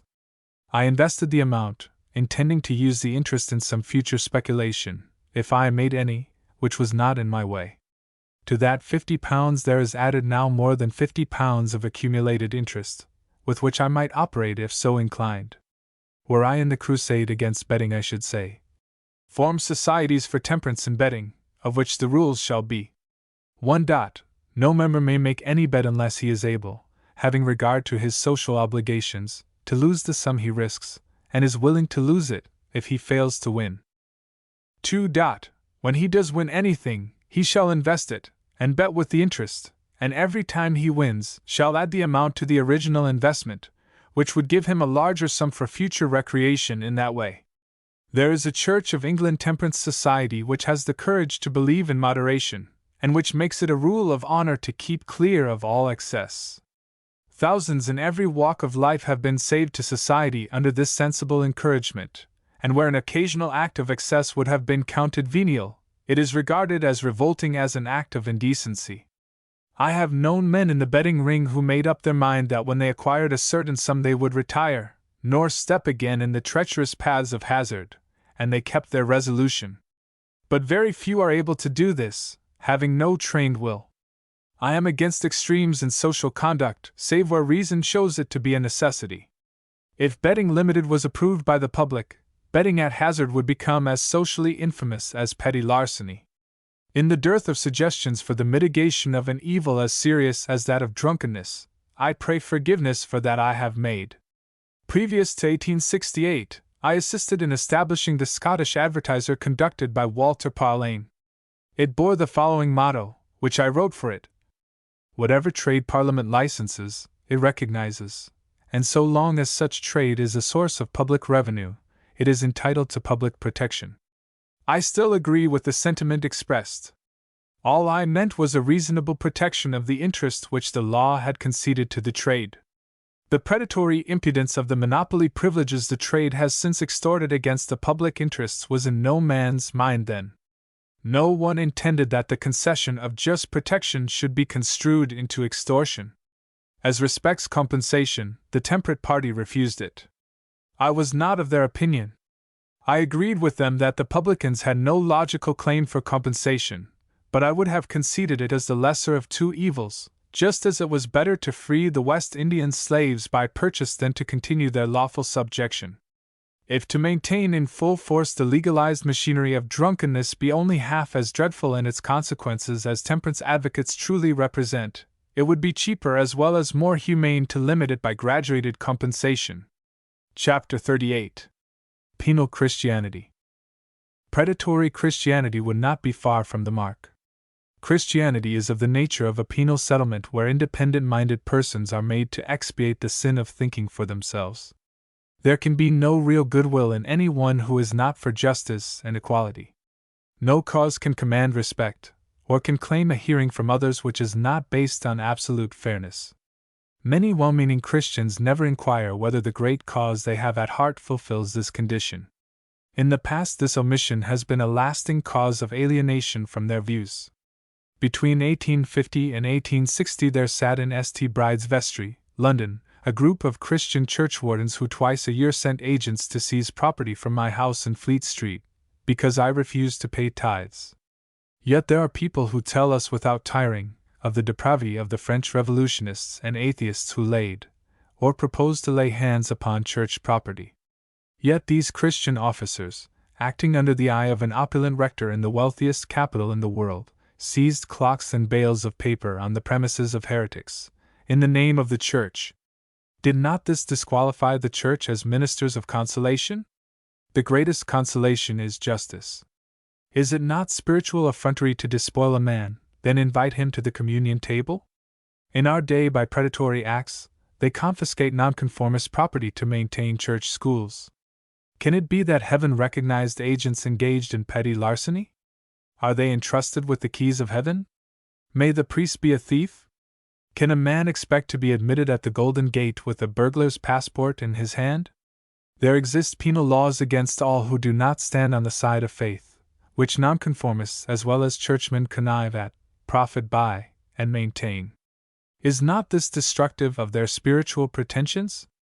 Can they preach of holiness and truth without a blush?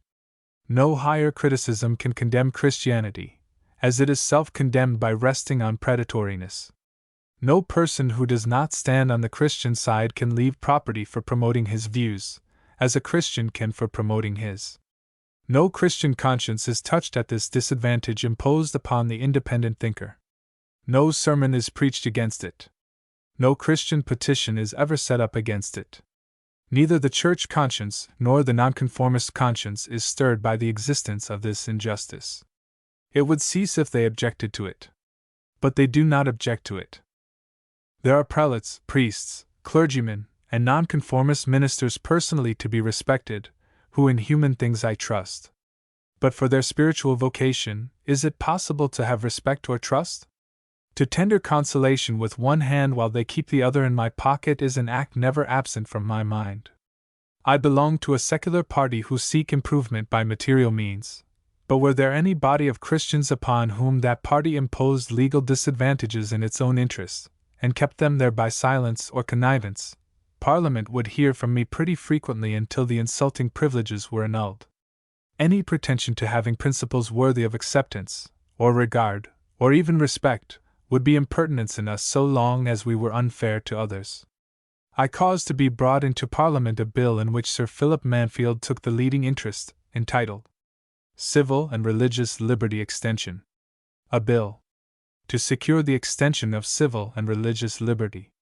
Prepared and brought in by Mr. Mansfield, Sir Henry Bosco, Sir G.O.B. Sidwell, Mr. Picton, Mr. Illingworth, Mr. W. Maclaren, Mr. H. P. Cobb, Mr. Howell, Mr. Chasfewick, Mr. Ben, Mr. Story, and Mr. Hunter. Ordered by the House of Commons, to be printed, November 7, 1893. Printed by Eyre and Spottiswoode, printers to the Queen's Most Excellent Majesty. And to be purchased either directly or through any bookseller, from Eyre and Spottiswoode, East Harding Street, Fleet Street, B.C., and 32, Abingdon Street, Westminster, 8.W, or John Menzies and Company, 19, Hanover Street, Edinburgh, and 90, West Nile Street, Glasgow, or Hodges, 2 Company, Limited, 104, Grafton Street, Dublin. Price 1d. Bill 464. Memorandum. This bill comprises but a small extension of religious equality. Its object is to enable a man to do what he likes with his own, for admittedly lawful purposes. It is affirmed by legal decisions that any man may believe what he pleases, speak what he pleases, publish his honest conviction, provided he does it in a temperate and considerate manner, and he may, while living, give money to maintain his views.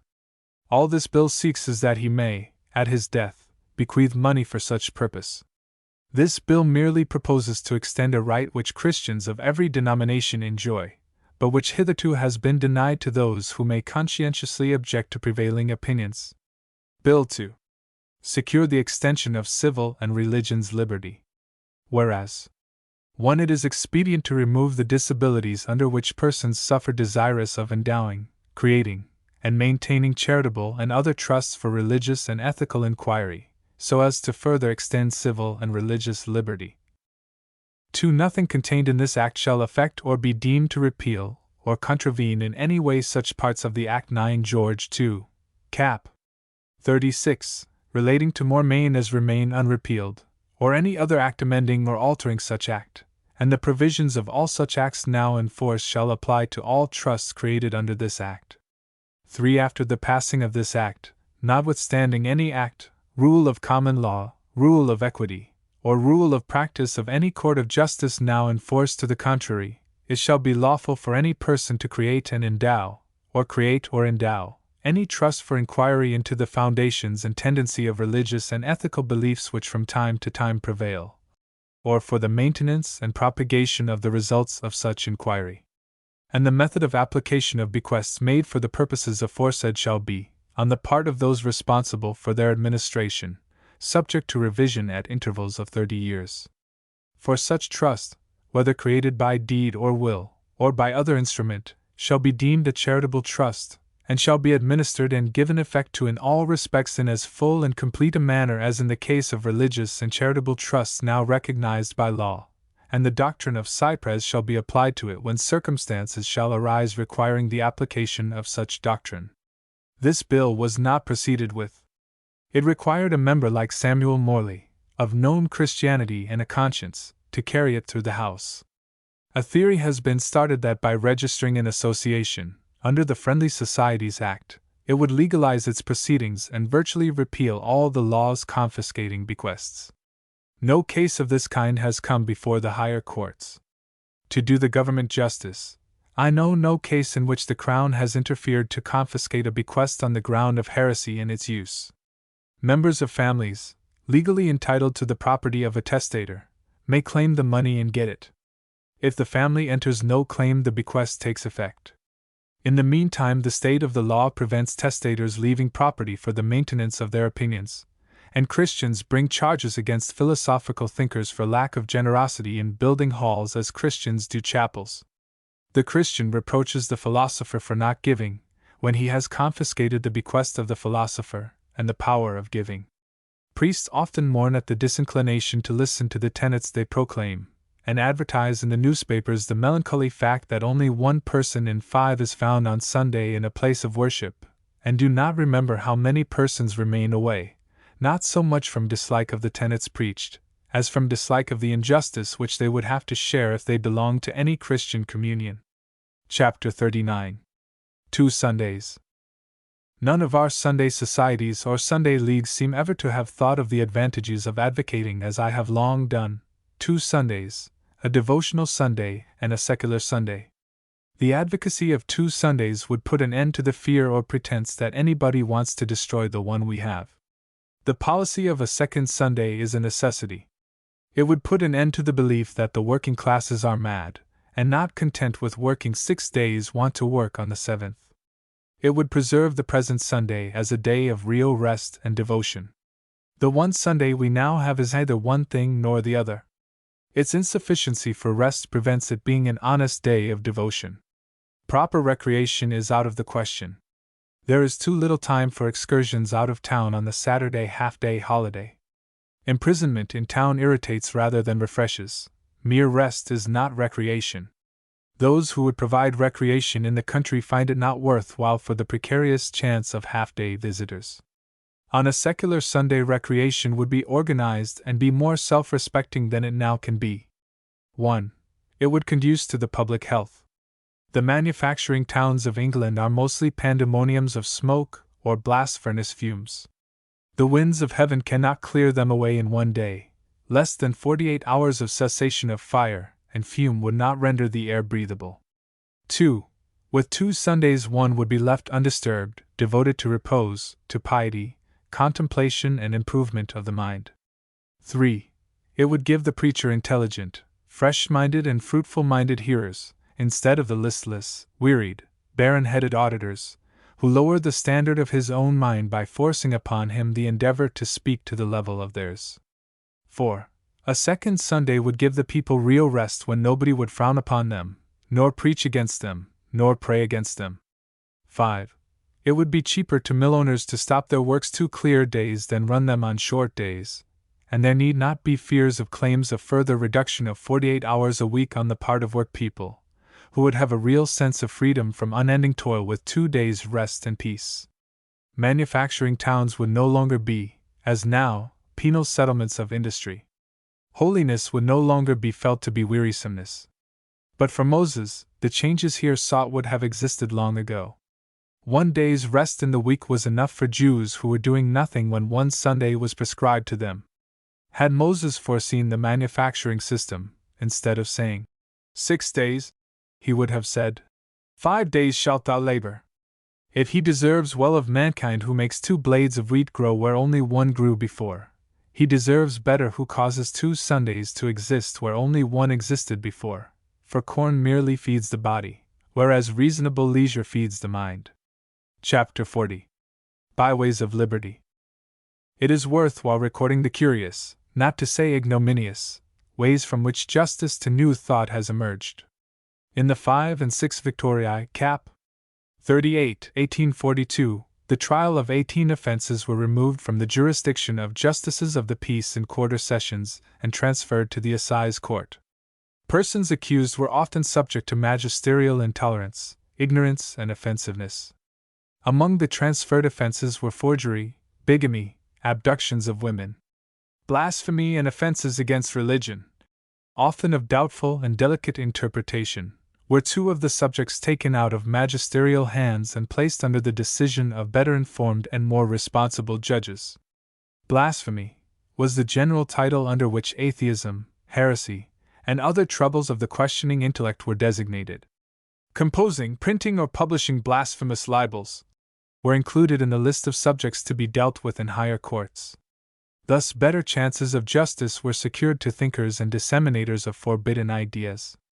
This new charter of thought, which conceded legal fairness to propagandism, was not the subject of a special statute, but was interpolated in a list, which read like an auctioneer's catalogue, eluded parliamentary prejudice, which might have been fatal had it been formally submitted to its notice.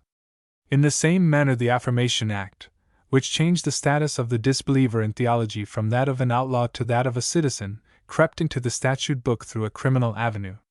A bill to admit atheists, agnostics, or other conscientious objectors to the ecclesiastic oath, to make a responsible affirmation instead, was twice or thrice thrown out of the windows of Parliament.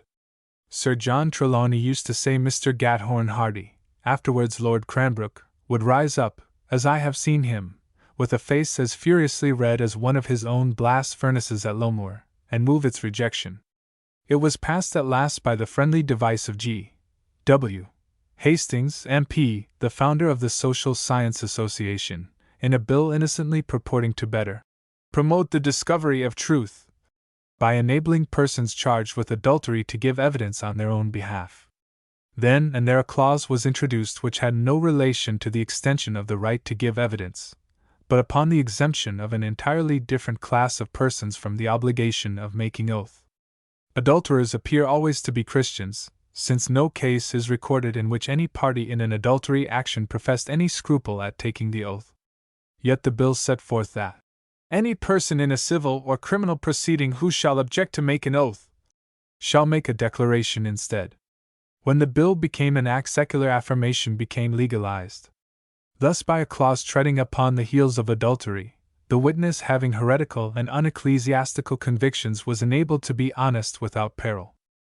In 1842, as I witnessed at the Gloucester Assizes, no barrister would defend any one accused of dissent from Christianity, but apologized for him and proclaimed his contrition for his sin of thinking for himself. Slave thought of the mind, chained to custom, could be defended, but not free thought, which is independent of everything save the truth. By the Act of 1869, atheists ceased to be outlaws, and were henceforth enabled to give evidence in their own defense. Wide awake and vigilant as a rule, bigotry was asleep that day. Thus, by circuitous and furtive paths, the right of free thought has made its way to the front of the state. Chapter 41. Lawyer's License.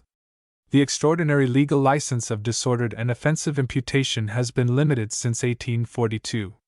In those days, officers of the law, who always professed high regard for morality and truth, had no sense of either, when they were drawing up theological indictments. In the affair at Cheltenham, I delivered a lecture on home colonies, a proposal similar to the garden cities of today, to which nobody objects now. As I always held that discussion was the right of the audience, as self-defensive against the errors of lecturer or preacher, an auditor, availing himself of this concession, arose in the meeting and asked, since I had spoken of duty to man, why I had said nothing of duty to God.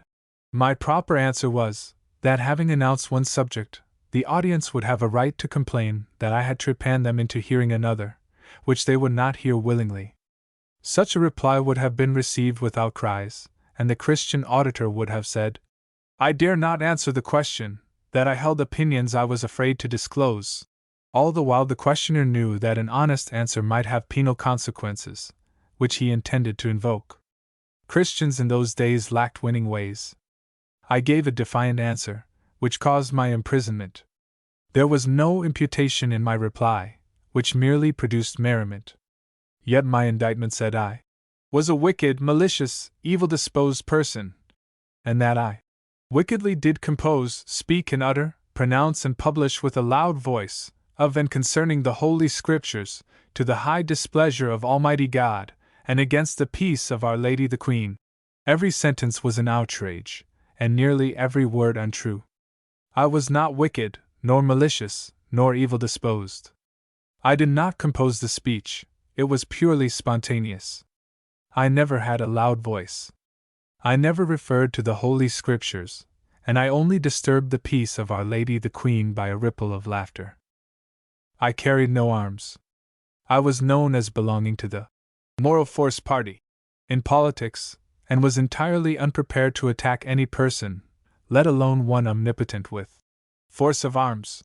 The imputations in the indictment were not only untrue, but contained more blasphemy than was in the mind of any one to utter. I called the judge's attention to the atrocity of the language of the indictment. He did not say there was anything objectionable in it, which showed that the morality of the bench was not higher at that time than the morality of the magistrates. In the Cheltenham Chronicle, known in the town as the Rev. Francis Closes, afterwards Dean of Chichester, paper, I was described as a miscreant, for the answer I had given to my auditor. Mr. Justice Erskine had no word of reproof for the infamous term applied to me. As I have elsewhere said, I spoke in my defense upwards of 9 hours. The length was owing to the declaration of one of the magistrates, Mr. Bransby Cooper, that the court would not hear me defend myself. Why I defended myself at all was from a very different reason. No barrister in those days would defend any one charged with dissenting from the Christian religion. The counsel always apologized to the jury for the opinions of his client, which admitted his guilt. This was done at that very assizes at which I was tried. A Mr. Thompson, a barrister in court, who we mistook for a son of General Perronet Thompson, also at the bar, was engaged to defend George Adams, charged with an act of heresy. The false Thompson expressed contrition for Adams, without knowing or inquiring whether it was true that he felt it. Neither counsel nor magistrate nor judge seemed to think it necessary that what they said should be true. Thus my justification of the seeming presumption of defending myself was the fact that no counsel would defend us without compromising us. I had no taste for martyrdom. I did not want martyrdom. I did not like martyrdom. Martyrdom is not a thing to be sought, but a thing to be submitted to when it comes. This narrative shows that, in one respect, legal taste and truth have improved in my time. Chapter 42. Christian Days. Many religious thinkers, ecclesiastical and nonconformists, whose friendship I value, will expect from me in these autobiographic papers some account of the origin of opinions in which they have been interested. Sermons, speeches, pamphlets, even books have been devoted to criticism of my heresies. It is due to those who have taken so much trouble about me that I should explain, not what the opinions were, that would be irrelevant here, but how I came by them. That may be worth recounting, and to some serious people perhaps worth remembering. Confessions are not in my way. They imply that something it was prudent to conceal has to be owned up. Of that kind I have no story to tell. An apologia is still less to my taste. I make no apology for my opinions. I do not find that persons who dissent from me, ever so strenuously, think of apologizing to me for doing so. They do right in standing by their convictions without asking my leave. I hope they will take it in good part if I stand by mine without asking theirs. My mother did not go to the established church, to which her father belonged. She had natural piety of heart, and thought she found more personal religion among the nonconformists than in the church. She attended Carr's Lane Chapel, where the Rev. John Angel James preached, who had a great reputation in Birmingham for eloquence and for his evangelical writings. He was notorious in his day for denouncing players and ambitious preachers seeking to excel in the arts of this world, which caused the town people to say that he was dramatic against the drama and eloquent against eloquence. His name, Angel James, begot a belief that it was descriptive of himself, and that his doctrines were necessarily angelic. It seems absurd, but I shared this belief, and should not have been surprised to hear that he had some elementary development of wings out of sight at the same time. Mr. James gave me the impression of severity and piety, and my feeling towards him was one of awe, dreading a near approach.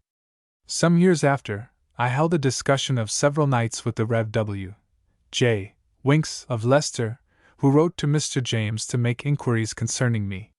In 1881, some 35 years after the discussion, Mr. Winks' son showed me a letter which Mr. James wrote in reply saying, "Holyoke was a boy in my Sunday school 5 years.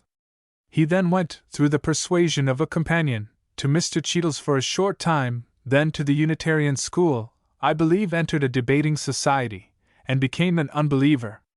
He is a good son and kind to his mother, who is a member of one of our Baptist churches."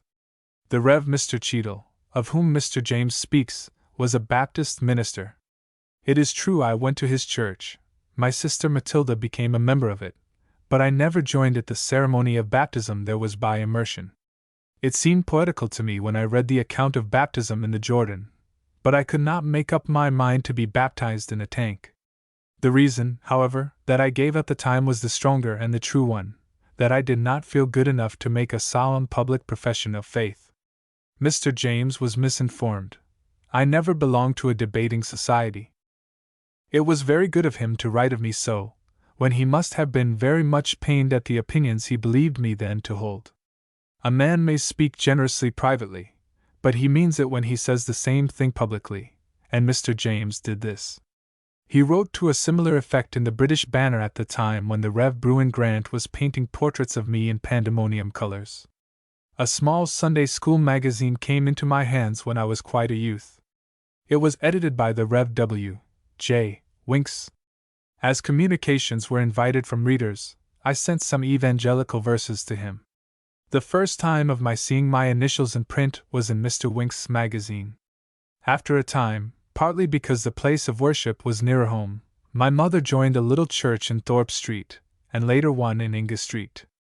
They were melancholy little meeting houses, and, as I always accompanied my mother, I had time to acquire that impression of them. A love of art was in some measure natural to me, and I thought that the temple of God should be bright, beautiful, and costly. As I was taught to believe that He was always present there, it seemed to me that He should not be invited, and all our prayers did invite Him, into a mean-looking place. It was seeing how earnestly my mother prayed at home for the welfare of her family, how beautiful and patient was her trust in heaven, and how trouble and misery increased in the household notwithstanding, that unconsciously turned my heart to methods of secular deliverance. She had lost children. I remember the consternation with which she told us one Sunday night that her pastor, the Rev. Mr. James, had stated in his sermon his fearsome belief that there were children in hell not a span long. That Mr. James believed it seemed to us the same as its being in the Bible. Another time he preached about the sin against the Holy Ghost, which could never be forgiven either in this world or the world to come. My mother's distress at the thought made a great impression upon me. A silent terror of Christianity crept into my mind. That one so pure and devout as my mother, who was incapable of committing sin knowingly, should be liable to commit this, and none of us know what it was, nor how or when consequences so awful were incurred, seemed to me very dreadful. The first death at home of which I was conscious occurred at a time when church rates and Easter dues were enforced and augmented by a summons. None of us were old enough to take the money to the public office, and a little sister being ill, my mother, with reluctance, had to go. A small crowd of householders being there on the same errand, she was away some hours. When she returned, my sister was dead, and the thought that the money extorted by the church might have succored, if not saved the poor child, made the distress greater. My mother, always resigned, made no religious complaint, but I remember that, in our blind, helpless way, the church became to us a thing of ill omen. It was not disbelief, it was dislike, that was taking possession of our minds. A man in my father's employ, who was superintendent of a congregational chapel school at Harborne, a village some 3 or 4 miles from Birmingham, asked me to assist as monitor in one of his classes. I was so young that John Collins, who preached at times in the chapel, took me by the hand, and I walked by his side. The distance was too far for my little feet, and in winter the snow found its way through my shoes. Collins afterwards became known as a Chartist advocate, and was imprisoned in Warwick jail with William Lovett on the ground of political speeches. They jointly wrote the most intelligent scheme of Chartist advocacy made in their day. Elsewhere I have recounted incarcerations which befell many of my friends, proving that, within the memory of living men, the path of political and other pilgrims lay by the castles of giants who seized them by the way. In the Cars Lane Sunday School I was considered an attentive, devout-minded boy. All the hymns we sang I knew by heart, as well as most parts of the Bible. The only classic of a semi-secular nature my mother had in her house was Milton's Paradise Lost. We had besides a few works of ponderous nonconformist divines, of which Boston's Fourfold State was one, to which I added Baxter's Saints' Everlasting Rest. I devoured whatever came in my way that was religious. Being thought by this time capable of teaching the little that was deemed necessary in an evangelical Sunday school, I came to act as a small teacher at the Inga Street Chapel. These people were known as Pedo-Baptists. What that meant not a single worshipper knew. The point of doctrine which they did understand was that children should not be baptized when their small souls were in the jellyfish state and knew nothing. When their little minds had grown and had some backbone of sense in them, and some understanding of religious things, the congregation thought that sprinkling them into spiritual fellowship might do them good. Though my mother admitted that adult baptism was more reasonable, she never listened to the doctrine of baptism by immersion. She disliked innovation and piety. She had great tenacity in quiet belief, and thought public immersion a demonstration, very bad bathing of its kind, and might give you a cold. Few young believers showed more religious zeal than I did in those days. On Sunday morning there was a prayer on rising, and one before leaving home. At 7:30 the teachers were invited to meet at chapel to pray for a blessing on the work of the day. When school commenced at 9 o'clock the superintendent opened it with prayer, and closed it at 11 with another prayer. Then came the morning service of the chapel, at which I was present with my class. That included 3 prayers. At 2 o'clock school began again, opening and ending with prayers by the superintendent, or by some teacher who was asked to engage in it in his stead. At the close of the school, another prayer meeting of teachers was held, for a blessing on the work done that day. At 6:30 evening service took place, which included 3 more prayers. Afterwards, devout members of the congregation held a prayer meeting on behalf of the work of the church. At all these meetings I was present, so that, together with graces before and after meals 3 times a day, and evening prayers at time of rest, heaven heard from me pretty frequently on Sundays. Many times since I have wondered at the great patience of God towards my unconscious presumption in calling attention so often to my insignificant proceedings. Atonement ought to include the sin of prayers. Nor was this all. At chapels in Birmingham, 1834, when anniversary sermons had been preached on Sunday by some ministers of mark, there would commonly be a public meeting on Monday at which they would speak, and to which I would go.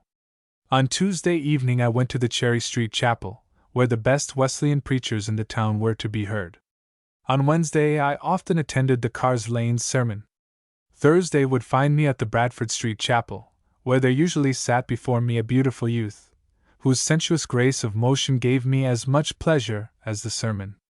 I remember it because it was there I first became conscious of the charm of human strength and proportion. I had the Greek love of beauty in boys, not in the Greek sense, of which I knew nothing. On Friday I generally went to the public prayer meeting in Cherry Street, because Wesleyans were bolder and more original in their prayers than other Christians.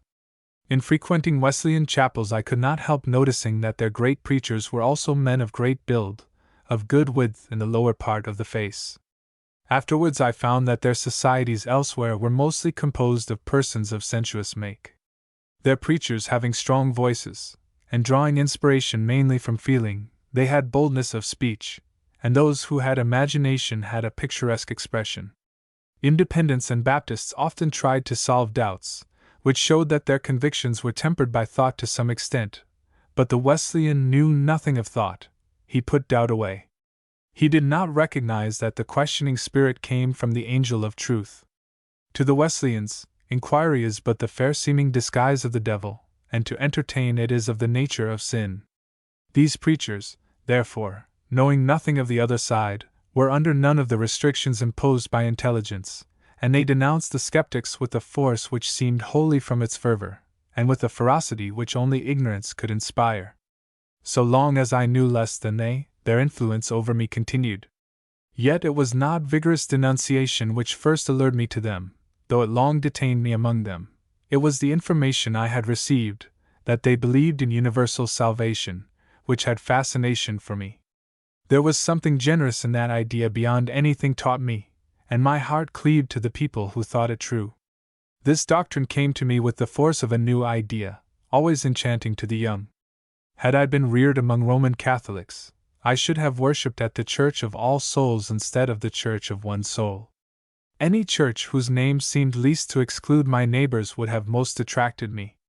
All the fertility of attendance at chapels recounted did not, as the reader will suppose, produce any weariness in me, or make me tired of Christianity. The incessant Bible reading, hymns, prayer, and evangelical sermons of Cars Lane, Thorpe Street, and Inga Street did tire me. There was no human instruction in their spiritual monotony. My mind aches now when I think of those days. When I took courage to visit various chapels, the variety of thought gave me ideas. The deacons of the Inga Street Chapel bade me beware that the rolling stone gathered no moss. Yet I did gather moss. Though I was then hardly 15, the other teachers would gently ask me if I would engage in prayer in their meetings, which meant praying aloud among them. The idea made me tremble. I was very shy, and the sound of my own voice was as a thing apart from me, for which I was responsible, and which I could not control. Then, what should I say? To say what others said, to utter a few familiar scriptural phrases, diluted by ignorant earnestness, seemed to me, even at that time, an insipid offering of praise. Then it occurred to me to notice any newness of thought and expression I heard in weekday discourses, and with them I composed small prayers, which brought me some credit when I spoke them, as they were unlike any one else's. But only once, at a Friday night's church meeting, did I pray with natural freedom. Afterwards I avoided requests to pray, as I thought it unreal to be thinking more of the terms of the prayer than the simple spirit of it, and I hoped that one day fitting language would become natural to me. It is proof that my mind was as free from scientific inspiration as any saint's, since I had no misgiving as to the effect of prayer. If Christianity were preached for the first time now to well-to-do people, able to help themselves, it would be treated like Mormonism in America. But to the poor who have neither money nor reflection, Christianity, as a praying power, is a very real thing. People who have no idea that help will, or can, come in any other way, are glad to think that it may come from heaven. It had never been explained to me that low wages were caused by there being too many laborers in the market, or that ill health is caused by poor food and hard condition. It was my daily habit to pray for things most necessary and always deficient, not for myself alone, but for others to whom in their need I would give, at any cost to myself, to whom, if disinterested prayers were answered, any God of sympathy would give. Yet, though no prayer was answered, it did not strike me that that method of help failed. Prayer was no remedy, yet I did not see its futility. Had I spent a single hour only in dropping a bucket into an empty well, never drawing any water up, I should not have continued the operation without further inquiry. It never struck me that, if preachers could obtain material aid by prayer, or knew any form of supplication by which it could be obtained, they might grow rich in a day by selling copies of that priceless formula. No church would be needy, no believer would be poor. In those days Christianity was a very real thing to me. What was part of my conviction was also part of my life. So far as I had knowledge, I was like the parson of Chaucer, who, this I did with a zeal of spirit which neither knew nor sought any evasion of the letter.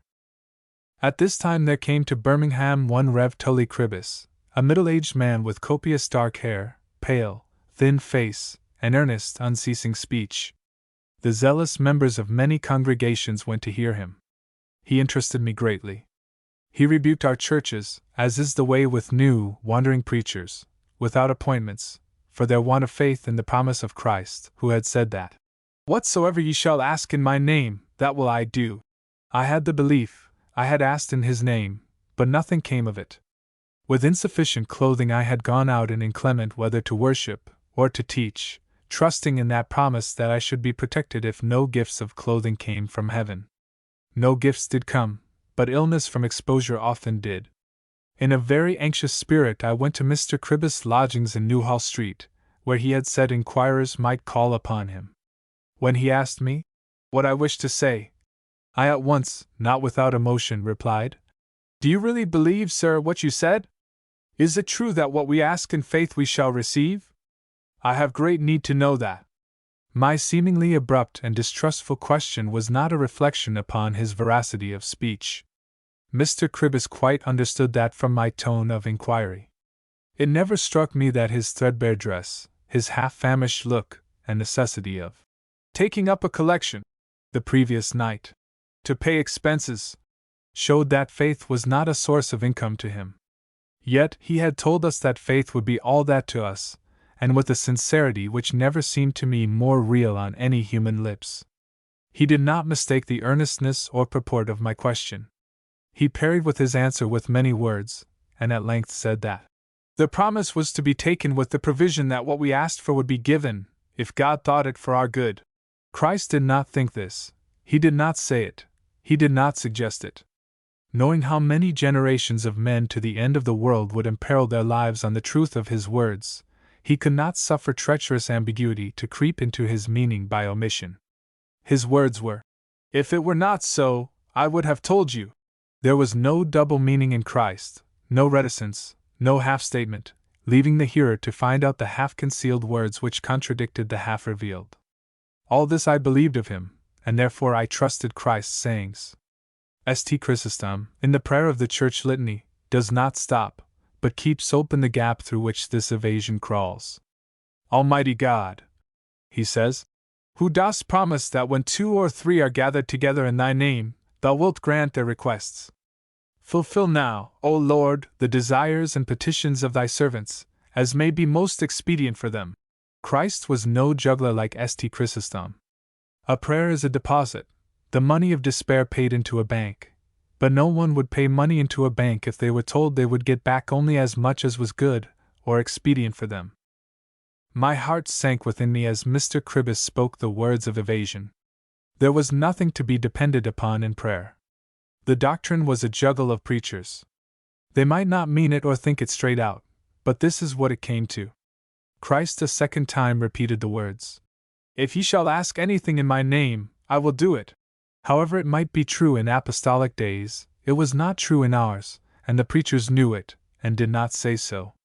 Christ might as well be dead if the promise had passed away. Christianity had no material advantage to offer to the believer, whatever else it may have had. Mr. Cribbis spoke the truth now, I could see that. Never did that morning pass from my mind. That answer did not make me disbelieve, but I was never again the same Christian I had been before. The foundation on which every forlorn, helpless, uninformed, trusting believer rests had slipped away from under my feet. Whatever Christianity might be, it was no dependence in human need. The hard, material world was not touched by prayer. How else it could be moved I then knew not. For myself, I did not think about the terms of the Bible, but believed them. If there was an exception, it related to the saying of Christ that every idle word men should speak should be recorded against them. If idle words were to go down, then angry or wicked words would also be recorded. At night, as I made my last prayer, I tried to think over what I had said or done which might have been added to that serious catalogue, and thus I suffered more than my fair share of alarm. I did not know then that the rich have a much smaller account against them above than the poor, and that they fare better than the indigent in heaven, as they do on earth. A gentleman has his house and grounds, no one he dislikes can enter his home. His neighbor cannot much annoy him, he is at a distance from him. If he has a feud with his annoyer, he does not meet him above once a year, perhaps at a county ball, and there he can cut him, while a poor man lives in a house where he has several fellow lodgers, who have done him a shabby turn, and whom he meets 4 or 5 times a day on the stairs. Evil thoughts come into his heart, evil words escape his lips, and he himself employs a recording angel all his time in taking down his offenses, while the rich man has, peradventure, only a single note made against his name once a week. It was after I had been some time at the Mechanics' Institution, which was quite a new world of thought to me, that I was asked if I would conduct a class at the new Meeting Unitarian Sunday School. The rooms in which the Mechanics' Institution was held were those of the Sunday School of the old meeting house, no other being obtainable. Since anything I knew had been taught me by these generous believers, it seemed to me natural that they should invite me to assist in one of their schools, and that I should comply. My consenting was not because I shared their tenets. The Rev. Mr. Crompton, whose sister subsequently became Mrs. George Dawson, asked me after a time what my view was as to the unity of deity. My answer was that I believed in 3 deities. I had never thought of the possibility of all this great world being managed by one being. My preference for the acquaintance of Unitarians was that there was so much more to be learned among them than among any other religious body I had known. My invitation to their school was to teach Euclid to one class, and the simpler elements of logic to another. These were subjects never thought of in the evangelical Sunday schools to which I had belonged. The need of human knowledge had become very clear to me. I could see that young men of my age trained in Unitarian schools were very superior to evangelical youths, who had merely spiritual information. Devoutness I knew to be goodness, but I could see it was not power. My personal piety did not conceal from me my inferiority to those better informed. This made me grateful to the Unitarians, who cared on Sundays for human as well as spiritual things, and I thought it a duty to help them, as far as my humble attainments might enable me. As soon as this was known in the Inga Street Church, to which I was considered to belong, the elders spake unto me thereupon. I was invited to a prayer meeting, which I readily consented to attend, when I found that all the prayers were directed against me, were mere solicitations to heaven to divert my heart from continuing to attend the Unitarian schools. It would be wronging my sincere and well-meaning friends of that time to recount the deterrents they used and the fears they expressed. Religion refined by human intelligence was regarded then as a form of sin. At the end I did not dissent from their view, but I made no promise to do what they wished. It seemed to me a sin that any youths should be as ignorant as I had been, and I refused to give them such knowledge as I had acquired. In this matter of teaching I said it was right to do as the Unitarians did, but wrong to believe as they believed. This opinion I held all the while I was a teacher in their Sunday school. Had these prayerful friends of mine succeeded in their object of persuading me from association with these larger believers, they would have shut the door of freedom, effort, and improvement for me. My lot would have been to spend my days inviting others, with much earnestness, to cherish like incapacity. Yet I have no word of disrespect for their honest-hearted endeavor to advise me, as they thought, for the best. It was the desire of knowledge which saved me from their dangerous temptation. The meeting house to whose Sunday school I went was the one where Dr. Priestley formerly preached. It was my duty on a Sunday to accompany my class into chapel during the morning service. The scholars' seats were near the gallery stairs.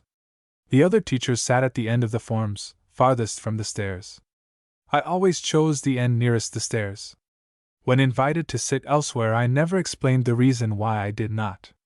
My reason was my belief that the wickedness of the preacher, in addressing only one deity, would one day be resented by heaven, and that the roof would fall in upon the congregation. As I did not share their faith, I thought I ought not to partake of their fate, and I thought that by being near the stairs I could escape. If I saw anything uncomfortable in the behavior of the ceiling, which I frequently watched, being the person who would first understand what was about to happen, I concluded that my descent would be unimpeded by the flying and unsuspecting congregation. It seems to me only yesterday that I sat calculating my chance of escape as Mr. Kentish's sonorous and instructive sermon was proceeding. Chapter 43. New Convictions Which Came Unsought. These singular instances of bygone experience of a religious student, of which few similar have ever been given, must be suggestive, perhaps instructive, to religious teachers in church and chapel, engaged in inculcating their views. How much happier had been my life had there then existed that tolerance of social effort, that regard of social needs, that consideration of individual aspiration, which happily now prevail. This chapter will conclude what Herbert Spencer would call the natural history of a mind, or, as Lord Westbury would say, what I am pleased to call my mind. One evening, at the Mechanics' Institution, Birmingham, I was told that Robert Owen, who had unexpectedly arrived in town, was likely to speak in Well Lane, Allison Street, and was asked, would I go? Mistaking the name for Robert Hall, I said I would. Of Robert Owen I had scarcely heard. Of the Rev. Robert Hall, who had denounced all deflectors from the Baptist standard with brilliant bitterness, I had heard, admired, and do still, and much desired to see. Great was my disappointment when I discovered the mistake. As Mr. Owen passed me on entering the room, I, a mere youth, looked at the aged philosopher, who had been working for human welfare long before I was born, with an impertinent pity. I felt also some real terror for his future, as I thought what a wicked old man he must be. I had been assured by Robert Hall that morality without faith was of no avail in the eye of God. Eventually it became known at the works where I was employed that I had been to hear Robert Owen, and remarks were made. In those days, 1837-8, advocates of social reform were called socialists. Some of the remarks made against them were unjust. Some socialists were fellow students at the Mechanics' Institution. These commentators made the usual mistake of concluding that the social thinkers in question must hold the opinions it was inferred that they held. At that time I did not understand this way of reasoning, though no doubt I used it myself, as those among whom I was reared knew no better. Everybody was sure that an opponent must mean what you inferred he meant, and charged against him the inference as a fact, never thinking of inquiring whether it was so. If I was not misled by those confident arguments, it was because I knew that the persons accused were leal and kind in daily life. Out of mere love of fairness I defended them to my working associates, as far as my knowledge went. Being told that I did not know what their principles were, caused me to read their pamphlets and to hear some lectures. For a year or more I used the knowledge thus gained against the uninformed impressions of their espousers around me. Well do I remember that one day, as I passed two workmen in the mill yard, one said to the other, "That is young Holyoke the skeptic." They did not know that skeptic merely meant a doubter in search of evidence. They used the word in the brutal sense of one who disbelieved the truth, knowing it to be the truth. The term startled me, as I neither believed nor assumed to believe what I had reported as the opinions of my friends. For myself, I had no thought of holding their opinions. The heresy supposed to be included in them was, indeed, my aversion. Then I made the resolution to examine their principles, with a view to show what arguments I could myself bring against them. Great was my dismay when, after months of thought, I found that the questioned tenets seemed, on the whole, to be true. These tenets were that wise material circumstances were likely to have a better influence on men than bad ones, and that, men having general qualities which they have inherited, the treatment of the worst should be tempered by compassion for their ill fortune. Then it concerned me no more what any one said of me. It was as though I had passed into a new country, leaving behind me the barren land of supplication for a land of self-effort and improvement, and entered into the fruitful kingdom of material endeavor, where help and hope dwelt. Heretofore doubt and perturbation as to whether I was of the elect had oft agitated me. Now I had no bonds in the death of my disproved opinions, no struggle, no misgivings. Without wish or effort of mine, I was delivered by reason alone from the prison house in which I had dwelt with its many terrors. Not all at once did the terrors go. They long hovered about the mind like evil spirits, tempting me to distrust the truth written in the book of nature, of which I believed God to be the author. Some time before this change in my opinion occurred, I had taken in, out of my slender savings, the beautiful diamond edition of the Rev. Mr. Stebbing's Bible in parts. The type was very fine, the outline illustrations seemed to me very beautiful, they affect me with admiration still. It was the first book with marks of art about it that I had possessed. I had it bound in morocco, with silver clasps. It was quite a wonder in the workshop when I took it there. To possess many things I never cared, but if I had only one, and it had some beauty and finish in it, it was to me as though I had a light in my room at night, and the thought of it made me glad in the dark. A fellow workman of sincere piety, whom I respected very much, coveted this Bible, and induced me to sell it to him, which I did, as I had it in my mind to get another bound in a yet daintier way.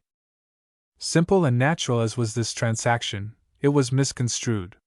It was said I had sold my Bible, as though it was my act instead of being the act of another. Next it was reported that I had burnt it. Thus I became a founder of myths without knowing it. Nevertheless, it gave me pain, for nothing was more alien to my mind, my taste and reverence, than the act imputed to me. But what made a greater impression upon me, it being inconceivable and unforeseen, was that he who induced me to part with my valued volume never came forward to say so. The inspiration of Christianism I had taken to be personal truth which could be trusted. In the noblest minds it is so still. But for the first time I found a Christian could be mean. It was about this period that a poor woman I knew drew near to death from consumption. At times I visited and read the scriptures to her. One night I asked her if she would like someone to pray with her. As she wished it, I induced one with whom I had been a Sunday school teacher to come with me one evening and pray by her side. The consolation was very precious to her, and that is why I sought it for her. At no time did it seem to me that everybody should be of one opinion, since honesty of life consists in living and dying in that opinion of the truth of which you are convinced. This man whom I took with me was a workman, poor, mean, and utterly uninformed. In religious sympathy he inclined to the ranters, who are not at all melodious Christians. Yet heaven might respect his prayer as much as a bishop's, for he had given up his night, after a hard day's labor, to afford what humble consolation he could to this poor woman. One sentiment that had always possessed me was a pleasure in vengeance. I had quite a distinct passion of hatred where I was wronged, and had no means of resistance or redress. A man in my father's employ did something very unfair to me when I was quite a youth, and during 9 years that I worked by his side I did not forget it or forgive it. The Lord's Prayer taught me that I should forgive those who trespassed against me. And at times I thought I had forgiven him, but I never had. Christian as I was, the revengeful lines of Byron long influenced me.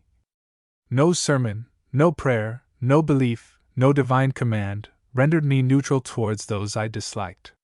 Neither authority nor precept had force which gave no reason for amity. But when I came to understand Coleridge's saying that human affairs are a process, I could see that patience and wise adaptation of condition was the true method of improvement, since the tendency to nobleness or baseness was alike an inheritance nurtured by environment. If tempest of the human kind came, precaution and not anger, which means ignorance taken by surprise, was the remedy. Pity takes the place of resentment.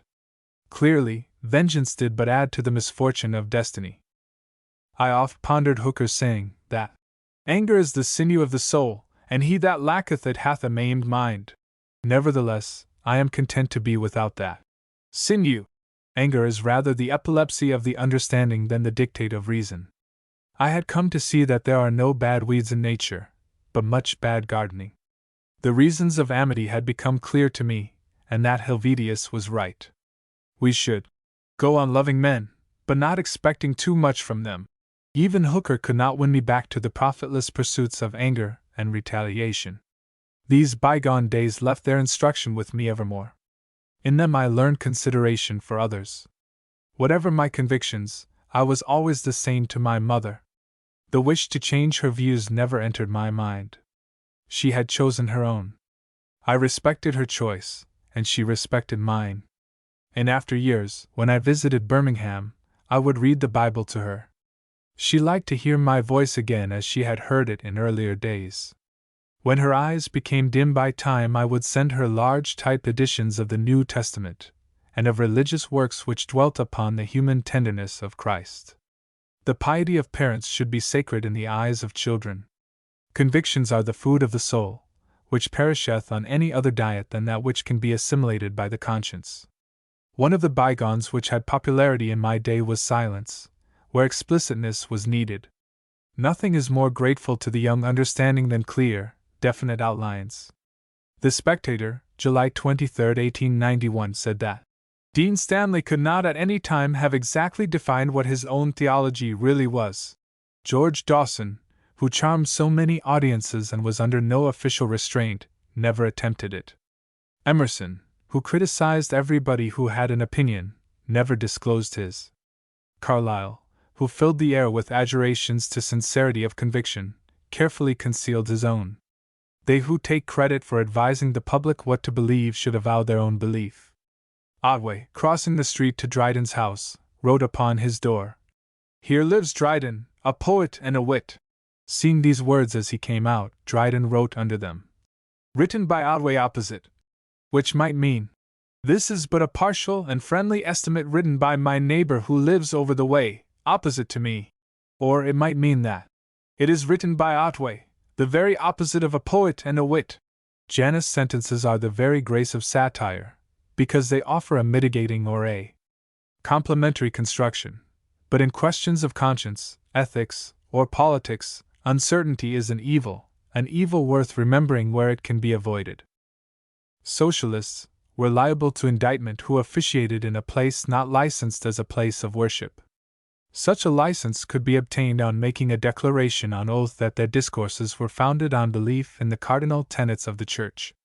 2 social speakers were summoned to swear this. One was the father of the late Robert Buchanan.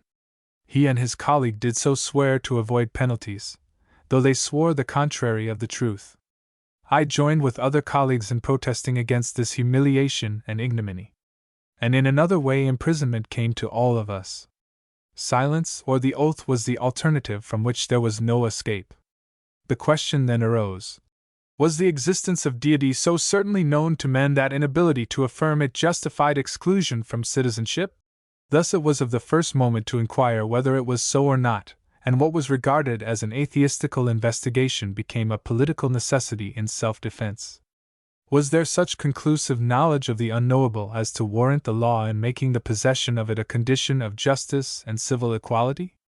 Thus the refutation of theism became a form of self-defense, and without foreseeing it, or intending it, or wishing it, I was, without any act of my own, engaged in it.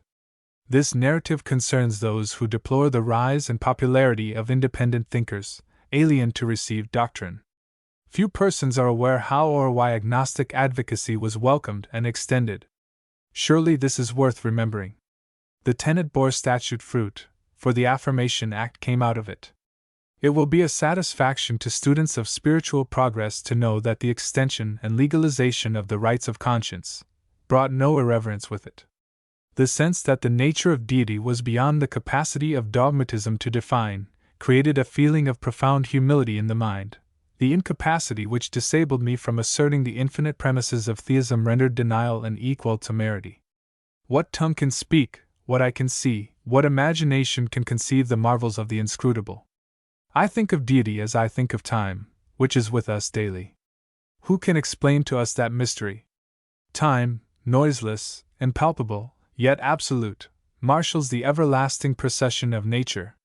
It touches us in the present with the hand of eternity, and we know it only by finding that we were changed as it passed by us. Chapter 44. Difficulty of knowing men. Events of the mind as well as of travel may be worth remembering. Columbus, high on a peak of Darien, saw an unexpected sight, never to be forgotten. Of another kind, as far as surprise was concerned, though infinitely less important in other respects, was my first reading of a passage of Pascal, which more than any other revealed to me a new world of human life. The passage was the well-known exclamation, "What an enigma is man! What a strange, chaotic, and contradictory being! Judge of all things, feeble earthworm, depository of the truth, mass of uncertainty, glory and but of the universe, incomprehensible monster! In truth, what is man in the midst of nature?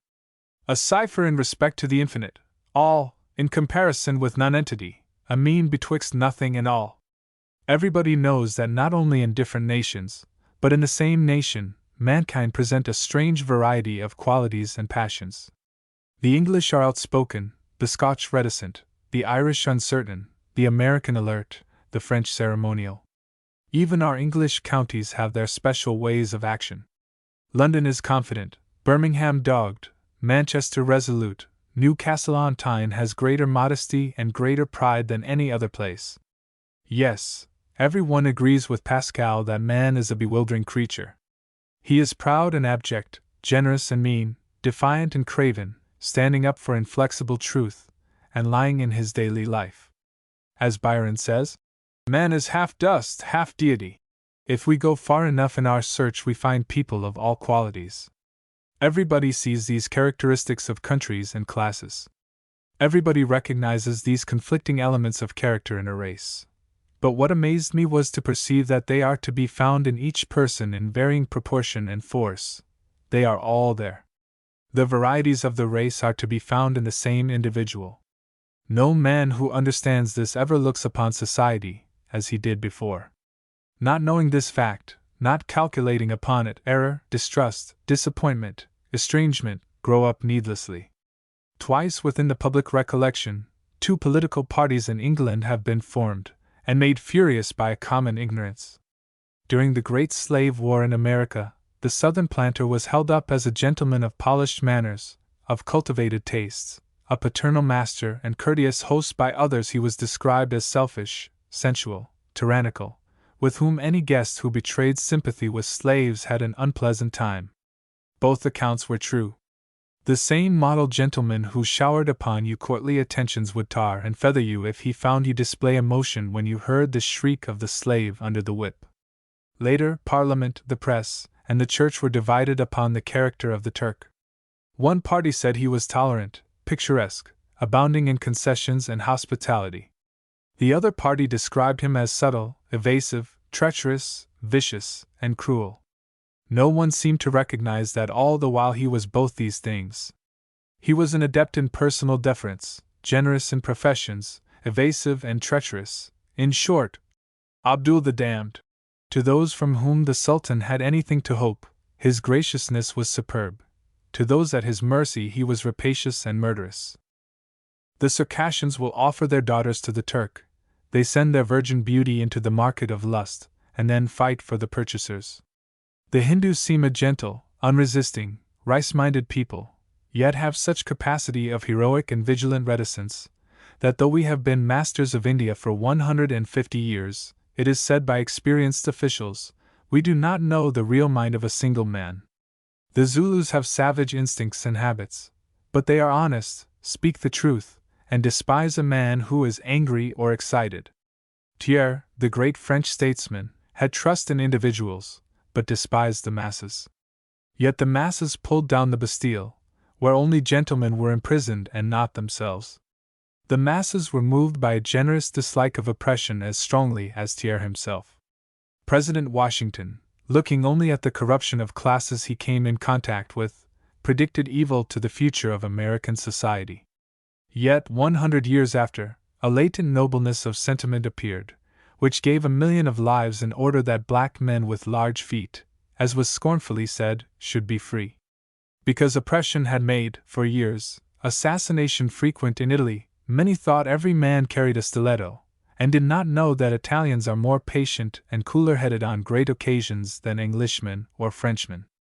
The Irish do not conceal that they are our enemies, and ruin every English movement in which they mingle, yet who have such brightness, drollery of imagination as they? Or who will stand by a friend of their country at the peril of their lives without hesitation as they do? The Scotch display in contest a sort of divine ferocity, such as we read of in the Old Testament. Their battle song at Flodden ran thus: "The Irish could not excel this rage of hell." Yet the same race gave us Burns and Sir Walter Scott, which no seer would have predicted or any would believe. The Scotch have deliberate generosity. Though narrow in piety, they are broad in politics and have veracity in their bones.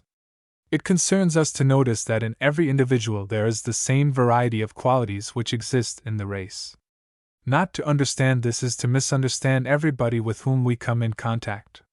Take the case of a man in whom personal ambition predominates.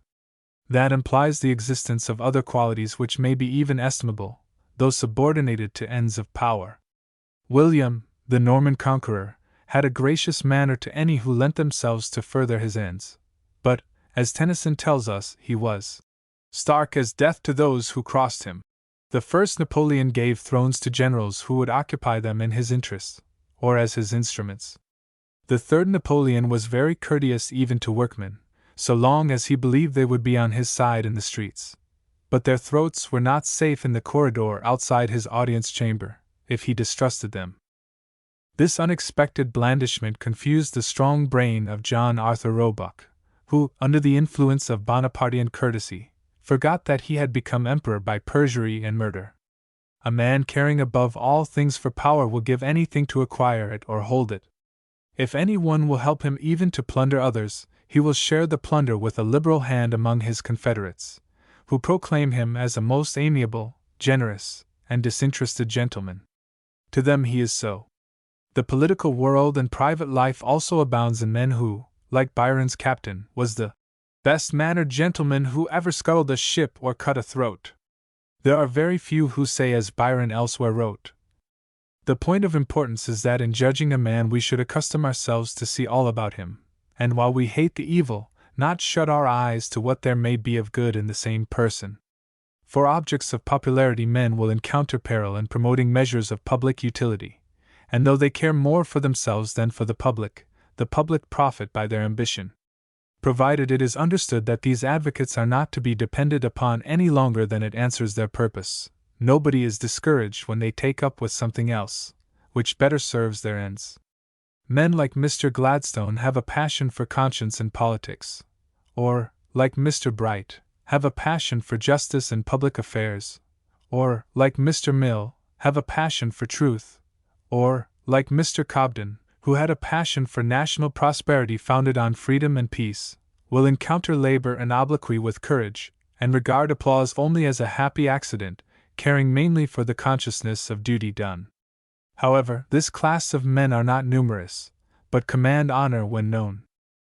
Men of the average sort very much resemble fishes, except that they are less quiet and not so graceful in their movements. There is the Pholus dactylus, which resembles a small, animated sausage with a pudding head.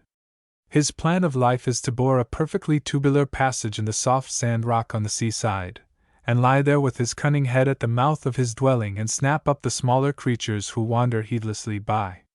Sometimes a near relative has made a dwelling place at right angles to the direction in which he has elected to make his residence. He does not consult the rights or convenience of anyone, but bores straight through his father or his mother-in-law. There are many persons who do the same thing.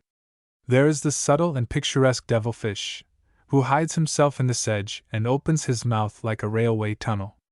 With the fishing rod which nature attaches to his nose, the end of which is contrived like a bait, he switches the bright water until fish run forward, when he draws it cleverly up, and the foolish, impetuous, and unobservant creatures rush down his cavernous and treacherous throat. He offers a bait, not to feed them, but to feed himself. If people had only eyes to see, there are devilfish about in the sedges of daily life, political, clerical, and social. There is the octopus, with its long, aimless arms, as silent and lifeless as seaweed. It lies about as idle, as soft, as flexible, and as easy as error or intemperance or dishonesty. But let any edible thing approach it, and every limb starts into energy, every fiber is alive, every muscle contracts, and the thing seized dies in its inextricable and iron arms. People abound of the octopus species, and it is prudent to avoid them. However, the bad are not so many as are supposed. Yet, when we consider that, upon a moderate calculation, a fool a day is born, and doubtless a knave a day to keep him company, there must be some dubious people about. A common mistake is that of taking offense at some unpleasant quality, and never looking to see whether there be not others for which we may tolerate, and even respect a man. A person is often judged by a single quality, and sometimes by a single word. Persons who have lived long years in amity take offense at one expression. It may be uttered in passion, it may be spoken in mere lightness of heart, with no intention and no idea of offending, yet it enters into the foolish blood of those who hear it, and poisons the mind evermore. Nevertheless, every man who reflects knows that those are fortunate, and even miraculously skillful people, who can always say exactly what they intend to say, and no more. What resource of language, what insight of the minds of others, what mastery of phrases, what subtlety of discrimination, what perspicuity of statement must he possess who can express his every idea with such unerring accuracy that no word shall be redundant, or deficient, or ambiguous, and that another shall understand the speaker precisely as he understands himself. Yet by a chance phrase what friendships have been severed, what enmity has arisen, what estrangements, even in households, have occurred from these small and incidental causes. All memory of the tenderness, the kindness, the patient and generous service of years is often obliterated by a single word. The error people make is, that everything said is intended. Yet out of the many qualities every man has, and by which any man may be moved, a single passion may go mad in a mind unwatchful. Not only hatred or anger, but love will go mad and commit murder, which is often but the insanity of a minute. Yet nobody remembers that all are liable to insanity of speech. What a wonderful thing is perfection! It must be very rare. Yet some people are always looking for it in others who never offer any example of it in themselves. It is not, however, to be had anywhere.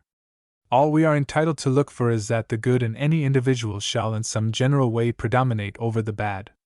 We have need to be thankful if we find this. The late George Peabody was not a mean man, though he would stand in the rain at Charing Cross, waiting for a cheap omnibus to the city. There was a threepenny one waiting, but one with a twopenny fare would come up soon. Mr. Peabody would wait for it. Making money was the habit of his mind, and he made it in the street as well as the office, and having made it, gave it away with a more than royal hand. One Sunday I rode in a miles-platting tram car, amid decorous, well-dressed chapel-going people, several of them young and active. A child fell out of the tram, whose mother was too feeble to follow it. No one moved, save a woman of repulsive expression, with whom any one might suppose her neighbors had a bad time. She seemed the least desirable person to know of all the passengers, yet this woman, on seeing the child lying in the road, at once leapt out of the tram, brought the child back and put it tenderly into its mother's arms. Intrepid humanity may dwell in a very rough exterior. There goes a man with a hard, forbidding face, and a headachy evangelical complexion. Like the man mentioned in the last paper, he is not an alluring person to know. Those at his fireside have a dreary time of it. His children have joyless Sundays. He is a street preacher. His voice is harsh and painful. He howls, glad tidings, at the street corner. He is wanting in the first elements of reverence, those of modesty and taste. Yet this same man has kindness and generosity in his heart. After his hard day's work is done, he will give the evening, which others spend in pleasure, to try and save some casual soul in the street. Though we continually forget it, we know that men are full of mixed qualities and unequal passions. Ignorance of this renders one of the noblest passages of Shakespeare dangerous if misapplied. But what is a man's own self? It all lies there. Tell the liar, the thief, the forger, or the ruffian to be true to himself, and any one knows what will follow. Polonius knew the heart of Laertes, and to him he could say, "To thine own self be true." We must be sure of the nature of him whom we advise to follow himself. Asterisk. What is or what can be the object of education but to strengthen by precept, habit, and environment the better qualities of human nature, and to divert, repress, or subordinate where we cannot extinguish hereditary, unethical tendencies? Though we deny, or do not steadily see, that nations as well as individuals have capacities for good as well as evil, we admit it when we attempt to create international influences, which shall promote civilization. If any would avoid the disappointment of ignorance and the alarms of the foolish, let him learn to look with unamazed expectancy at what will appear on the ocean of society. Do not look in men for the qualities you want to find, or for qualities you imagine they ought to have, but look with unexpectant eyes for what you can find. Do not expect perfection, but a few good points only, and be glad if you find them, and be tolerant of what is absent. Of him of this way of thinking it may be said, as was said of Charles Lamb, he did not merely love his friends in spite of their errors, he loved them errors and all. Whoever remains under the delusion that nations and men possess only special qualities, and not all qualities in different stages of development, will hate them foolishly, praise them without reason, and will never know men. But whoever understands the trend of things in this ever-changing, uncontrollable world, will utter the prayer of Suti, the Persian poet, "O God! Have pity on the wicked, for thou hast done everything for the good in having made them good." A prayer worth remembering. Chapter 45. Ideas for the Young. There are people who live many years and never grow old. We call them young patriarchs. Limit not the golden dreams of youth, which, however, would be none the worse for a touch of the patriarch in them. There is sense in youth, and it will assimilate the experience of age if displayed before rather than thrust upon it. Youth should be incited to think for itself, and to select from the wisdom it finds in the world. Then the question comes, what is safe to take? That is the time for words of suggestion. Every one has read of the fox, who, seeing a crow with a piece of cheese in her bill, told her she had a splendid voice, and did herself an injustice by not singing. The credulous crow began a note, dropped the piece of cheese, with which the fox ran away. This trick is always being played. Among young persons there are a great number of crows. A youth is given a situation where advancement goes with assiduity. A fox-headed comrade or clerk below him tells him his work is beneath his talents, and he ought to get something better. Discontent breeds negligence. He loses his place, when the treacherous prompter, whom he took to be his friend, slips into his situation, and finds it quite satisfactory.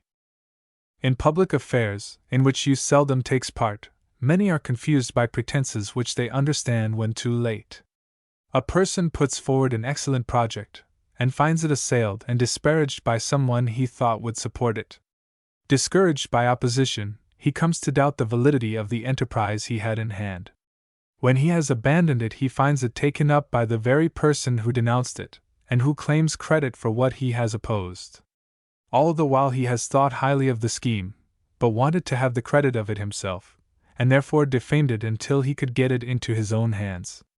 This sort of thing is done in Parliament, as well as in business.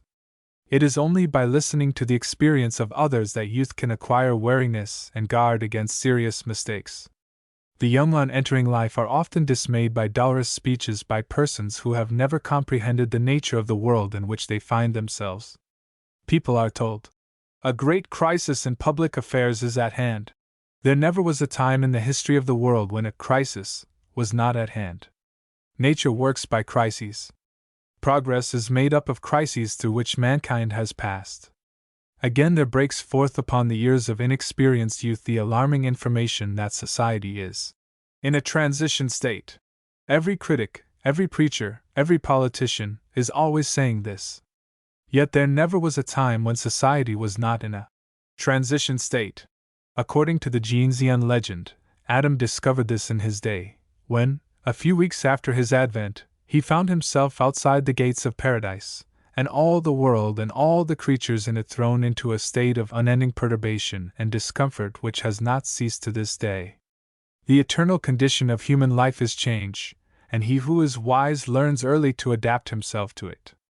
As Dr. Arnold said, there is nothing so dangerous as standing still when all the world is moving. The young are bewildered by being left under the impression that they should learn everything, whereas all they need is to know thoroughly what their line of duty in life requires them to know. No man can read all the books in the British Museum, or arrangements made for his sleeping there. No one is expected to eat all he finds in the market, but only so much as makes a reasonable meal.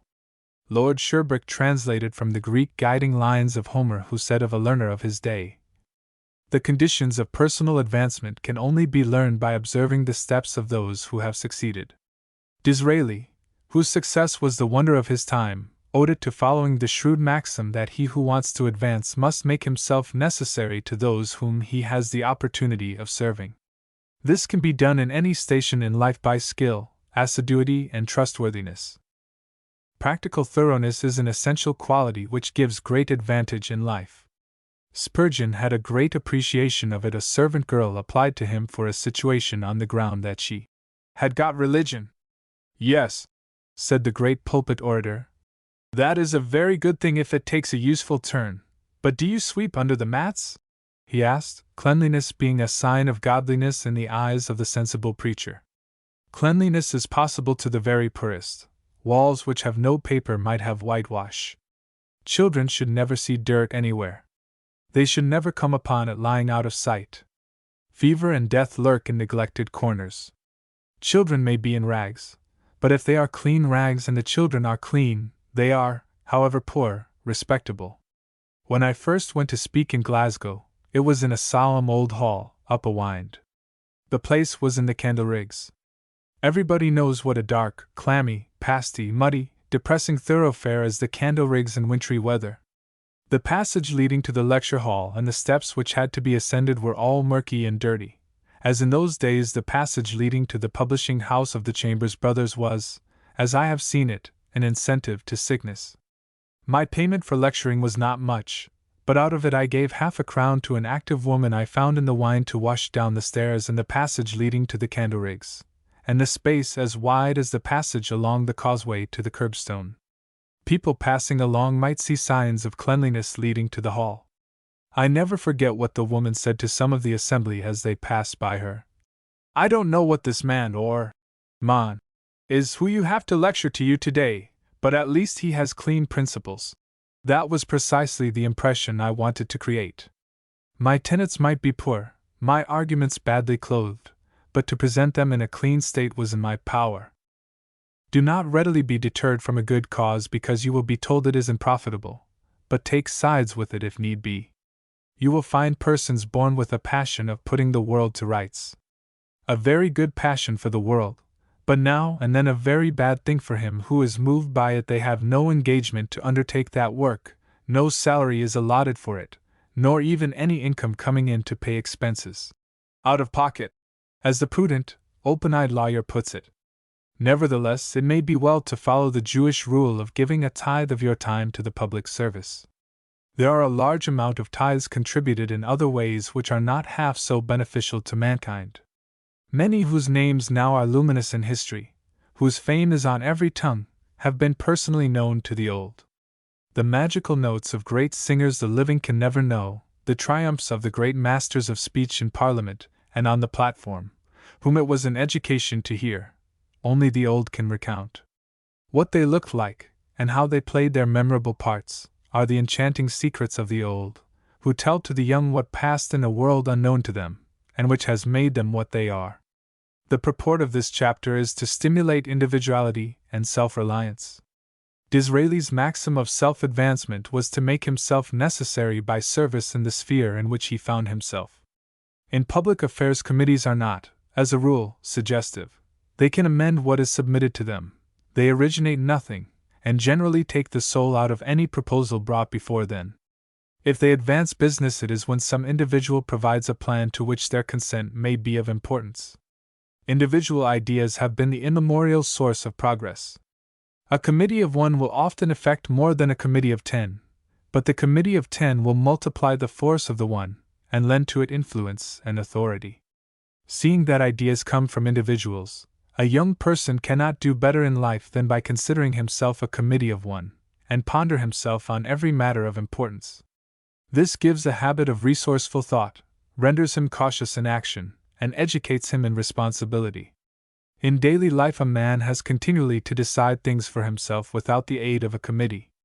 It is thus that self-trust becomes his strength. If youth could see but a little with the eyes of their seniors, some pleasures would seem less alluring, and they would avoid doing some things which they will regret all their lives. Now and then some young eye will glance at a page of bygone lore and see a gleam of inspiration, like a torch in a forest, which reveals a bear in a bush which he had chosen for a picnic, or discovers a bog which he had taken to be solid ground. Proverbs come around the young observer, so fair seeming he trusts them on sight, and does not know they are only in part guiding and in part elusive, and have limitations which may betray him into confident and futile extremes. Even professors will beguile him with statements which he doubts not are true, and finds, all too late, that they are false. He will hear forebodings which fill him with alarm at some new undertaking, not knowing that they are but the sounds of the footfalls of progress, which every generation has heard, the ignorant with terror, and the wise with gladness. Only the relation of bygone experiences can save the young from perilous illusions. Of course, youth is always asked to look at things with the eyes of age, but they never do. They never can do it, because the eyes of the old look at things with the light of experience which, in the nature of things, youth is without.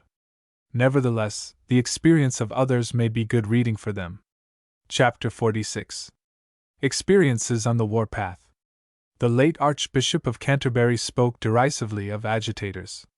The Rev. Stuart Headlam asked whether Paul, and even our Lord himself, were not agitators. Mr. Headlam might have asked, where would the Archbishop be but for that superb, irrepressible agitator Luther? The agitator is a public advocate who speaks when others are silent. Mr. C. D. Collett, of whom I here write, was an agitator who understood his business. Agitation for the public welfare is a feature of civilization. In a despotic land it works by what means it can. In a free country it seeks its ends by agencies within the limits of law. The mastery of the means left open for procuring needful change, the right use, and the full use of these facilities, constitute the business of an agitator.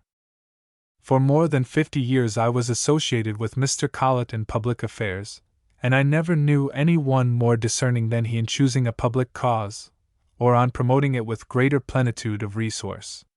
Many a time he has come to my house at midnight to discuss some new point he thought important. A good secretary is the inspirer of the movement he represents. Mr. Collett habitually sought the opinion of those for whom he acted.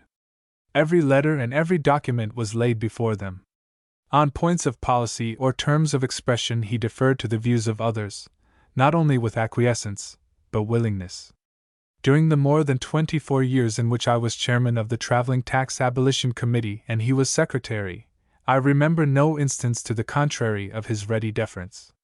His fertility of suggestion was a constant advantage. Mr. Bright and Mr. Cobden, who had an instinct of fitness, would select the most suitable for the purpose in hand. In early life Mr. Collett had studied for the law, and retained a passion for it which proved very useful where Acts of Parliament were the barricades which had to be stormed. Mr. Collett was educated at Bruce Castle School, conducted by the father of Sir Rowland Hill.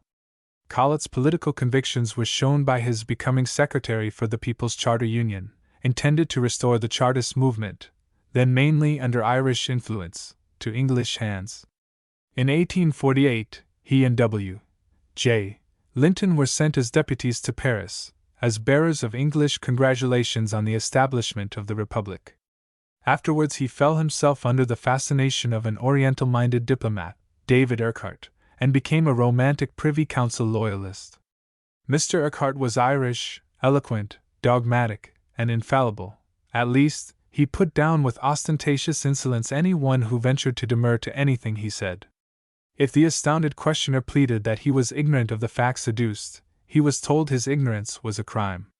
Mr. Urquhart believed that all wisdom lay in treaties and blue books, and that the first duty of every politician was to insist on beheading Lord Palmerston, who had betrayed England to Russia. How Mr. Collett, a lover of freedom and inquiry, could be subjugated by doctrines which, if not conceived in madness, were commanded by arts akin to madness, is the greatest mystery of conversion I have known. I have seen Mr. Bright come out of the House of Commons, and observing Mr. Collett, would advance and offer his hand, when Mr. Collett would put his hands behind him, saying, "He could not take the hand of a man who knew Lord Palmerston was an impostor and ought to know he was a traitor, and still maintain political relations with him." Yet Mr. Collett had great and well-founded regard for Mr. Bright. It was an intrepid undertaking to attempt a repeal of taxes which for 143 years had fettered, as they were designed to do, knowledge from reaching the people. The history of this achievement was given in the Weekly Times and Echo. While these taxes were in force, neither cheap newspapers nor cheap books could exist.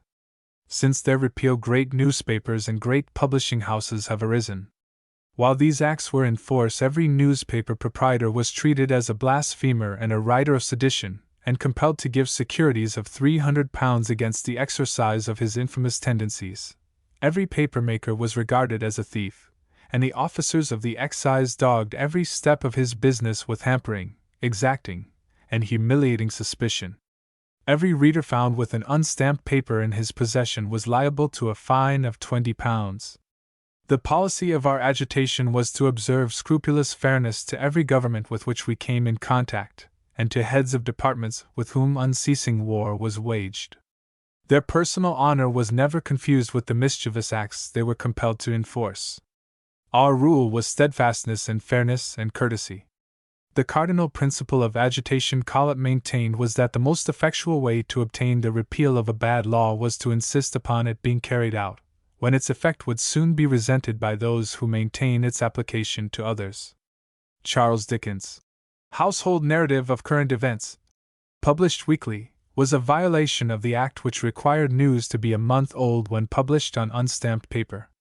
Dickens was not selected from malice, for he was friendly to the freedom of the press, but from policy, as an act carried out which would ruin a popular favorite like Dickens would excite indignation against it.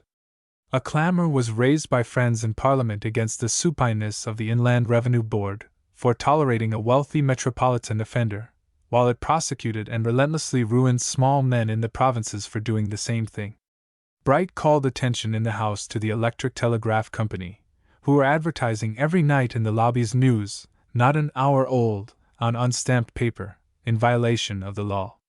It took 30 years of supplication to get art galleries open on Sunday, when the application of the law to the privilege of the rich would have opened them in 10 years. The rich are allowed to violate the law against working on Sundays, for which the poor man is fined and imprisoned. An intelligent committee on the Balfour-Chamberlain principle of retaliation would soon put an end to the laws which hampered the progress.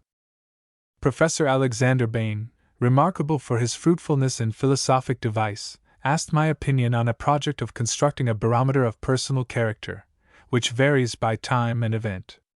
Everybody is aware of somebody who has changed, but few notice that everyone is changing daily, for better or for worse. What Bain wanted was to contrive some instrument by which these variations could be denoted. No doubt men must be judged on the balance of their ascertained merits. Bishop Buller's maxim that probability is the guide of life implies proportion, and is the rule whereby character is to be judged. For years I conceived a strong dislike of Sir Robert Peel, because, as Secretary of State, he refused the petition of Mrs. Carlyle to be allowed to leave the prison, where she ought never to have been sent. Before the time of her accouchement, Peel's refusal was unfeeling and brutal. Yet in after life it was seen that Sir Robert possessed great qualities, and made great sacrifices in promoting the public good, and I learned to hold in honor one whom I had hated for half a century. For many years I entertained an indifferent estimate of Sir William Harcourt.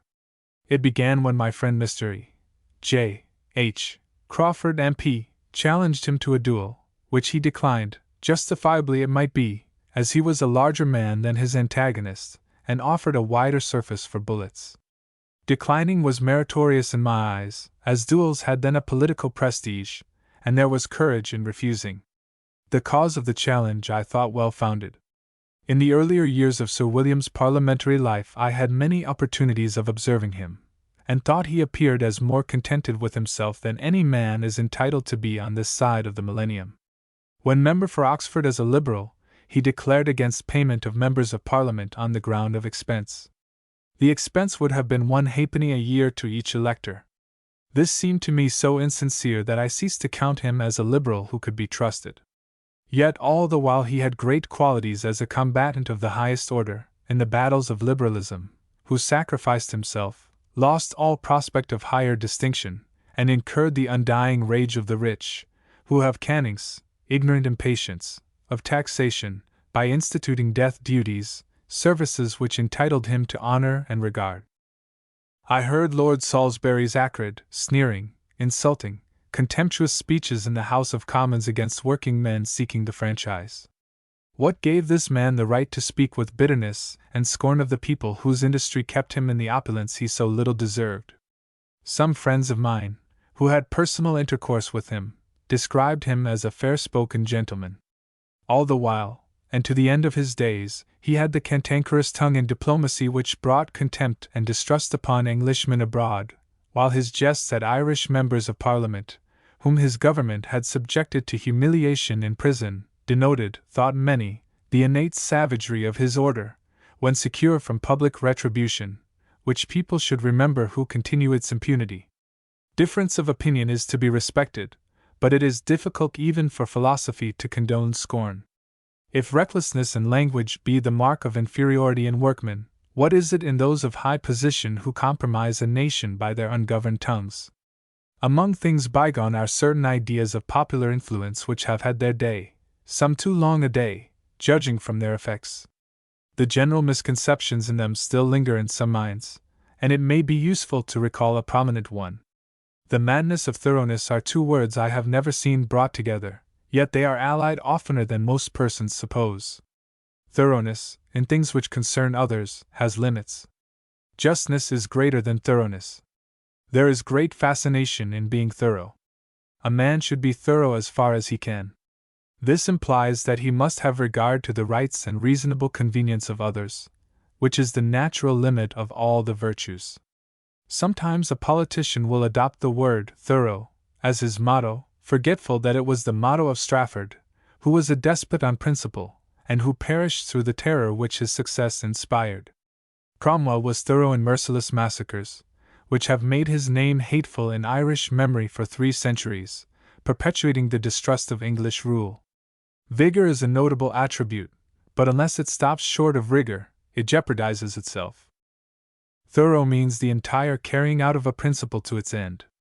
This can rarely be done in human affairs. When a person finds he cannot do all he would, he commonly does nothing, whereas his duty is to do what he can, to continue to assert and maintain the principle he thinks right, and persist in its application to the extent of his power. To suspend endeavor at the point where persistence would imperil the just right of others, is the true compromise in which there is no shame, as Mr. John Morley, in his wise book on Compromise, has shown. Temperance, a word of infinite wholesomeness in every department of life, because it means use and restraint, has been retarded and rendered repellent to thousands by the thorough, partisans who have put prohibition into it. Can absolute prohibition be enforced universally where conviction is opposed, without omnipresent tyranny, which makes it hateful instead of welcome? Even truth itself, the golden element of trust and progress, has to be limited by relevance, timeliness, and utility. He who would speak everything he knows or believes to be true, to all persons, at all times, in every place, would soon become the most intolerable person in every society, and make lying itself a relief. A man should stand by the truth and act upon it, wherever he can, and he should be known by his fidelity to it, but that is a very different thing from obtruding it in unseemly ways, in season and out of season, which has ruined many a noble cause. The law limits its exaction of truth to evidence necessary for justice. There are cases, such as occurred during the Civil War of Emancipation in America, where slave hunters would demand of the man, who had seen a fugitive slave pass by, which way he had run. The humane bystander questioned would point in the opposite direction. Had he pointed truly, it would have cost the slave his life. This was lying for humanity, and it would be lying to call it by any other name, for it was lying. Thoroughness would have murdered the fugitive. The thoroughness of the Puritans brought upon the English nation the calamities of the Restoration. Richelieu, in France, was thorough in his policy of centralization. He was a butcher on principle, and his name became a symbol of murder. He circumvented everything, and pursued every one with implacable ferocity, who was likely to withstand him. He put to death persons high and low, he destroyed municipalism in France, and changed the character of political society for the worse. The French revolutionists did but tread in the footsteps of the political priest. They were all thorough, and as a consequence they died by each other's hands, and ruined liberty in France and in Europe. The gospel of thoroughness was preached by Carlyle and demoralized continental liberals. In the Revolution of 1848 they spared lives all round. They even abolished the punishment of death. But when Louis Napoleon applied the doctrine of thorough to the greatest citizens of Paris, and shot, imprisoned, or exiled statesmen, philosophers, and poets, Madame Polsky said to me, "The Republicans thought their leniency a mistake, and if they had power again they would cut everybody's throat who stood in the way of liberty." As usual, thoroughness had begotten ferocity. Carlyle's eminent disciples of thoroughness justified the massacre and torture of the blacks in Jamaica, for which Tennyson, Kingsley, and others defended Governor Eyre. Lord Cardwell, in the House of Commons, admitted in my hearing that there had been unnecessary executions. Unnecessary executions are murders, but in thoroughness unnecessary executions are not counted. Wherever we have heard of pitilessness in military policy, or in speeches in our Parliament, we see exemplifications of the gospel of thoroughness, which is madness if not limited by justice and forbearance. Conventional thoroughness dwells in extremes. If political economy was thoroughly carried out, there might be great wealth, but no happiness. Enjoyment is waste, since it involves expenditure.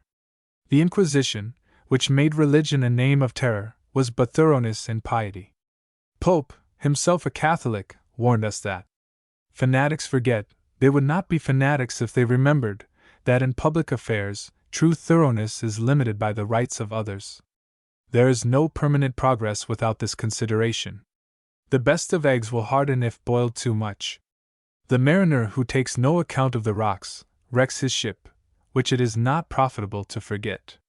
It is natural that those who crave practical knowledge of the unseen world should look about the universe for some chink, through which they can see what goes on there, and believe they have met with truants who have made disclosures to them. I have no commerce of that kind to relate. It is hard to think that when Jupiter is silent, when the head of the gods speaketh not, that he allows angels with traitor tongues to betray to men the mysteries of the world he has himself concealed. Can it be that he permits wayward ghosts to creep over the boundary of another world and babble his secrets at will? This would imply great lack of discipline at the outposts of paradise. There is great fascination in clandestine communication with the kingdom of the dead. I own that noises of the night, not heard in the day, seem supernatural. The wind sounds like the rush of the disembodied, hinges creak with human emotion, winds moan against window panes like persons in pain. Creatures of the air and earth flit or leap in pursuit of prey, like the shadows of ghosts or the furtive steps of murdered souls. Are they more than?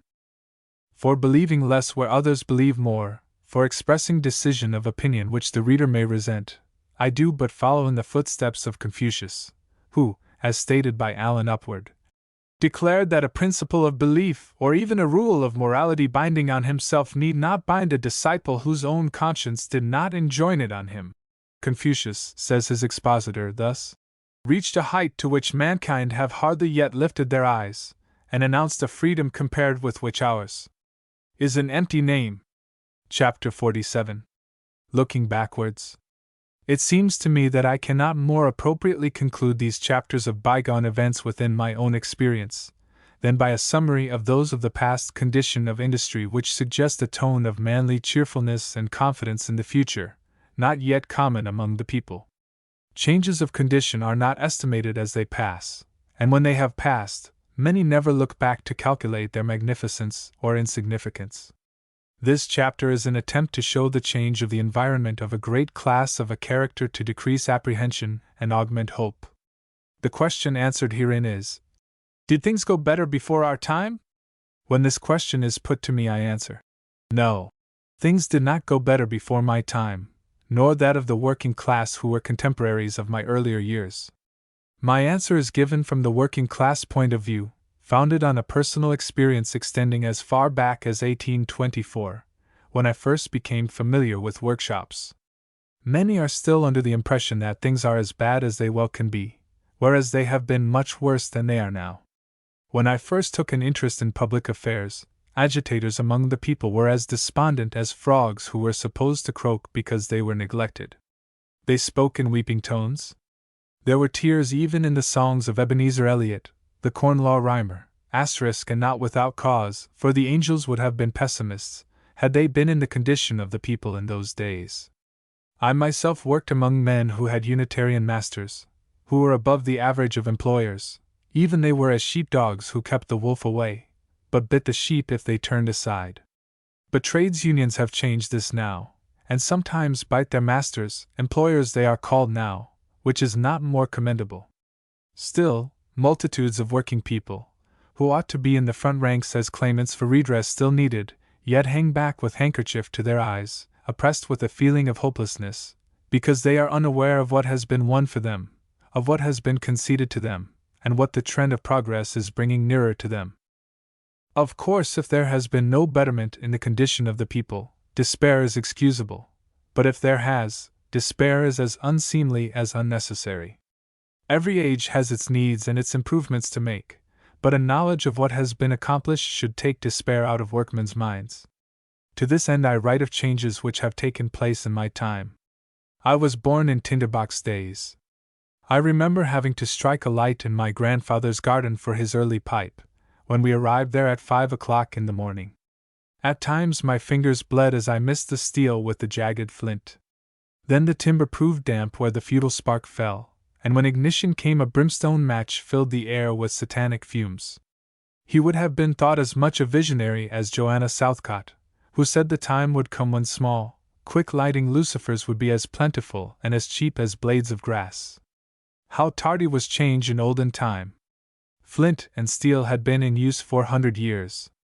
Philip the Good put it into the collar of the Golden Fleece, 1429. It was not till 1833 that phosphorus matches were introduced. The safety match of the present day did not appear until 1845. The consumption of matches is now about 8 per day for each person. To produce 8 lights, by a tinder box, would take a quarter of an hour. With the lucifer match 8 lights can be had in 2 minutes, occupying only 12 hours a year, while the tinder box process consumes 90 hours. Thus the lucifer saves nearly 80 hours annually, which, to the workman, would mean an addition of nearly 8 working days to the year. In tinderbox days the nimble night burglar heard the flint and steel going, and had time to pack up his booty and reach the next parish, before the owner descended the stairs with his flickering candle. Does any one now fully appreciate the morality of light? Extinguish the gas in the streets of London, and 1,000 extra policemen would do less to prevent outrage and robbery than the ever-burning, order-keeping street light. Light is a police force, neither ghosts nor burglars like it. Thieves flee before it as errors flee the mind when the light of truth bursts on the understanding of the ignorant. 70 years ago the evenings were wasted in a million houses of the poor. After sundown the household lived in gloom. Children who could read, as I did, by the flickering light of the fire, which often limited for life the power of seeing. Now the pauper reads by a better light than the squire did in days when squires were county gods. Now old men see years after the period when their forefathers were blind. Then a social tyranny prevailed, unpleasant to the rich and costly to the poor, which regarded the beard as an outrage. I remember when only 4 men in Birmingham had courage to wear beards. They were followers of Joanna Southcott. They did it in imitation of the apostles, and were jeered at in the streets by ignorant Christians. George Frederick Muntz, one of the 2 first members elected in Birmingham, was the first member who ventured to wear a beard in the House of Commons, and he would have been insulted had not he been a powerful man and carried a heavy malacca cane, which he was known to apply to any one who offered him a personal affront. Only military officers were allowed to wear a mustache. Among them, no one, not even Wellington, was hero enough to wear a beard. The Rev. Edmund R. Larkin, of Burton Rectory, near Lincoln, was the first clergyman, that was as late as 1852, who appeared in the pulpit with a beard, but he shaved the upper lip as an apology for the audacity of his chin. George Dawson was the first nonconformist preacher who delivered a sermon in a full-blown mustache and beard, which was taken in both cases as an unmistakable sign of latitudinarianism in doctrine. In the bank clerk or the workman it was worse. It was flat insubordination not to shave. The penalty was prompt dismissal. As though there were not fetters about hard to bear, people made fetters for themselves. Such was the daintiness of ignorance that a man could not eat, dress, nor even think as he pleased. He was even compelled to shave by public opinion. When Mr. Joseph Cowen was first a candidate for Parliament, he wore, as was his custom, a felt hat then called a wide awake. He was believed to be an Italian conspirator, and suspected of holding opinions lacking in orthodox requirements. Yet all his reputed heresies of acts and tenets put together did not cost him so many votes as the form and texture of his hat. He was elected, but his headgear would have ruined utterly a less brilliant candidate than he. This social intolerance now shows its silly and shameless head no more. A wise tolerance is the angel, which stands at the portal of progress, and opens the door of the temple. Dr. Church, of Birmingham, was the first person who, in my youth, contrived a bicycle, and rode upon it in the town, which excited more consternation than a Southcottian with his beard. He was an able physician, but his harmless innovation cost him his practice. Patients refused to be cured by a doctor who rode a horse which had no head, and ate no oats. Now a parson may ride to church on a bicycle and people think none the worse of his sermon. And scandal of scandals, women are permitted to cycle, although it involves a new convenience of dress formerly sharply resented. In these days of public washhouses, public laundries, and water supply, few know the discomfort of a washing day in a workman's home, or of the feuds of a party pump. One pump in a yard had to serve several families. Quarrels arose as to who should first have the use of it. Sir Edwin Chadwick told me that more dissensions arose over party pumps in a day than a dozen preachers could reconcile in a week. Now the poorest house has a water tap, which might be called moral, seeing the ill feeling it prevents. So long as washing had to be done at home, it took place in the kitchen, which was also the dining room of a poor family. When the husband came home to his meals, damp clothes were hanging on lines over his head, and dripping onto his plate. The children were in the way, and sometimes the wrong child had its ears boxed because, in the steam, the mother could not see which was which. This would give rise to further expressions which kept the recording angel, of whom Sterne tells us, very busy, whom the public wash-houses set free for other, though scarcely less repugnant duty. In that day sleeping rooms led to deplorable additions to the register of idle words. The introduction of iron bedsteads began a new era of midnight morality. As a wandering speaker I dreaded the wooden bedstead of cottage, lodging-house or inn. Fleas I did not much care for, and had no ill will towards them. They were too little to be responsible for what they did, while the malodorous bug is big enough to know better. Once in Windsor, I selected an inn with a white portico, having an air of pastoral cleanliness. The four-poster in my room, with its white curtains, was a further assurance of repose. The Boers were not more skillful in attack and retreat than the enemies I found in the field. Lighted candles did not drive them from the copy pillow where they fought. In Sheffield, in 1840, I asked the landlady for an uninhabited room. A cleaner-looking, whitewashed chamber never greeted my eyes. But I soon found that a whole battalion of red-coated cannibals were stationed there, on active service. Wooden bedsteads in the houses of the poor were the fortresses of the enemy, which then possessed the land. Iron bedsteads have ended this, and given to the workmen 2 hours more sleep at night than was possible before that merciful invention. A gain of 2 hours for 7 nights amounted to a day's holiday a week. Besides, these nocturnal irritations were a fruitful source of tenemental sin, from which iron bedsteads have saved residents and wayfarers. Of all the benefits that have come to the working class in my time, those of travel are among the greatest. Transit by steam has changed the character of man, and the facilities of the world. Nothing brings toleration into the mind like seeing new lands, new people, new usages. They who travel soon discover that other people have genius, manners, and taste. The traveler loses on his way prejudices of which none could divest him at home, and he brings back in his luggage new ideas never contained in it before. Think what the sea terror of the emigrant used to be, as he thought of the dreadful voyage over the tempestuous billows. The first emigrants to America were 6 months in the Mayflower. Now a workman can go from Manchester into the heart of America or Canada in a fortnight. The deadly depression which weighed on the heart of homesick emigrants occurs no more, since he can return almost at will. A mechanic can now travel farther than a king could a century ago. When I first went to Brighton, third-class passengers traveled in an open cattle truck, exposed to wind and rain. For years the London and North Western Railway shunted the third-class passengers at Blisworth for 2 hours, while the gentlemen's trains went by. Now workmen travel in better carriages than gentlemen did half a century ago. In Newcastle-on-Tyne I have entered a third-class carriage at 4:45 in the morning. It was like Noah's Ark. The windows were openings which in storm were closed by wooden shutters to keep out wind and rain, when all was darkness. It did not arrive in London till 9 o'clock in the evening, being 16 hours on the journey. Now the workman can leave Newcastle at 10 o'clock in the morning, and be in London in the afternoon. Does any one think what advantage has come to the poor by the extension of dentistry? Teeth are life-givers. They increase comeliness, comfort, health and length of years, advantages now shared more or less by the poorer classes, once confined to the wealthy alone.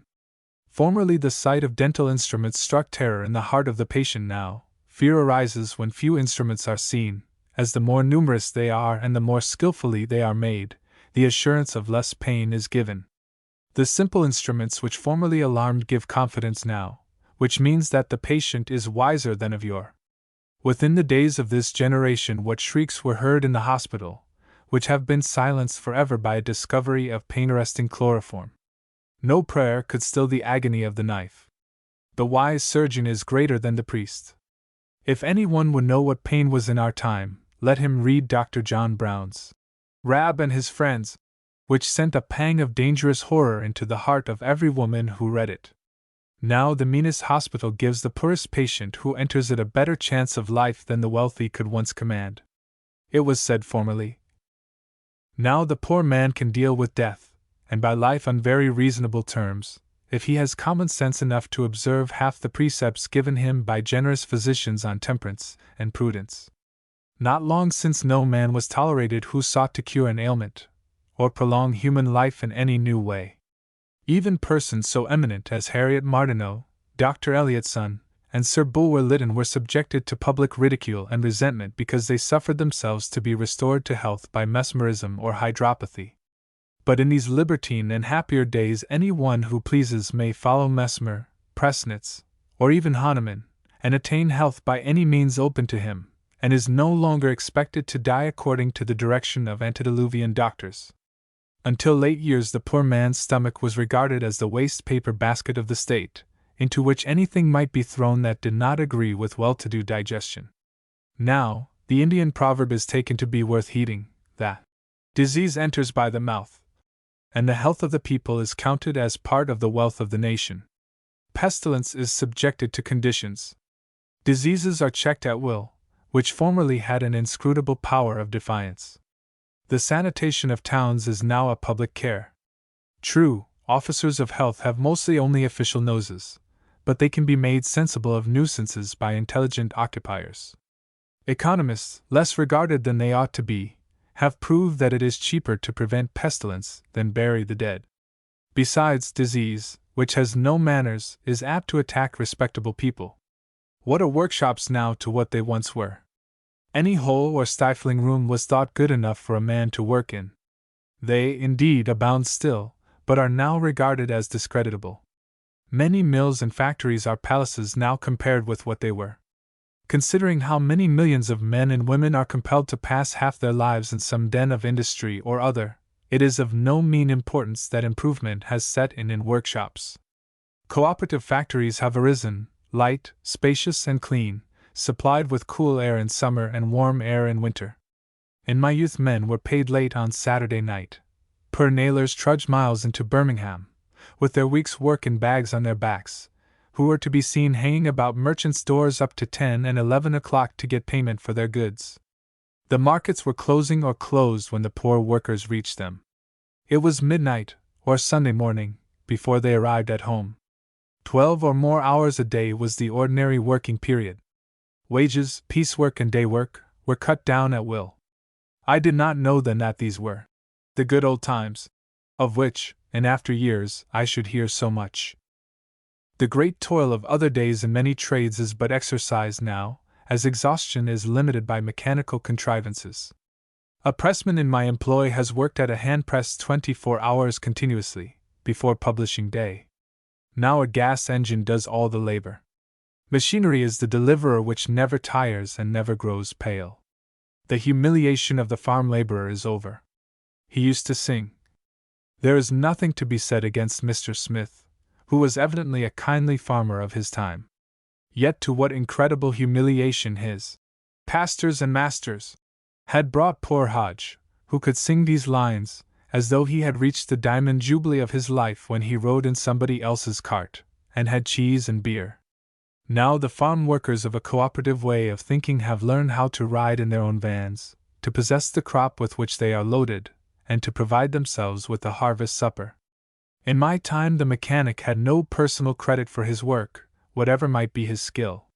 Now in industrial exhibitions the name of the artificer is attached to his work, and he is part of the character of the firm which employs him. He has, also, now, if cooperation prevails, a prospect of participating in the profits of his own industry.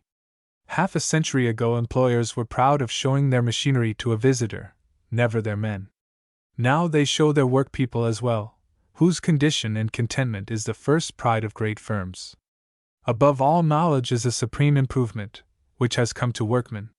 They never asked for it, the ignorant never do ask for knowledge, and do not like those who propose it to them. Brougham first turned aside their repugnance by telling them what Bacon knew, that knowledge is power. Now they realize the other half of the great saying Dr. Creighton, the late Bishop of London, supplied, that ignorance is impotence. They can see that the instructed son of the gentleman has power, brightness, confidence, and alertness, while the poor man's child, untrained, incapable, dull in comparison, often abject, is unconscious of his own powers which lie latent within him. If an educated and an ignorant child were sold by weight, the intelligent child would fetch more per pound avoirdupois than the ignorant one. Now education can be largely had for working men's children for nothing. Even scholarships and degrees are open to the clever sort. Moreover, how smooth science has made the early days of instruction, formerly made jagged with the rod. Sir Edwin Chadwick showed that the child mind could not profitably be kept learning more than an hour at a time, and recreation must intervene before a second hour can be usefully spent. What a mercy and advantage to thousands of poor children this has been! Even the dreary schoolroom of the last generation is disappearing. A schoolroom should be spacious and bright, and board schools are beginning to be made so now. I have seen a board school in a dismal court in Whitechapel which looked like an alley of hell. All thoughts for pleasant impressions in the child mind, which make learning alluring, were formerly uncared for. Happier now is the lot of poor children than any former generation knew. Within my time no knowledge of public affairs was possible to the people, save in a second-hand way from sixpenny newspapers a month old. Now a workman can read in the morning telegrams from all parts of the world in a halfpenny paper, hours before his employer is out of bed. If a pestilence broke out in the next street to the man's dwelling, the law compelled him to wait a month for the penny paper, the only one he could afford to buy, before he became aware of his danger, and it often happened that some of his family never lived to read of their risk. The sons of working people are now welcomed in the army, and their record there has commanded the admiration of the onlooking world. But they are not flogged as they once were, at the will of any arrogant dandy who had bought his mastership over them. Intelligence has awakened manliness and self-respect in common men, and the recruiting sergeant has to go about without the lash under his coat. The working man further knows now that there is a better future for his sons in the public service, in army or navy, than ever existed before our time. Even the emigrant ship has regulations for the comfort of steerage passengers, unknown until recent years. People always professed great regard for poor Jack, but until Mr. Plimsoll arose, they left him to drown.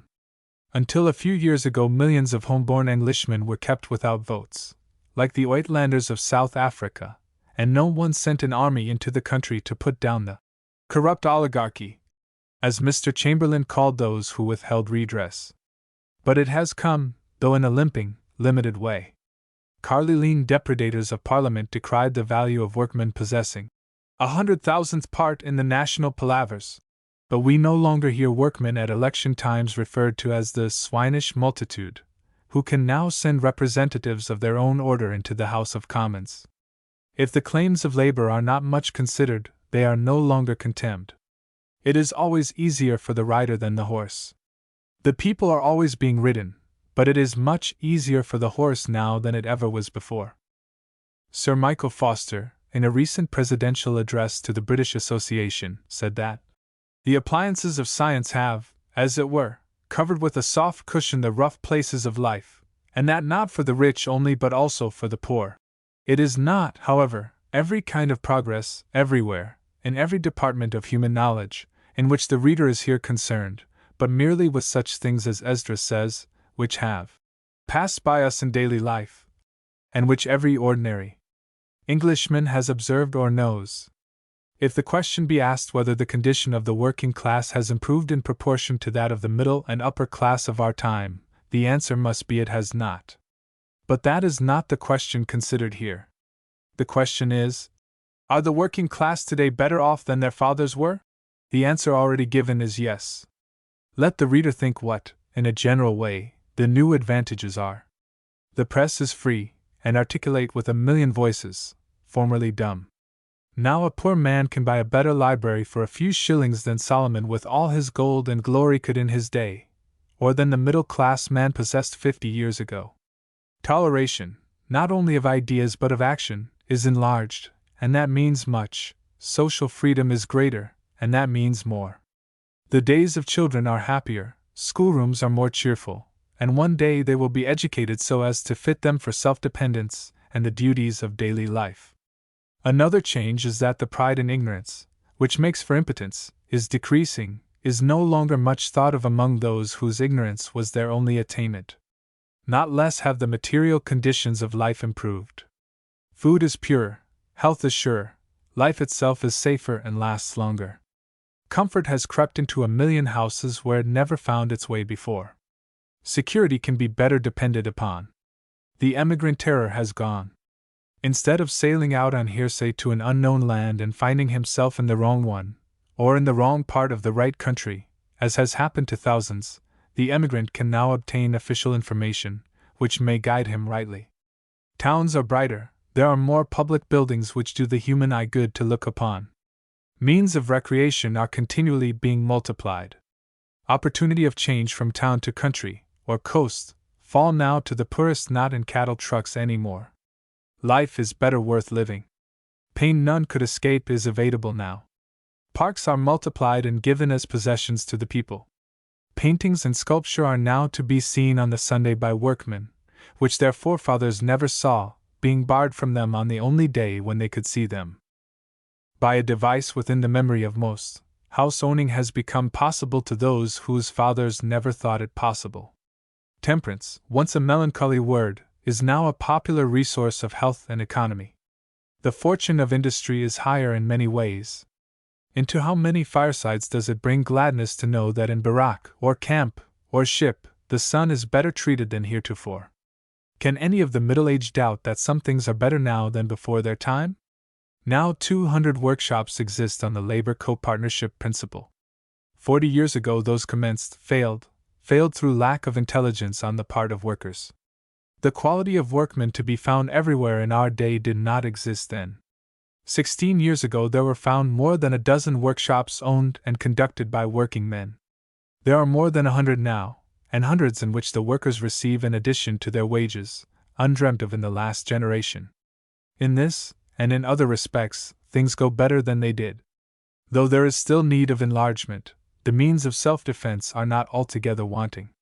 Cooperation has arisen, a new force for the self-extrication of the lowest.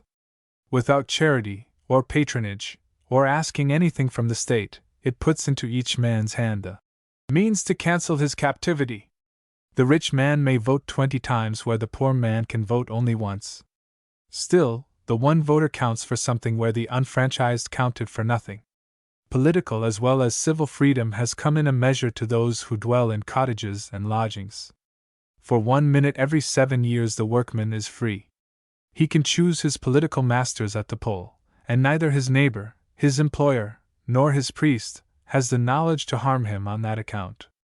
1 minute of liberty in 7 years is not much, but there is no free country in the world where that minute is so well secured as in England. If any one would measure the present by the past, let him recall the lines. They do it still, but not to the extent they did.